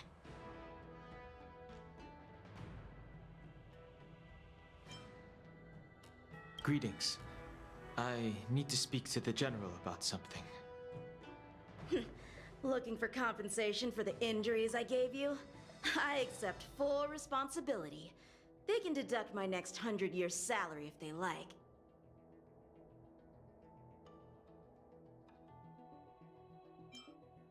The Cloud Knights were doing their duty. I'm here to ask the General about the Stellaron hunters. You came at a bad time. The General is busy with urgent work. You probably won't be able to meet with him today. But he did leave a message. Dan Heng, do you recognize the person on the steps?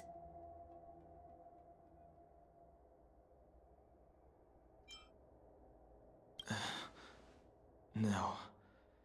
If the General isn't available, I'll come back another day. You don't remember her? I see. I suppose the memories of your previous life really were wiped clean after the rebirth. That is Jing Liu, the previous sword champion of the Xianzhou Luofu.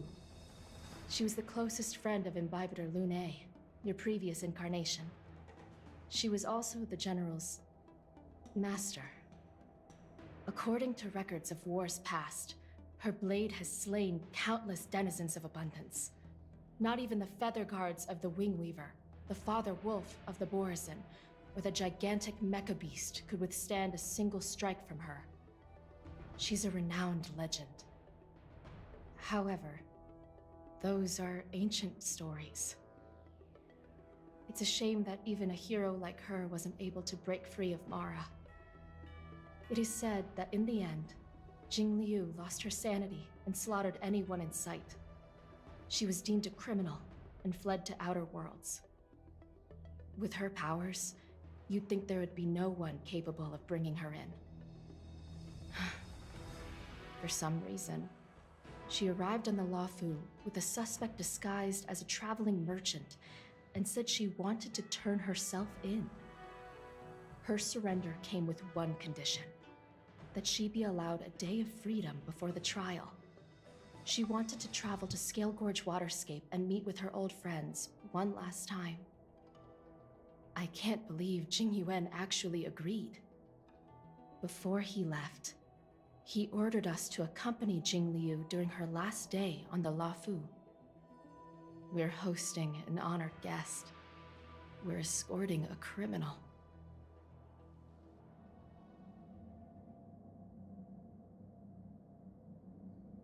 Imbibitor Lunae, you're here. Since you traveled all this way, why don't you come and talk with me? Or should I call you by your name in this lifetime? Dan Heng.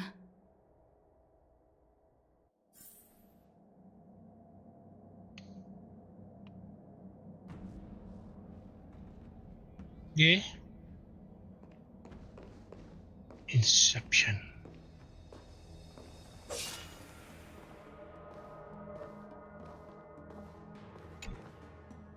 When I left the Xianzhou, I heard they took away your scales and horns, forced you into a hatching rebirth, and detained you in the shackling prison. I thought Imbibitor Lunae had been wiped from this world. But then I returned to the Luofu and watched as you parted the sea. After all these years, it was a magnificent sight to behold.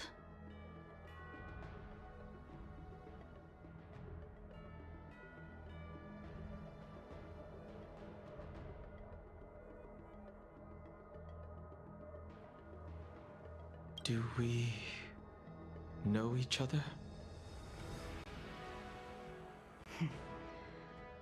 The answer to that is both yes and no.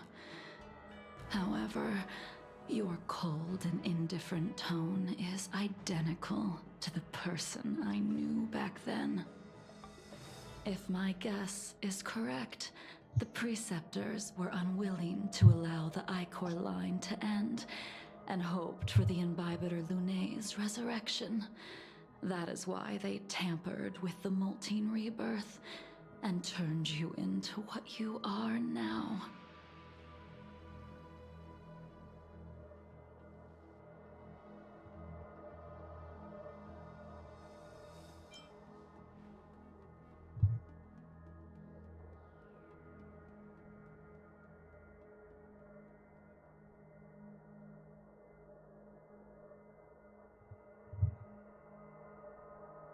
Imbibitor Lunae's actions affected many.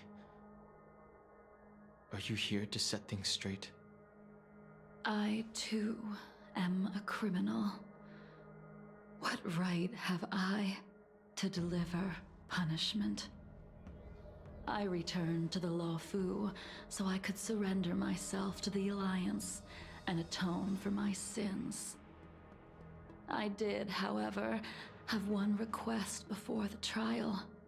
I asked to be given a single day to go and see old friends, and to fulfill promises I made long ago.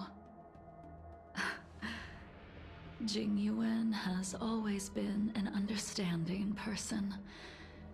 He heard that you would be coming and agreed to my request.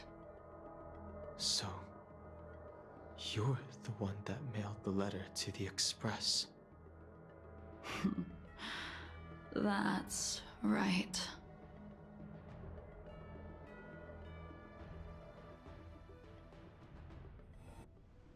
The sea's depths conceal no stone, and dragons' breaths reveal the moon.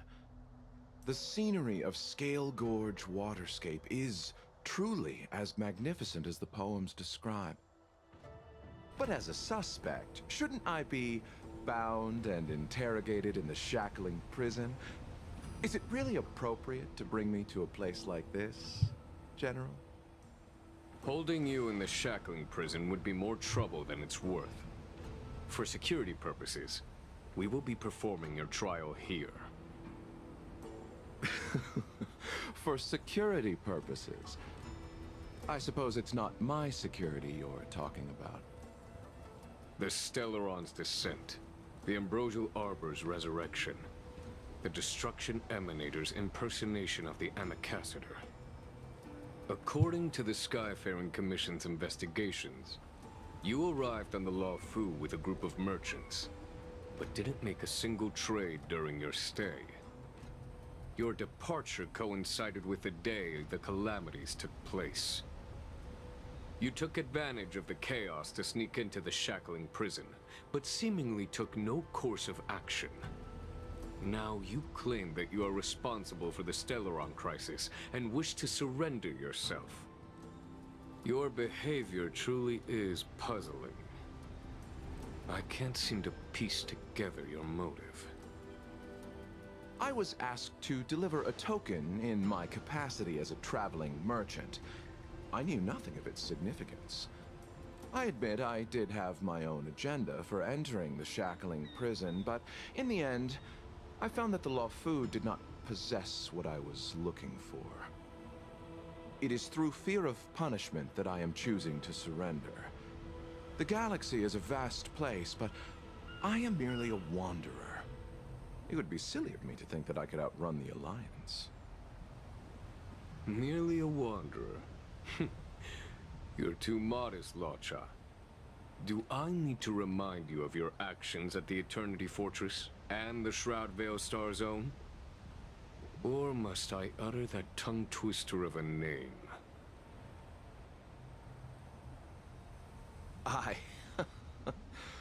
Well, they don't call you the Divine Foresight for nothing, General. You flatter me.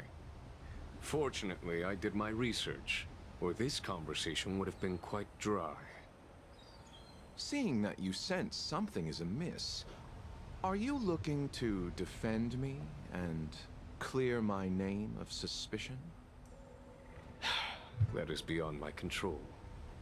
Attempting to undermine the Alliance is a grave crime.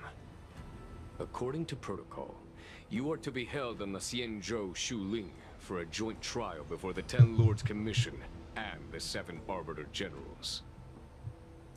However, at present, you have the opportunity to enjoy the beautiful scenery of Scale Gorge Waterscape. It will be the last view of the Law Fu you ever lay eyes on.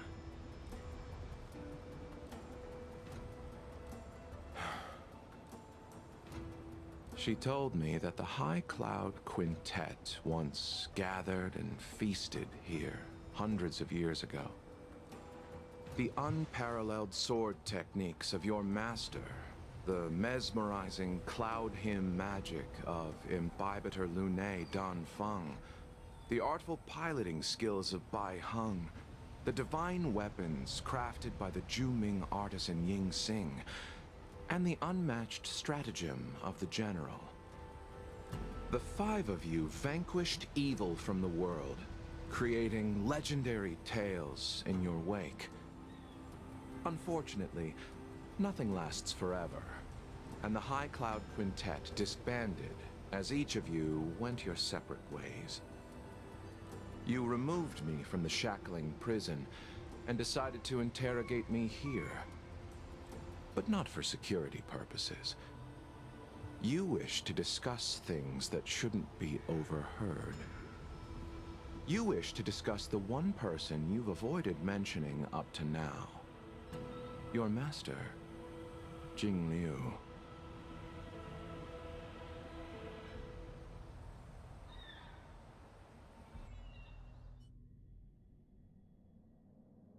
We can head out now. I would like to visit a few places from my memories, enjoy a glass of wine, and reminisce about the good times. Have you mistaken yourself for a tourist? I would make a wonderful tourist. Lower your guard, young man. I have already surrendered myself to the Alliance, and I will keep my word. Besides, your general has already agreed to my request. Imbibitor Lunae, You must accompany me. I won't take no for an answer, regardless of whether you're still interested in your previous life. Accepting my letter means that you've accepted my invitation. Lead the way. Where should we start? Should we go to Stargazer Navalia first, or to the Artisanship Commission? So many memories are swirling inside my head. I can't get a grasp on any of them. When the people of the Xianzhou live to be more than 1,000 years old, each day is like carrying the weight of a mountain through an interminable maze. How hard is it to choose a destination? We're going to Stargazer Navalia. Problem solved. The young are the antidote. Stargazer Navalia it is.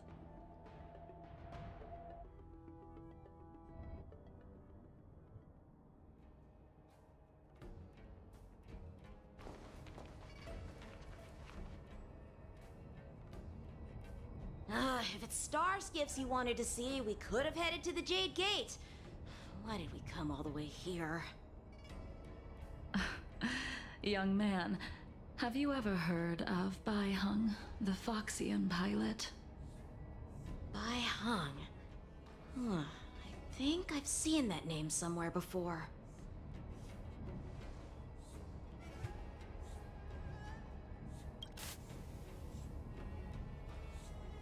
Let the noble High Elder drown the enemies in rain. We just need a watch from the sky, I presume? Imbibiter Lunae, if memories are returning to you, share them.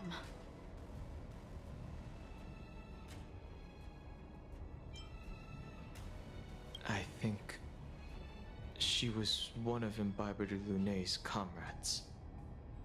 She was a comrade and friend to both Imbibiter Lunae and all of us. Well, that's all in the past now. The reason we came to Stargazer Navalia is because I wanted to pay tribute to her here. Huh? You mean the Foxian soul-soothing ceremony? Yes, the sending off of a star skiff. It represents the voyage of the deceased into the stars. Due to circumstances beyond my control, I never had the chance to bid farewell to her. It is something I have regretted to this day. As for procuring a star skiff, I know they can be manufactured here, but I know nothing of the process. I see. Follow me. I don't know anything about manufacturing star skiffs either. But getting these machines to work shouldn't be too hard. Careful. There's still Stellaron spirits lurking around. No need to worry about the two of us.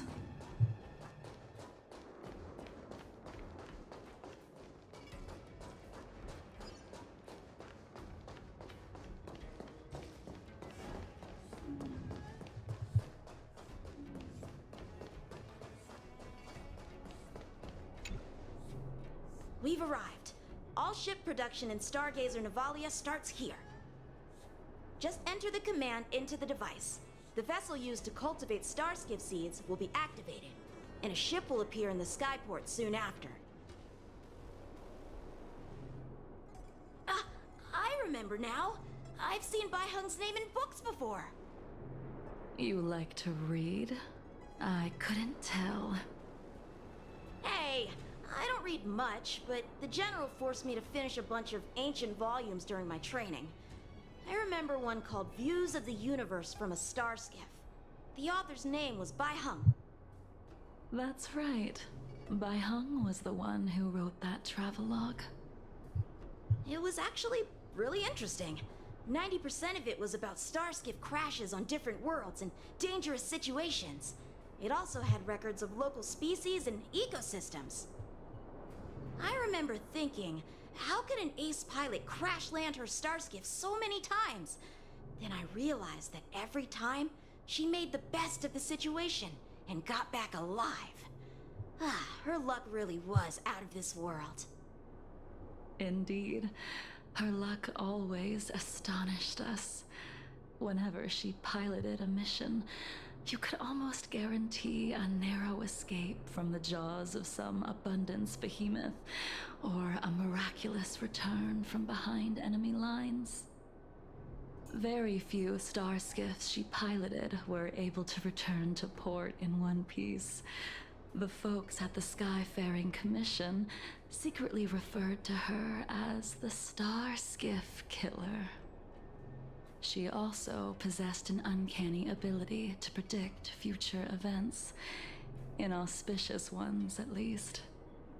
Every ill omen that came out of her mouth would sure enough come true. Very few Cloud Knights had the courage to accompany her on missions. However, when it came to surviving, her fortunes were incredible. Even in the worst situations imaginable, she was always able to turn the tide. Luck is a type of strength, after all. I hope that this ship, built for the Starskiff Killer, will also be able to return to the stars.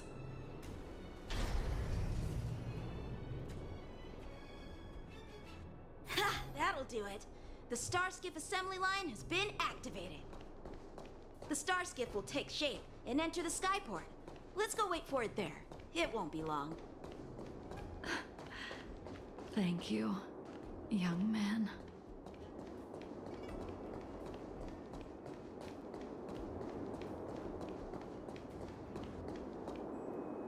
See? The Starskiff is complete!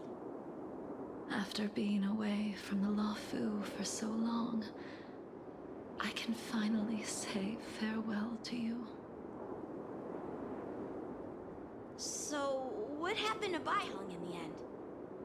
In the end, I do not think the details are necessary. We are here today to commemorate her. Imbibitor Lunae, do you still remember the battle against Shuhu?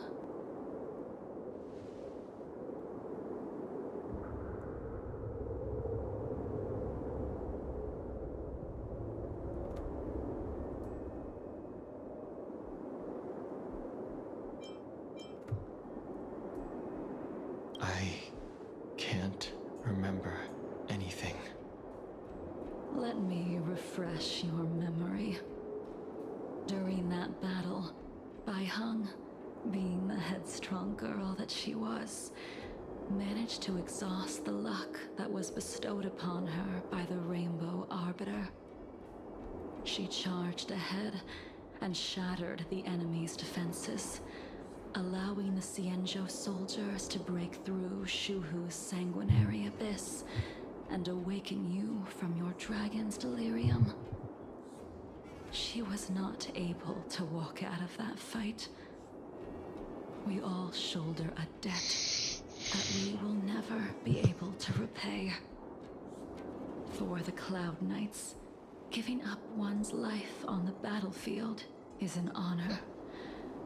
But that wasn't something you believed in, Imbibitor Lunae. You couldn't accept that Baihung was gone. Instead of leaving her to eternal rest, you decided to... You made a mistake that can never be undone.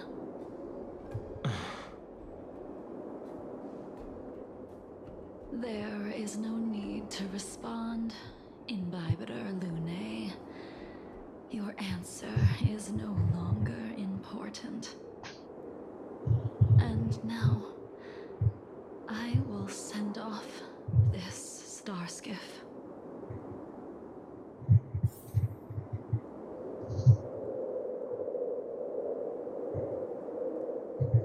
Is that so? Well, nothing's gonna happen if I don't touch the button.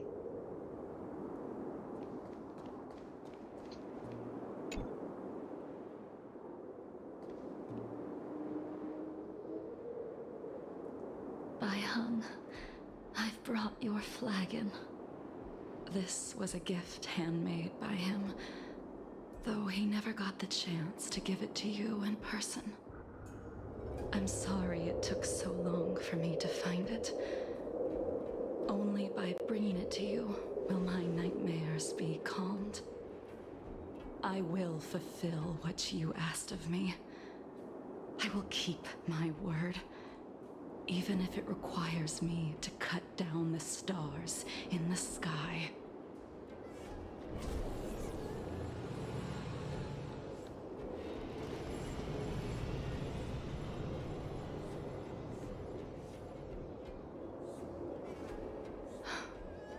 Let's go. The Artisanship Commission is next.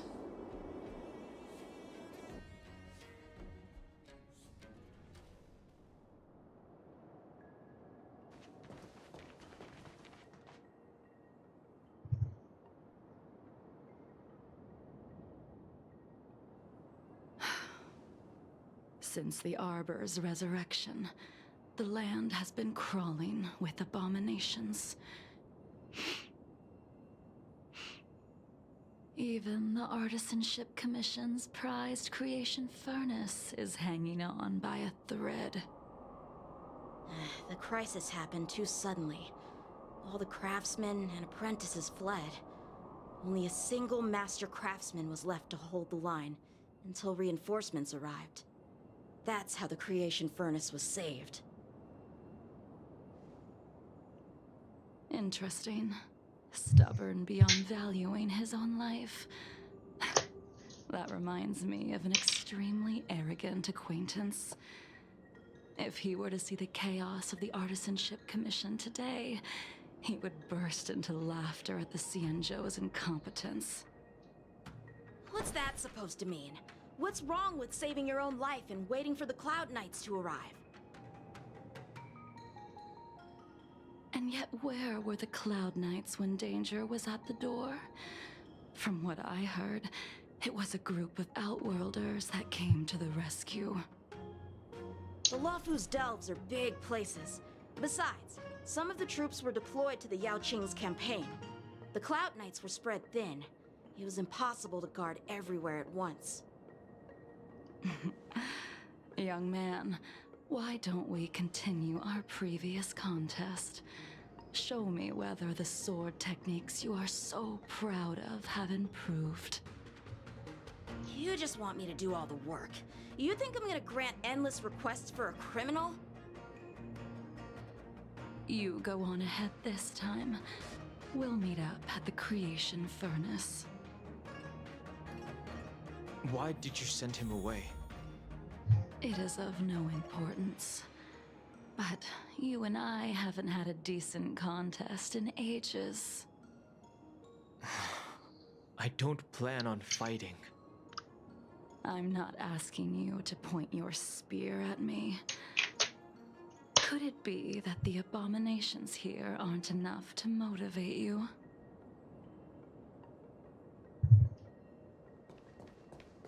Well, he's not in my team, but still gonna kick ass. Even after your rebirth, your moves and techniques haven't changed one bit. When I move, it's like you never forgot. Forward!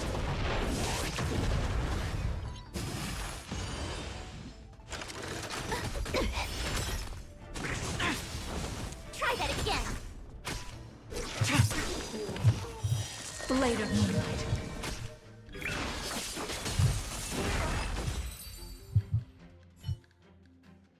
Come on already. What took you so long this time?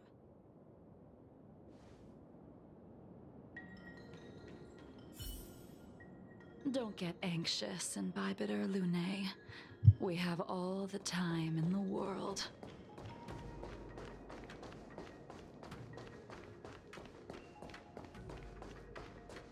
I taste malice in the air. It's not right. Avoid the struggle. I pushed the wrong buttons. He's gonna do auto, and I am quickly going to make a short toilet break because I am basically running low on energy as well.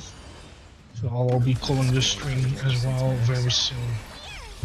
I don't remember when I started wheeling.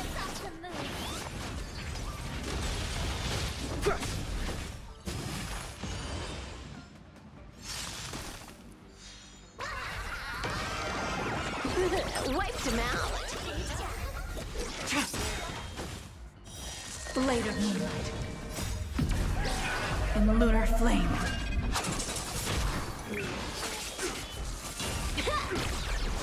Not a scratch.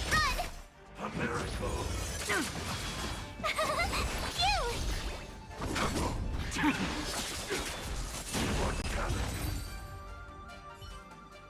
You can continue to convince yourself that you are merely the reincarnation of Dan Feng and have nothing to do with his sins. And you can keep insisting that you have forgotten everything. But you cannot run from combat, Dan Heng. Your spearmanship is identical to Imbibiter Lunay's. Combat is like smelting, purging the impurities with burning flames and exposing a person's true nature. Those are the words of the one who made Cloudpiercer for you. Do you remember? Out of all of us, you were the closest to him. It was strange, really, to see someone so arrogant get along with someone so proud.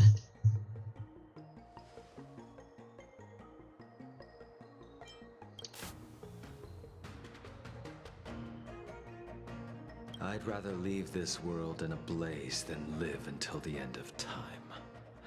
I will let all of the Xianzhou know that a brief moment of my life is worth more than their long and meaningless lives.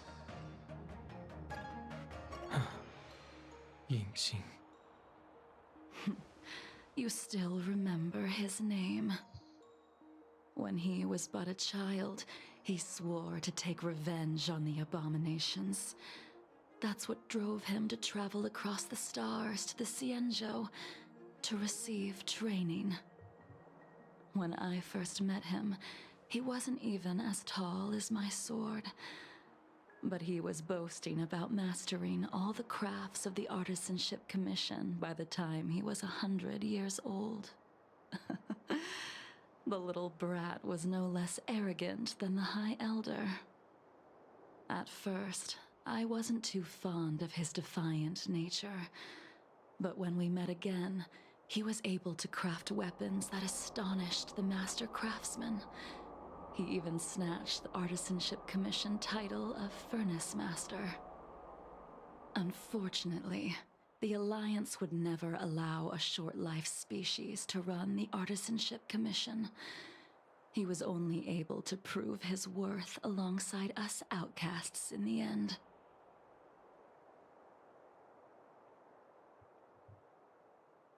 Hello, why can't I move? Oh. There you go.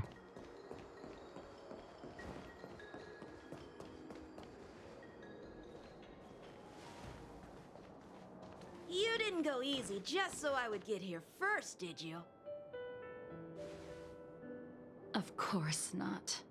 Your technique must have improved so much that I simply couldn't keep up with you. So, are we here to commemorate your short-life species friend?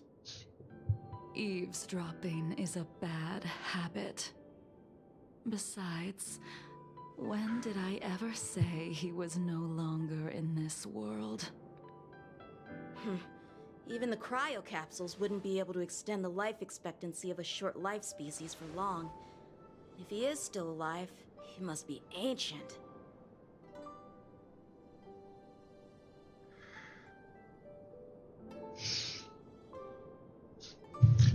That's kind of rude, though.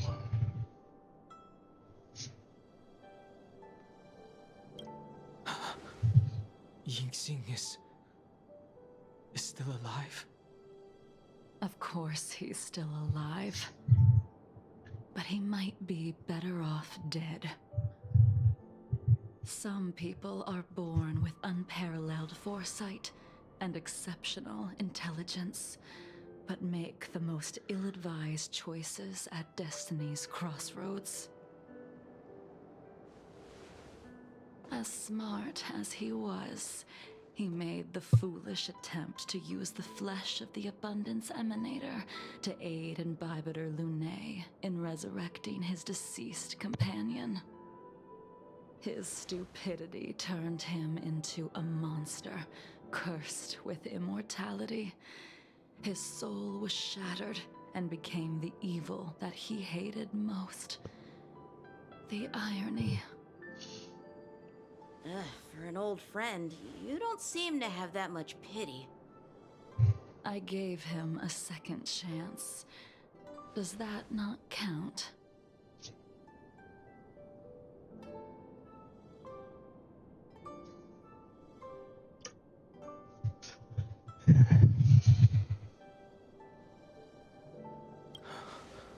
What did you do to him?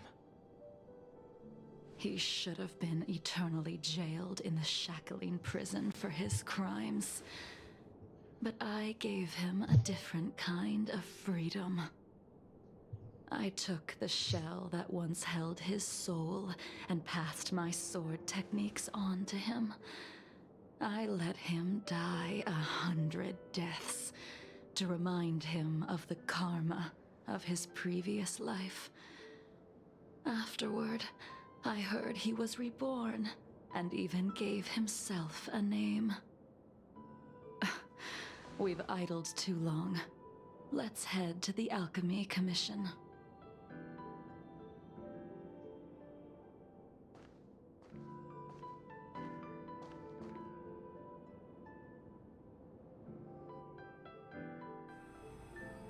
As a follower of the Rainbow Arbiter, you have witnessed the catastrophe brought upon by the plague's author, General. Living beings turning into undying monsters, eventually used as sacrifices to the Abundance. What do you think should be done to put an end to it, General? The Alliance follows the Rainbow Arbiter's edict to continue ridding the world of evil, so that one day Yaoshi might be vanquished and the cycle of life and death restored. Under the auspices of the Rainbow Arbiter, the faithful Cloud Knights continue the hunt. Their devotion and sacrifices are indeed commendable, but their devotedness has made them close-minded. Take me, for example. My powers originate from the Abundance, yet my goals are aligned with the Alliance. The Hunt is not the only faction in the universe that wants Yaoshi dead. It is natural for short-life species to yearn for immortality. That is expected of any intelligent life form.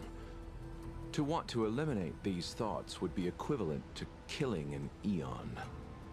Such a goal is so impossible as to be laughable, to be honest. So, in order to sever Yaoshi's curse, one must look to the source for a different solution. Your master happened upon a revelation and returned from the Mara. She has traveled many worlds and discovered a solution. I'm listening. I apologize, General. I'm afraid the next move will have to be made on the Shu Ling. As I expected. Your surrender is just the next step in your scheme. You wish to avail yourself of the Ten Lords' decree to enter Shuling and stand before the 6 generals, even the Marshal. That is your true agenda. And the purpose of the contents of your coffin.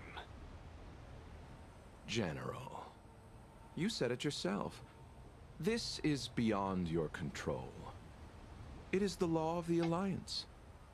We cannot deviate from it. Splendid, well done. This was a spectacular move. You've changed, Jingyuan. The man I knew would never have admitted he was bested.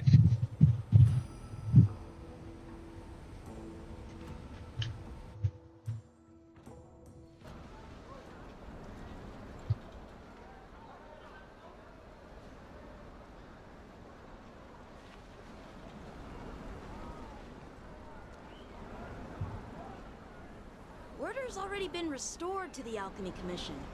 Why are we here? I heard the healer lady is capable of curing all diseases. I'm here for the same reason anyone would be. For a checkup and consultation. Patience, young man. We're not far from Scale Gorge Waterscape. The mission the General tasked you with is about to come to an end.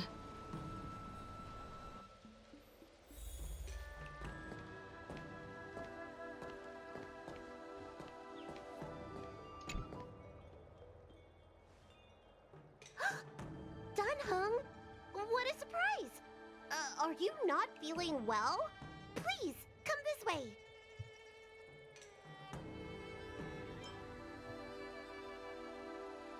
Miss Bailu. She's here for a consultation. Oh, I see. Are you here for your eyes? Or is it something else? My eyes are fine. I cover them to avoid seeing that which reminds me of the past and riles my inner demons. My thoughts have been disordered lately, and I experience occasional night terrors. Do you have a way to soothe my mind, Dragon Lady? Those symptoms don't sound like my area of expertise.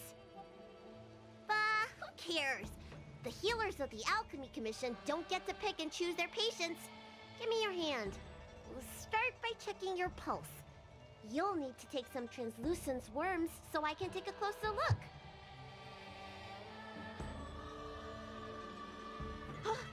Your hand! It's freezing! Please wait. Dunhung, can I speak to you for a minute? Your friend here has a very peculiar condition. Her pulse is extremely faint. Normally, this would mean that she...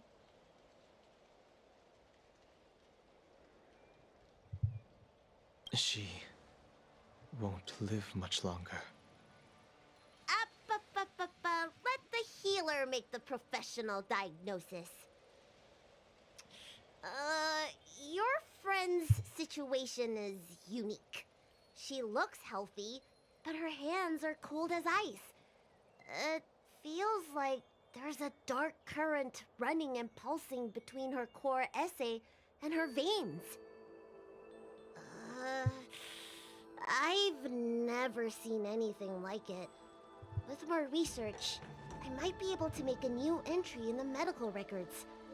Can you and your friend come back for follow-up visits?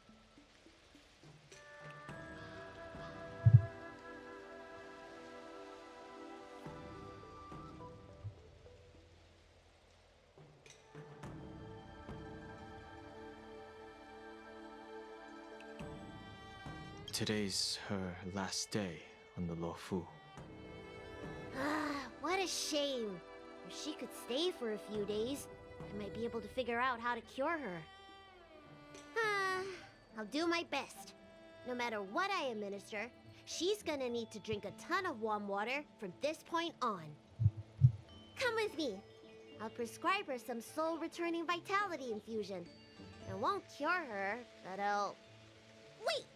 Where did my big medicine box go? I'm sorry. Ever since the disciples of Sanctus Medicus were expelled, things have been a mess around here. Tanhung, you mind coming with me to retrieve my medicine? I could use your skills. Are you in trouble, Dragon Lady? I'll come along as well. No. No trouble at all. It's no bother. A little walk will do me good. Ah. I can smell the herbs. It's a Hey! Give me back my medicine box! That thing runs so fast! Don't let it get away!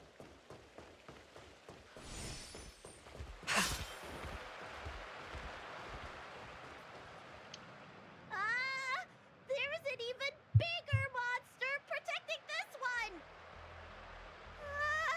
When did so many creatures start visiting the Alchemy Commission? Careful. Allow me to eliminate these obstacles, Dragon Lady. Stand back. The chill of my sword freezes everything in its path.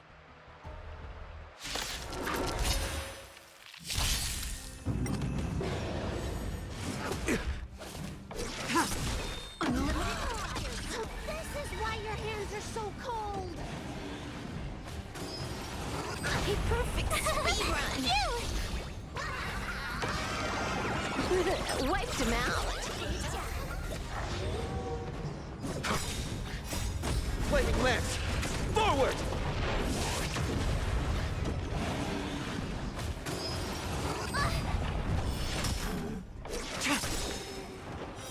Blade of Moonlight. This cold isn't something normal flesh could withstand.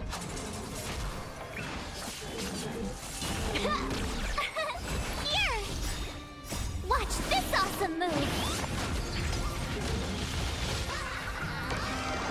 All for the thrill.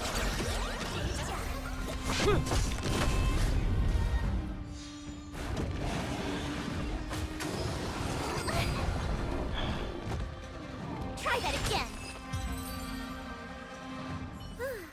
All right. Let me make sure nothing's missing.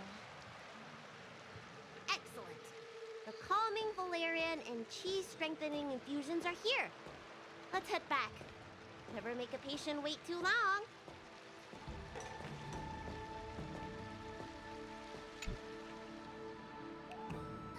Apologies again for the delay. This prescription won't cure you, but it will nourish your body and calm your mind. Very well. The fate of a long-life species is inevitable, even with the best doctors. You're Mara-struck? I don't see the symptoms in you at all. What with the incident on the Law Fu, I've treated a number of Mara-stricken patients recently. Y'all presented with signs of incoherence, delirium, or frightening physical mutations. You don't seem to have any of that. I made a deal that allowed me to retain what life I had left in me. I may be sane, but one thing is certain. My mind is already at its limit. And yet, I still have many unfulfilled wishes, and plenty of unfinished business. I see. So you've learned to live with your illness. I can't help much with issues of the spirit, but the medical records do mention that calming the mind is a way to heal the body. If you're able to forget about the past, there might be a chance for your symptoms to regress. Really? How unfortunate. My hatred overshadows my other emotions. I chose to hold on to it, to embrace it, and to use it to maintain my existence. All I have left are the sword in my hand and my hatred of the past. If I am without either of them, I would fall into an empty void. Thank you for your advice, Dragon Lady. Meeting you has provided more healing than any kind of medicine or remedy. By the way, among those you've treated in recent days, did you notice a person in bandages? Bandages? That's a vague description, you know. I'm not sure. We get injured patients from all over the Xianzhou for treatment, and the number of injuries we see has skyrocketed since the Ambrosial Arbor crisis. The person I'm inquiring about is tall, with a serious expression. He also carries a crude sword with him at all times. Have you seen someone like that, Dragon Lady?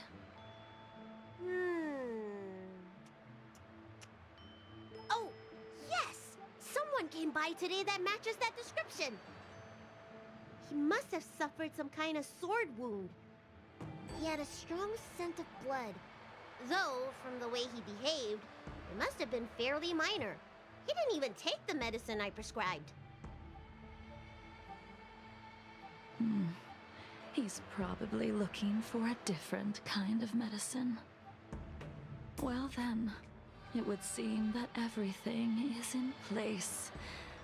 Let's go meet our old friend.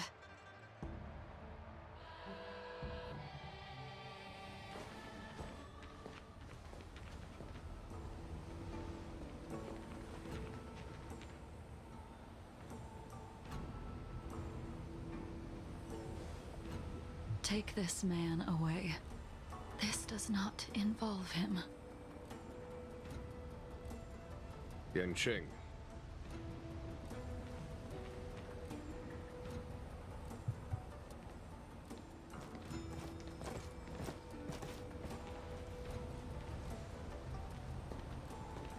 And so, everyone is present.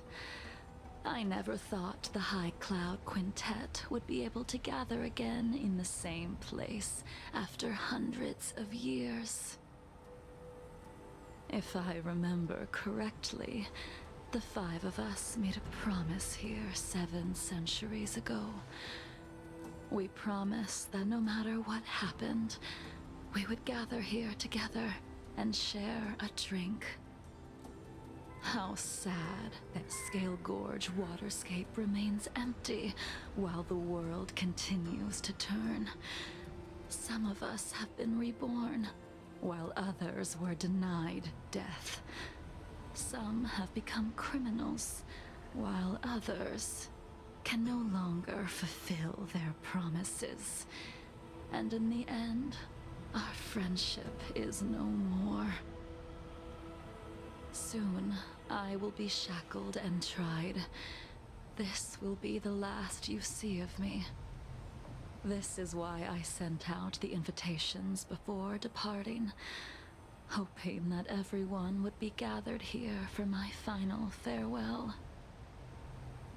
Of 5 people, 3 must pay a price.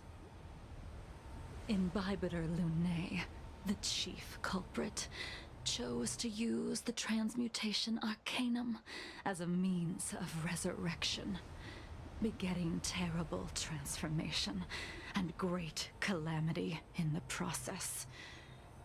He dishonored the name of the fallen. Ying Sing, the accomplice, arrogant and oblivious, used the flesh of the Abundance Emanator to assist Imbibitor Lunae in his evil. He fell, becoming an immortal abomination. As for Jing Liu, the sinner, she succumbed to Mara, slaughtered her people, and abandoned her oath. Now it is time we pay for what we have done. Dan Heng, you can never escape the shadow of Imbibitor Lunae.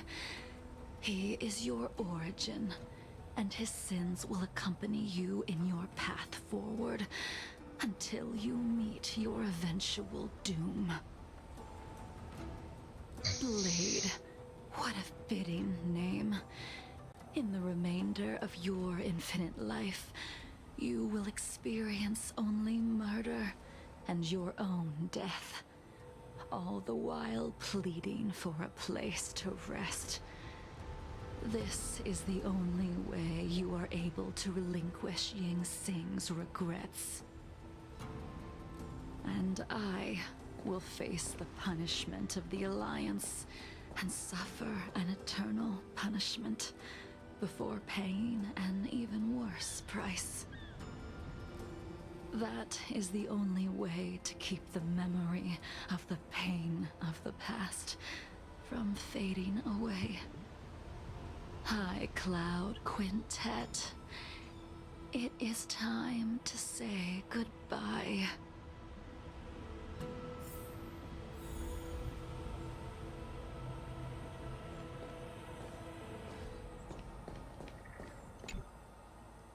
A wineless gathering, accompanied by only sadness and bitterness. What a depressing reunion. Jing Yuan, is it not time you sent me to the Shuling?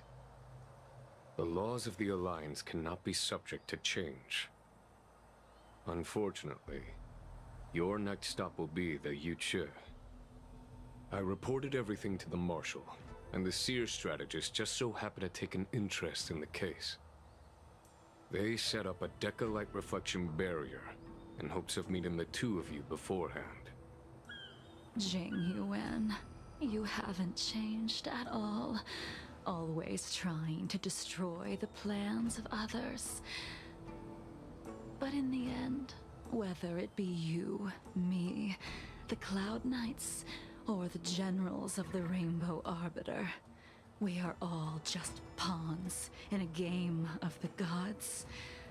I am sick and tired of treading on a predetermined path. No matter, I will deviate if you insist. But this does not change how things will end. Ultimately, I will stand on the side of victory. Then I shall see this gamble through. Wait. Jingliu, before you leave, you still owe me my due. I have tried. Besides inflicting more wounds on your body, there is nothing else I can do for you. The immortality that you possess is not something that can be dealt with so easily. I am sure Destiny's Slave already told you that the swords of mortals are incapable of killing someone with the flesh of an emanator. He did. But you still owe me the attempt.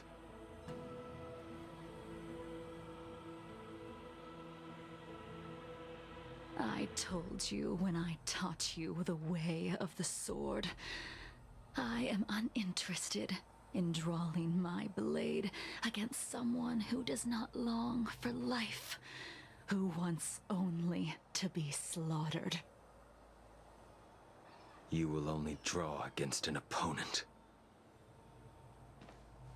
Jingliu, allow me to repay you for your teachings. Savor the moment. I will deliver you a brief moment of death.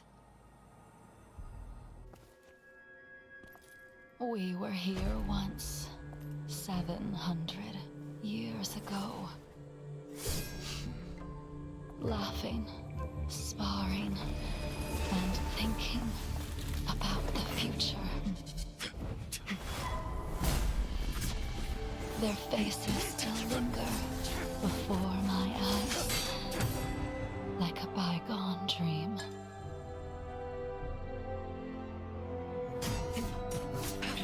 I thought those joyful days would flow indefinitely before us,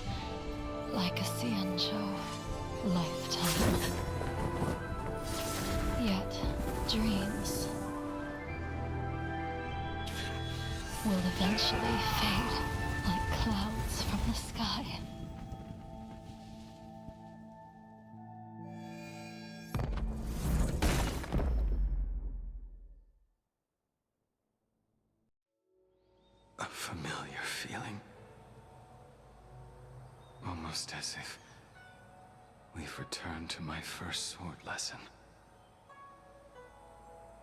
You used the sword Insing crafted, and pierced, sliced, and impaled me time and time again.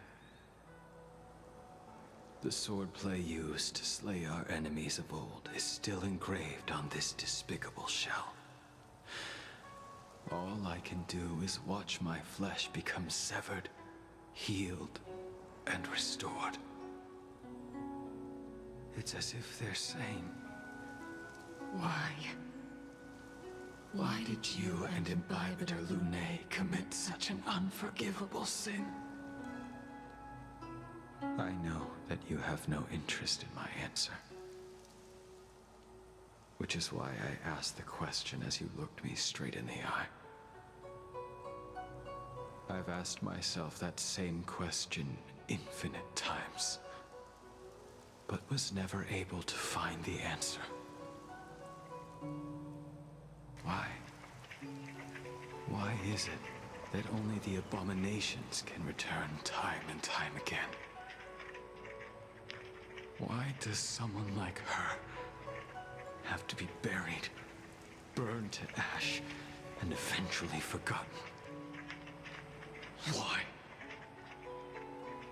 In the end, she kind of looks like March in the corner. Piercing blow, and left both me and the sword in the withered grave.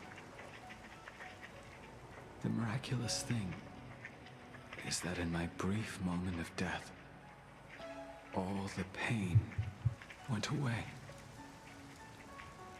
Like when we drink to drown our sorrows.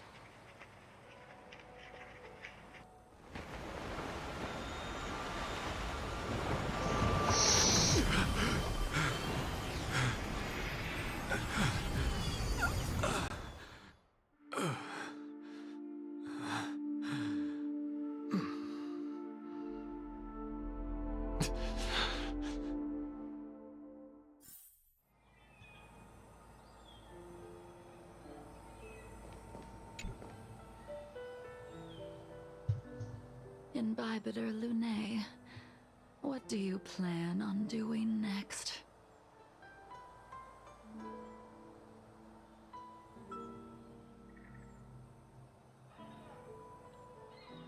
Once this gathering ends, I will return to the Express to continue my journey. The Express won't be able to carry you forever.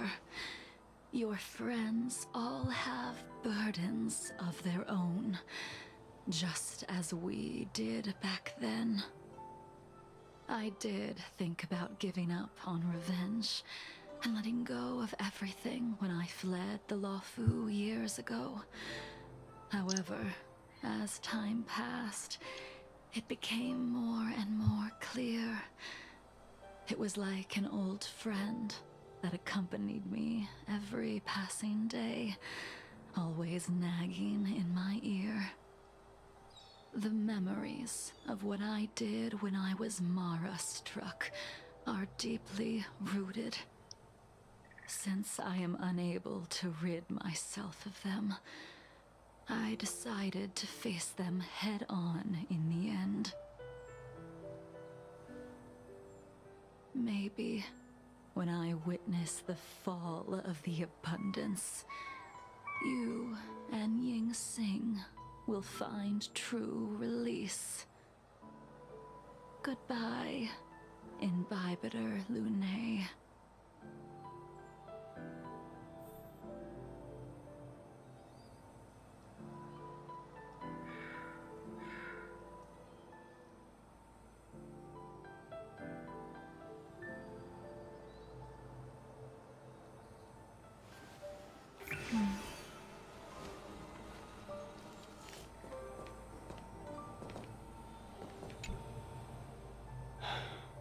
She's gone.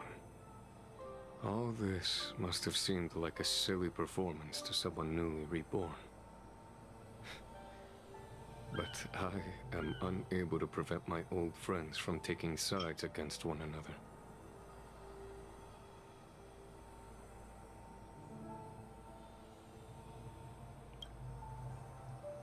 Who you are is a question that only you can find the answer to. Even if the Preceptor's interference denied you a true rebirth.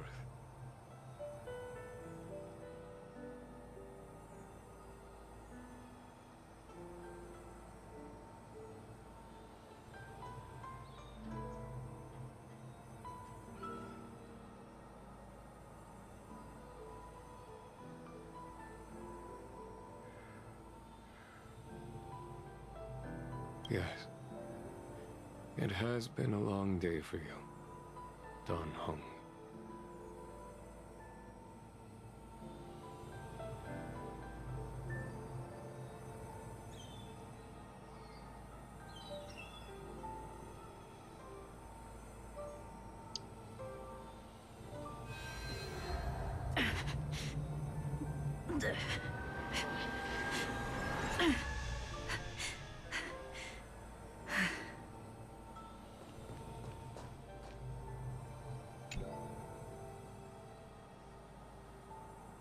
Don Hung, the General wants me to forget about everything I saw today.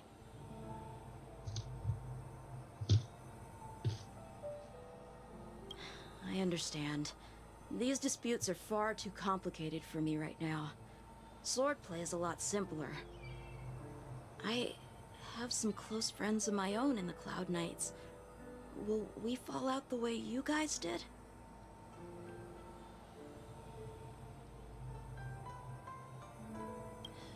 Goodbye for now, Don Hung. I hope the next time we meet, it'll be under happier circumstances.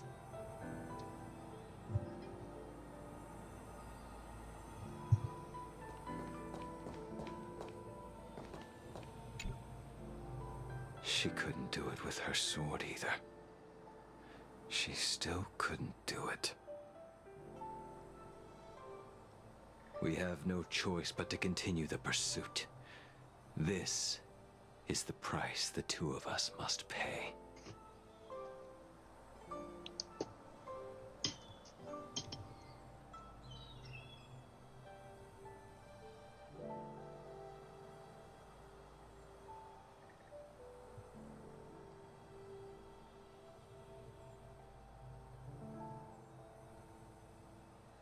I will see it through. Elio's script still requires you to stay alive. For now. I don't mind prolonging my vengeance. It might be more interesting that way.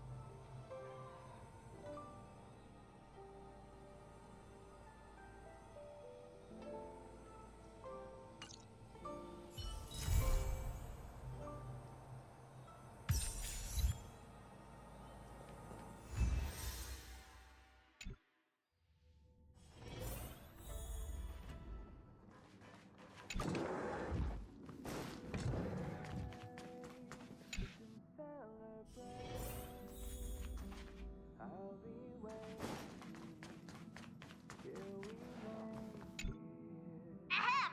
Hi! Hello! Attention all passengers! The Express is about to make the jump! The Express is about to make the jump!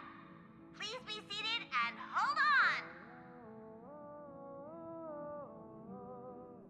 The train is about to make the jump. 5, 4, 3, 2, 1.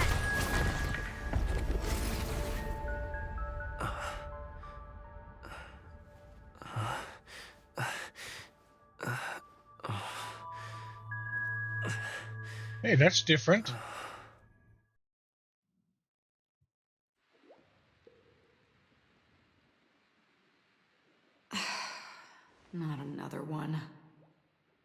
Come with me. Not another one.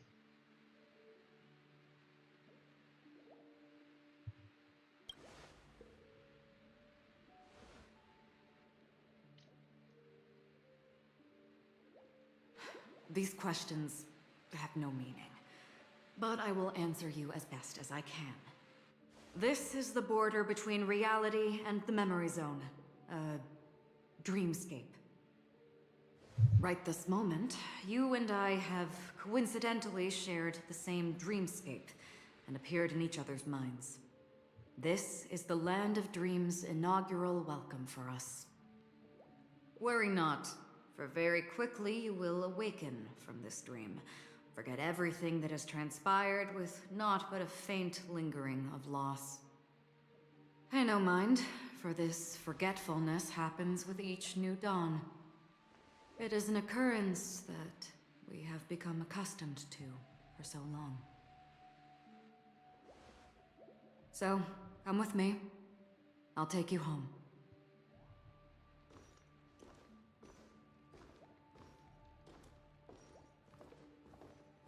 Left, to the end of the corridor.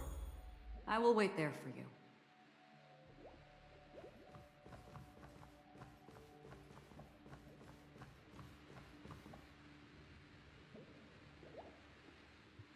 That's a bath. This isn't a beach, this is a bathtub.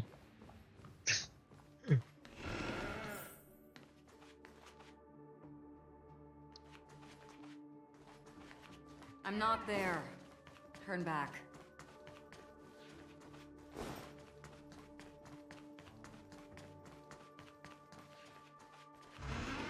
Galaxy Ranger Acheron. This is what they call me. You can call me whatever you want.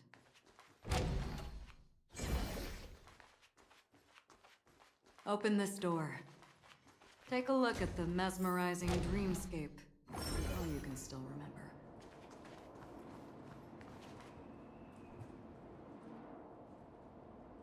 Oh, that's trippy. This is... no way. This way?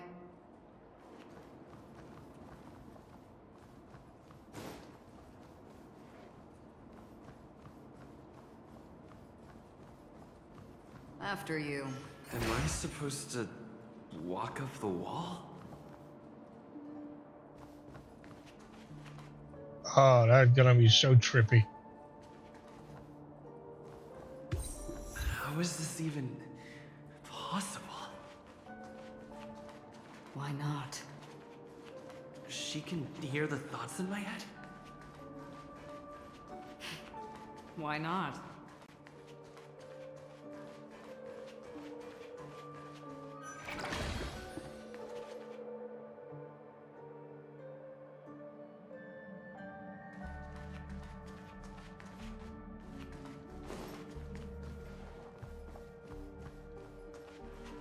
We're almost there.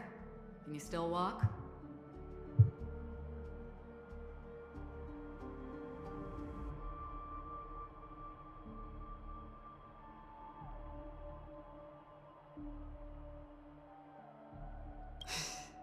You're funny. If you can crack jokes, you're probably fine. Don't stop, don't turn back, don't look down. Or up, for that matter. But I want to.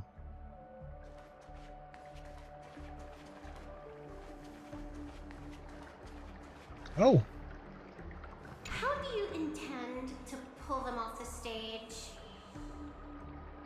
All we have to do is present the truth, and they will naturally reciprocate.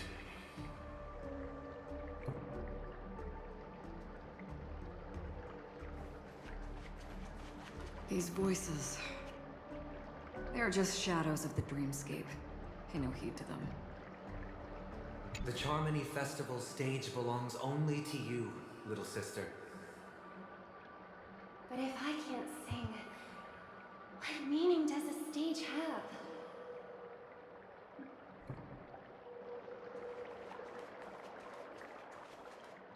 Ah, the charming audacity.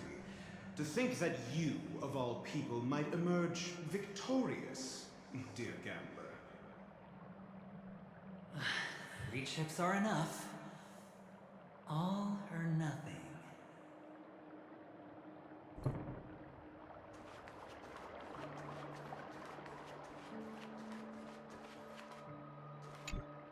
Memo Keeper, do you think you can just leave? I'm sorry. The dance partner of my choice, I've already chosen.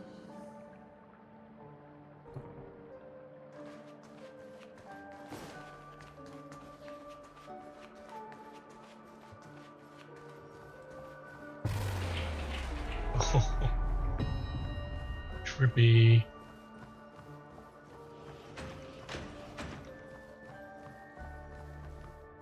We're here.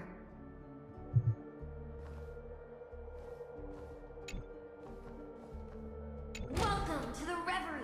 May you experience an unforgettable holiday. If you need help checking in, please head straight to the concierge. Leave this realm and rise as you would on any other day.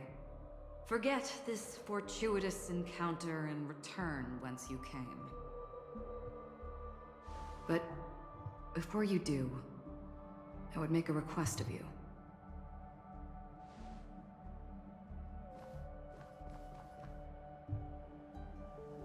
You may think it somewhat strange, perhaps even rude, but I wish to know. Have we met somewhere before?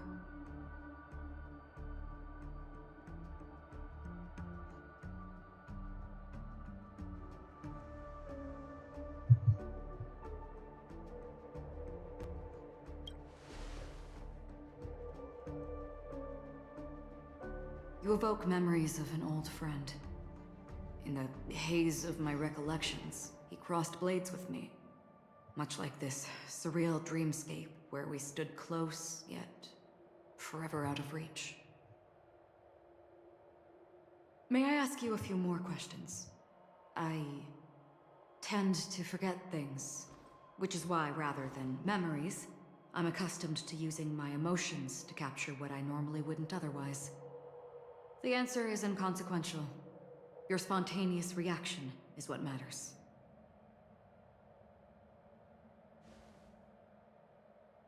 For instance, when you awaken in your room, your lips speak several names. Are they your companions?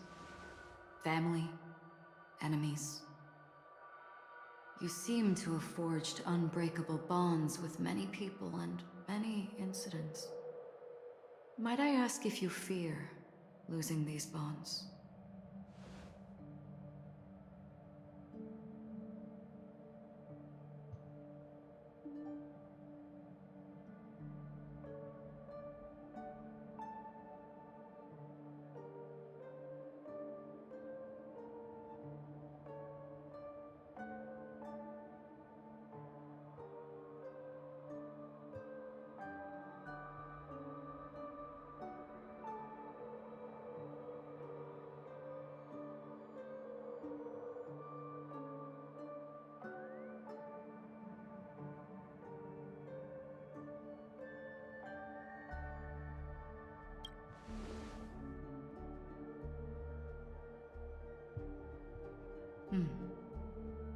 Then, if there was a vast dreamscape, so lifelike it's indistinguishable from reality, there, no one faces life's separations or deaths.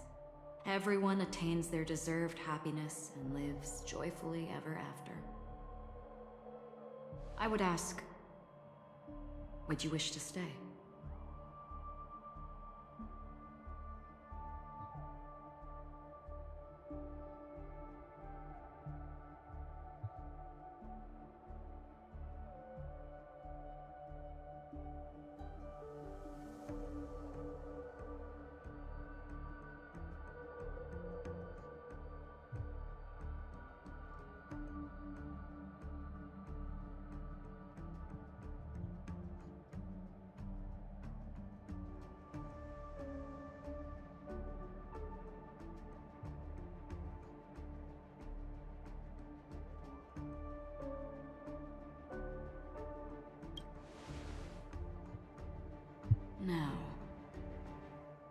Imagine if this splendid dream were fated to fall apart. Friends, family, strangers, followed by the gentle breeze, soaring birds, the stars, and ultimately yourself. Everyone and every face they remember, the joy and the heartaches, the vows sealed and those left hanging, all will inevitably march towards a predetermined ending. If you had grasped the journey's finale right from its inception, I would ask, would you still embark on this journey?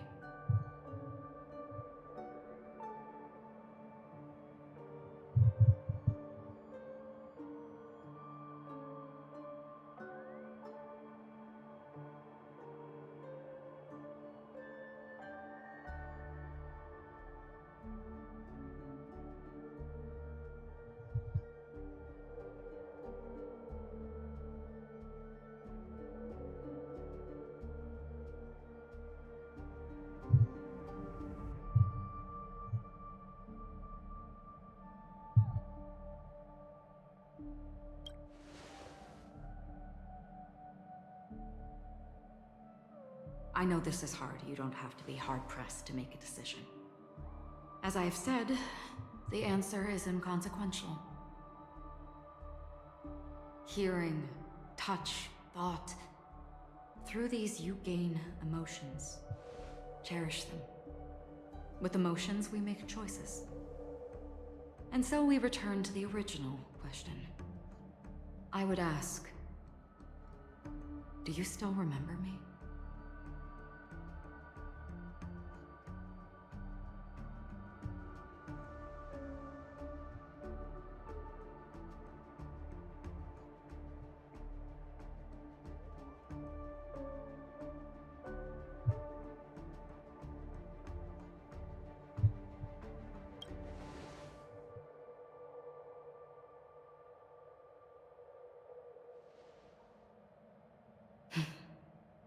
I understand. How interesting. For a split second, it felt like countless versions of you, alike yet distinct, gave entirely different responses. That was my final question. Thank you.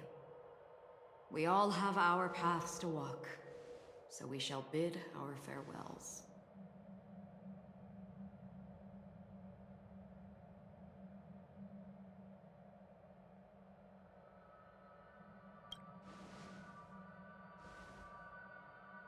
The Golden Dream is getting restless. In the coming long night, I'm afraid you will face many tribulations and witness many tragedies. And finally, your sight will only see black and white. But please believe me that in that monochrome world, there will be a glimpse of fleeting red. And when you make a choice, it will reappear before you once more. What you must do now is ponder its significance.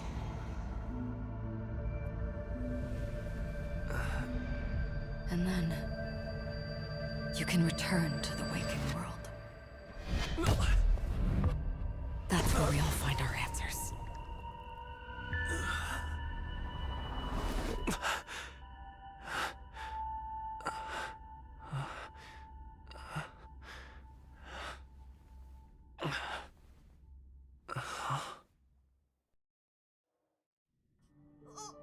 What's wrong? Why are you crying all of a sudden?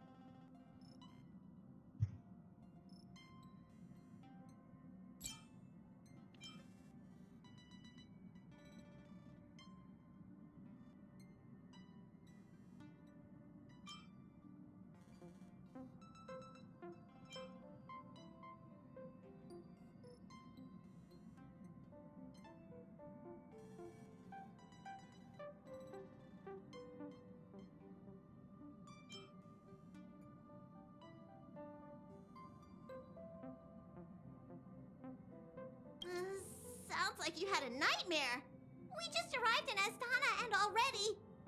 You should be careful. It seems your tolerance to Memoria isn't the strongest. Don't fret.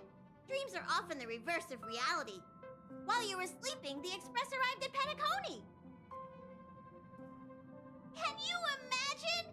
Yesterday's grim frontier prison is today's lavish hotel. I wish I could wander Penacony streets today, but I'm pretty train-tied at the moment. You'll have to be my eyes and ears while we're here. Gear up and make sure you've got everything. And before you step out, swing by the back and grab March.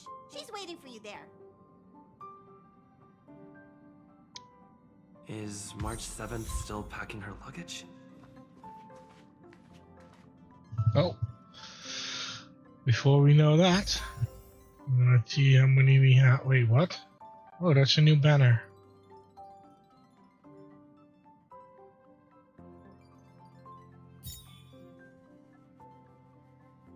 Don't even know who these are.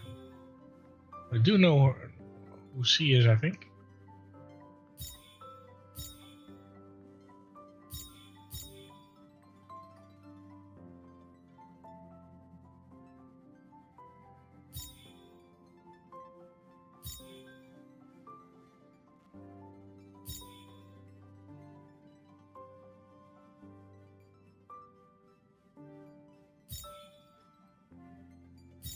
What's this bonus reward?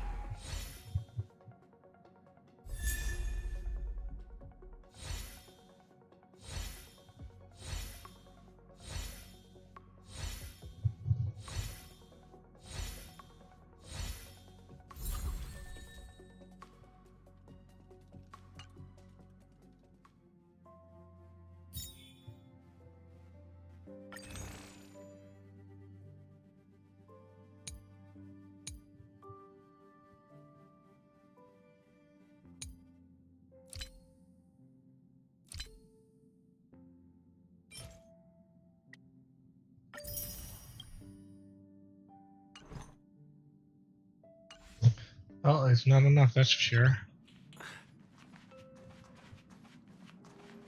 That is one big clock fee.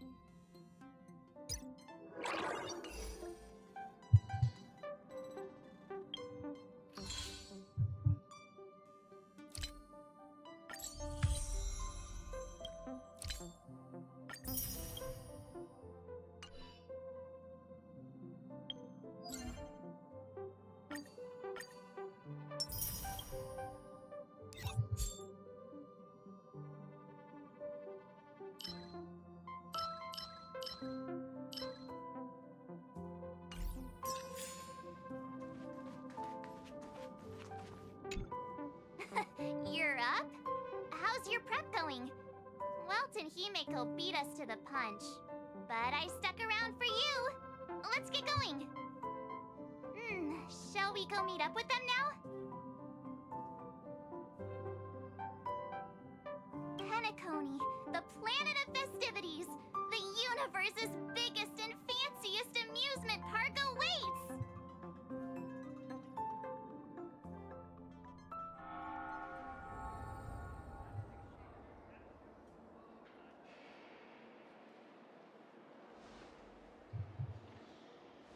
We're here at last! Oh, the family sure doesn't play around with their entry protocols. Our bags probably know what it feels like to be a celebrity now with all that attention. I wouldn't have put it past them to try and nab that Stellaron from inside you.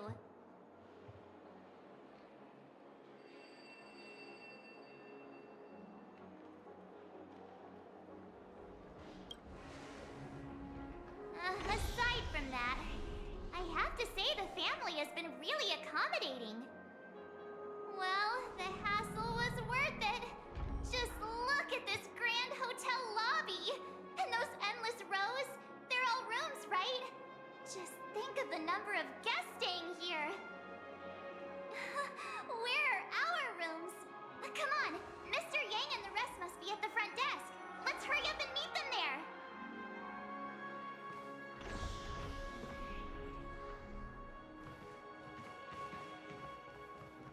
Welcome to the Reverie. May you experience an unforgettable holiday. If you need help checking in, please head straight to the concierge.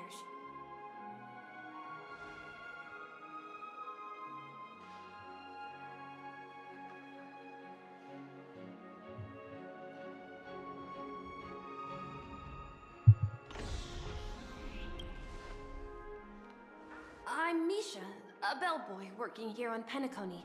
Pleased to be at your service. If you need help with your baggage...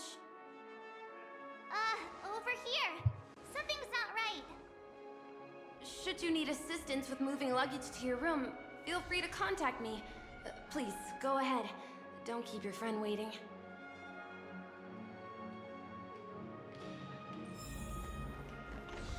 Hey, what's the big gathering at the concierge about?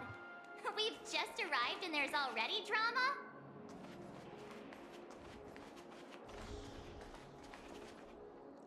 I'm sorry, but your name really isn't in the system. But in the information I received from the Astral Express, it states that we already reserved rooms. Please, check again for me. Yes, ma'am. Please give me a moment.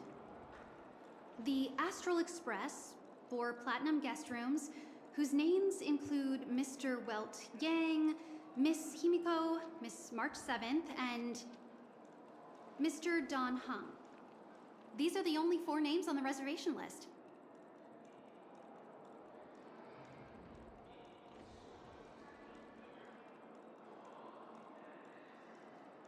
Don Hung. I understand. No wonder our friend's name here is missing. When we responded to the family's invitation, he hadn't even arrived on the express. Something came up in Don Hung's schedule, and he couldn't make it. I have an idea. Could you reassign his room? It's still the same number of people. He's a new passenger aboard our Astral Express. We can vouch for his status. Even if that is so, I'm afraid...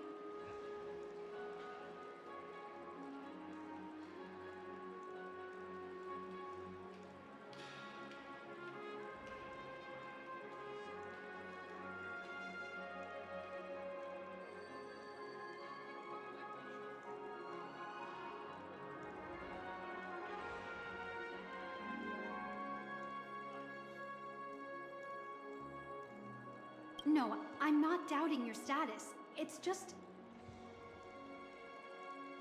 Well, it's just that right now, we're on the eve of the Charmony Festival. Penacony's most important moment of every era. And with the family's invite, all guests from all over the cosmos have thronged this place. Hotel security is on high alert with 0 room for error. And with such a last-minute change, it really isn't something that this young lady's words can resolve on a whim. My esteemed guests from the Astral Express, please do not make it harder for her. We're sorry for all the trouble our check-in seems to have caused. Might I ask for your name? I am the humble aventurine of the IPC's Strategic Investment Department, a non-performing asset liquidation specialist and subordinate to Supervisor Diamond. I was cordially invited by the watchmaker. I also happen to be a traveler that's had to stand behind you for quite a while. Leave it to me.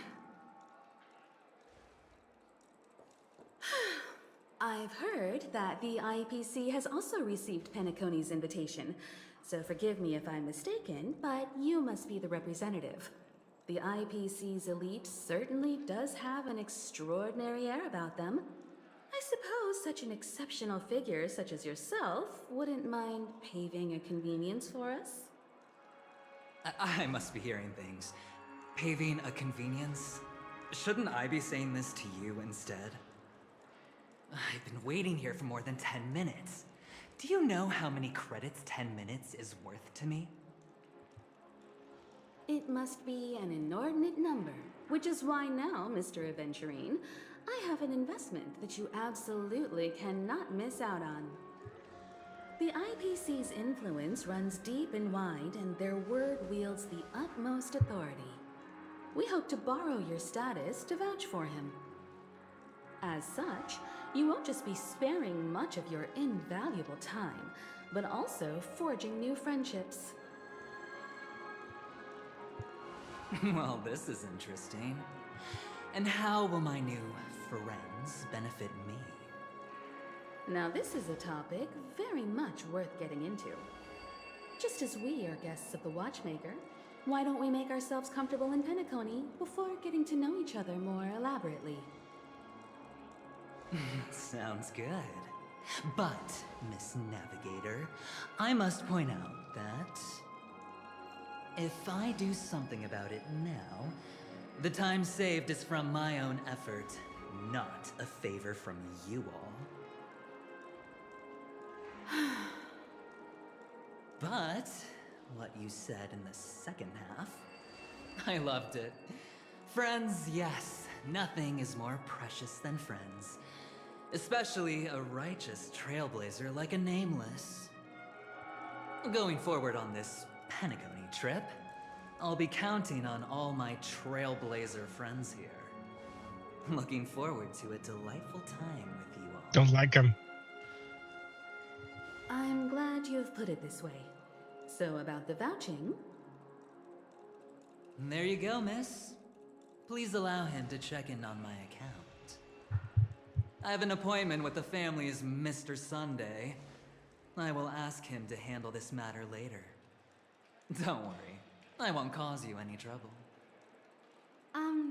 But... Ali, just a moment. The family cannot allow guests to enter a dream while bearing burdens.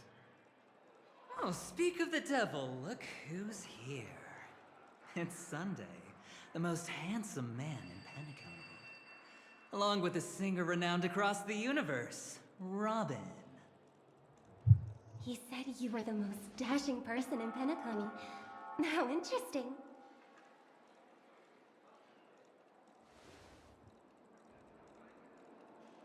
I've kept you waiting, Mr. Aventurine. This way, please. Let us speak in private. Astral Express guests, please come this way and rest your feet. Wait, what? You're... Oh, wait a minute. I'm sorry, but are you... the singer, Epsilon Superstar? If I can stop one heart from breaking, that's your song, isn't it? I never thought a cutie like yourself would be a fan of mine. Oh, it really is, Robin. To run into her in person here. It is an honor to meet everyone. Are you also a member of the family on Penacony like him? Truth be told, I am a guest like everyone. Penacony is my hometown, but I left when I was older. I was graciously invited this time to return and sing a song at the Charmony Festival.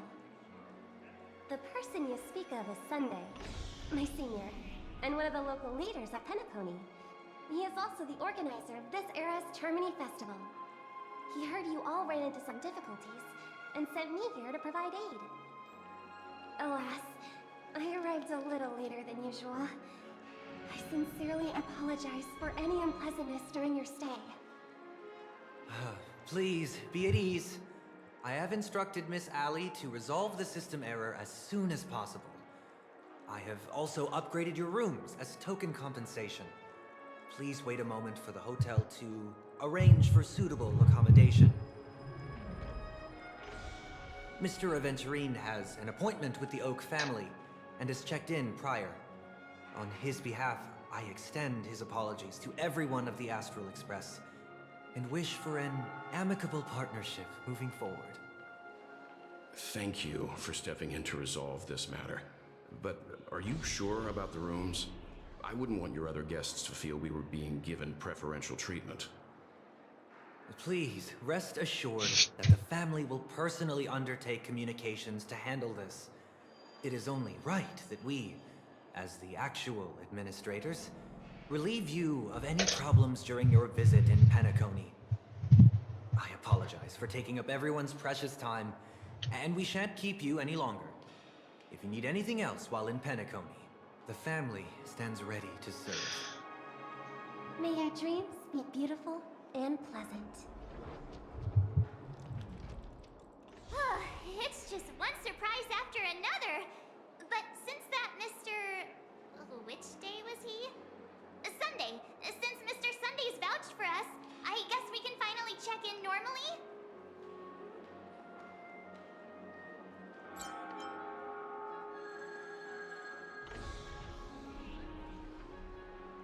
This is just a stage name, I guess. I thought so too. It's most likely some rule of Penacony's, or the family's. Okay, there's no queue in the lobby now. Let's go find Miss Allie. Well, that'll have to wait until next time. Because I'm calling it here. Because the sun is shining in my face and on my screens, and I won't be able to see anything anyway. So, we'll call it here.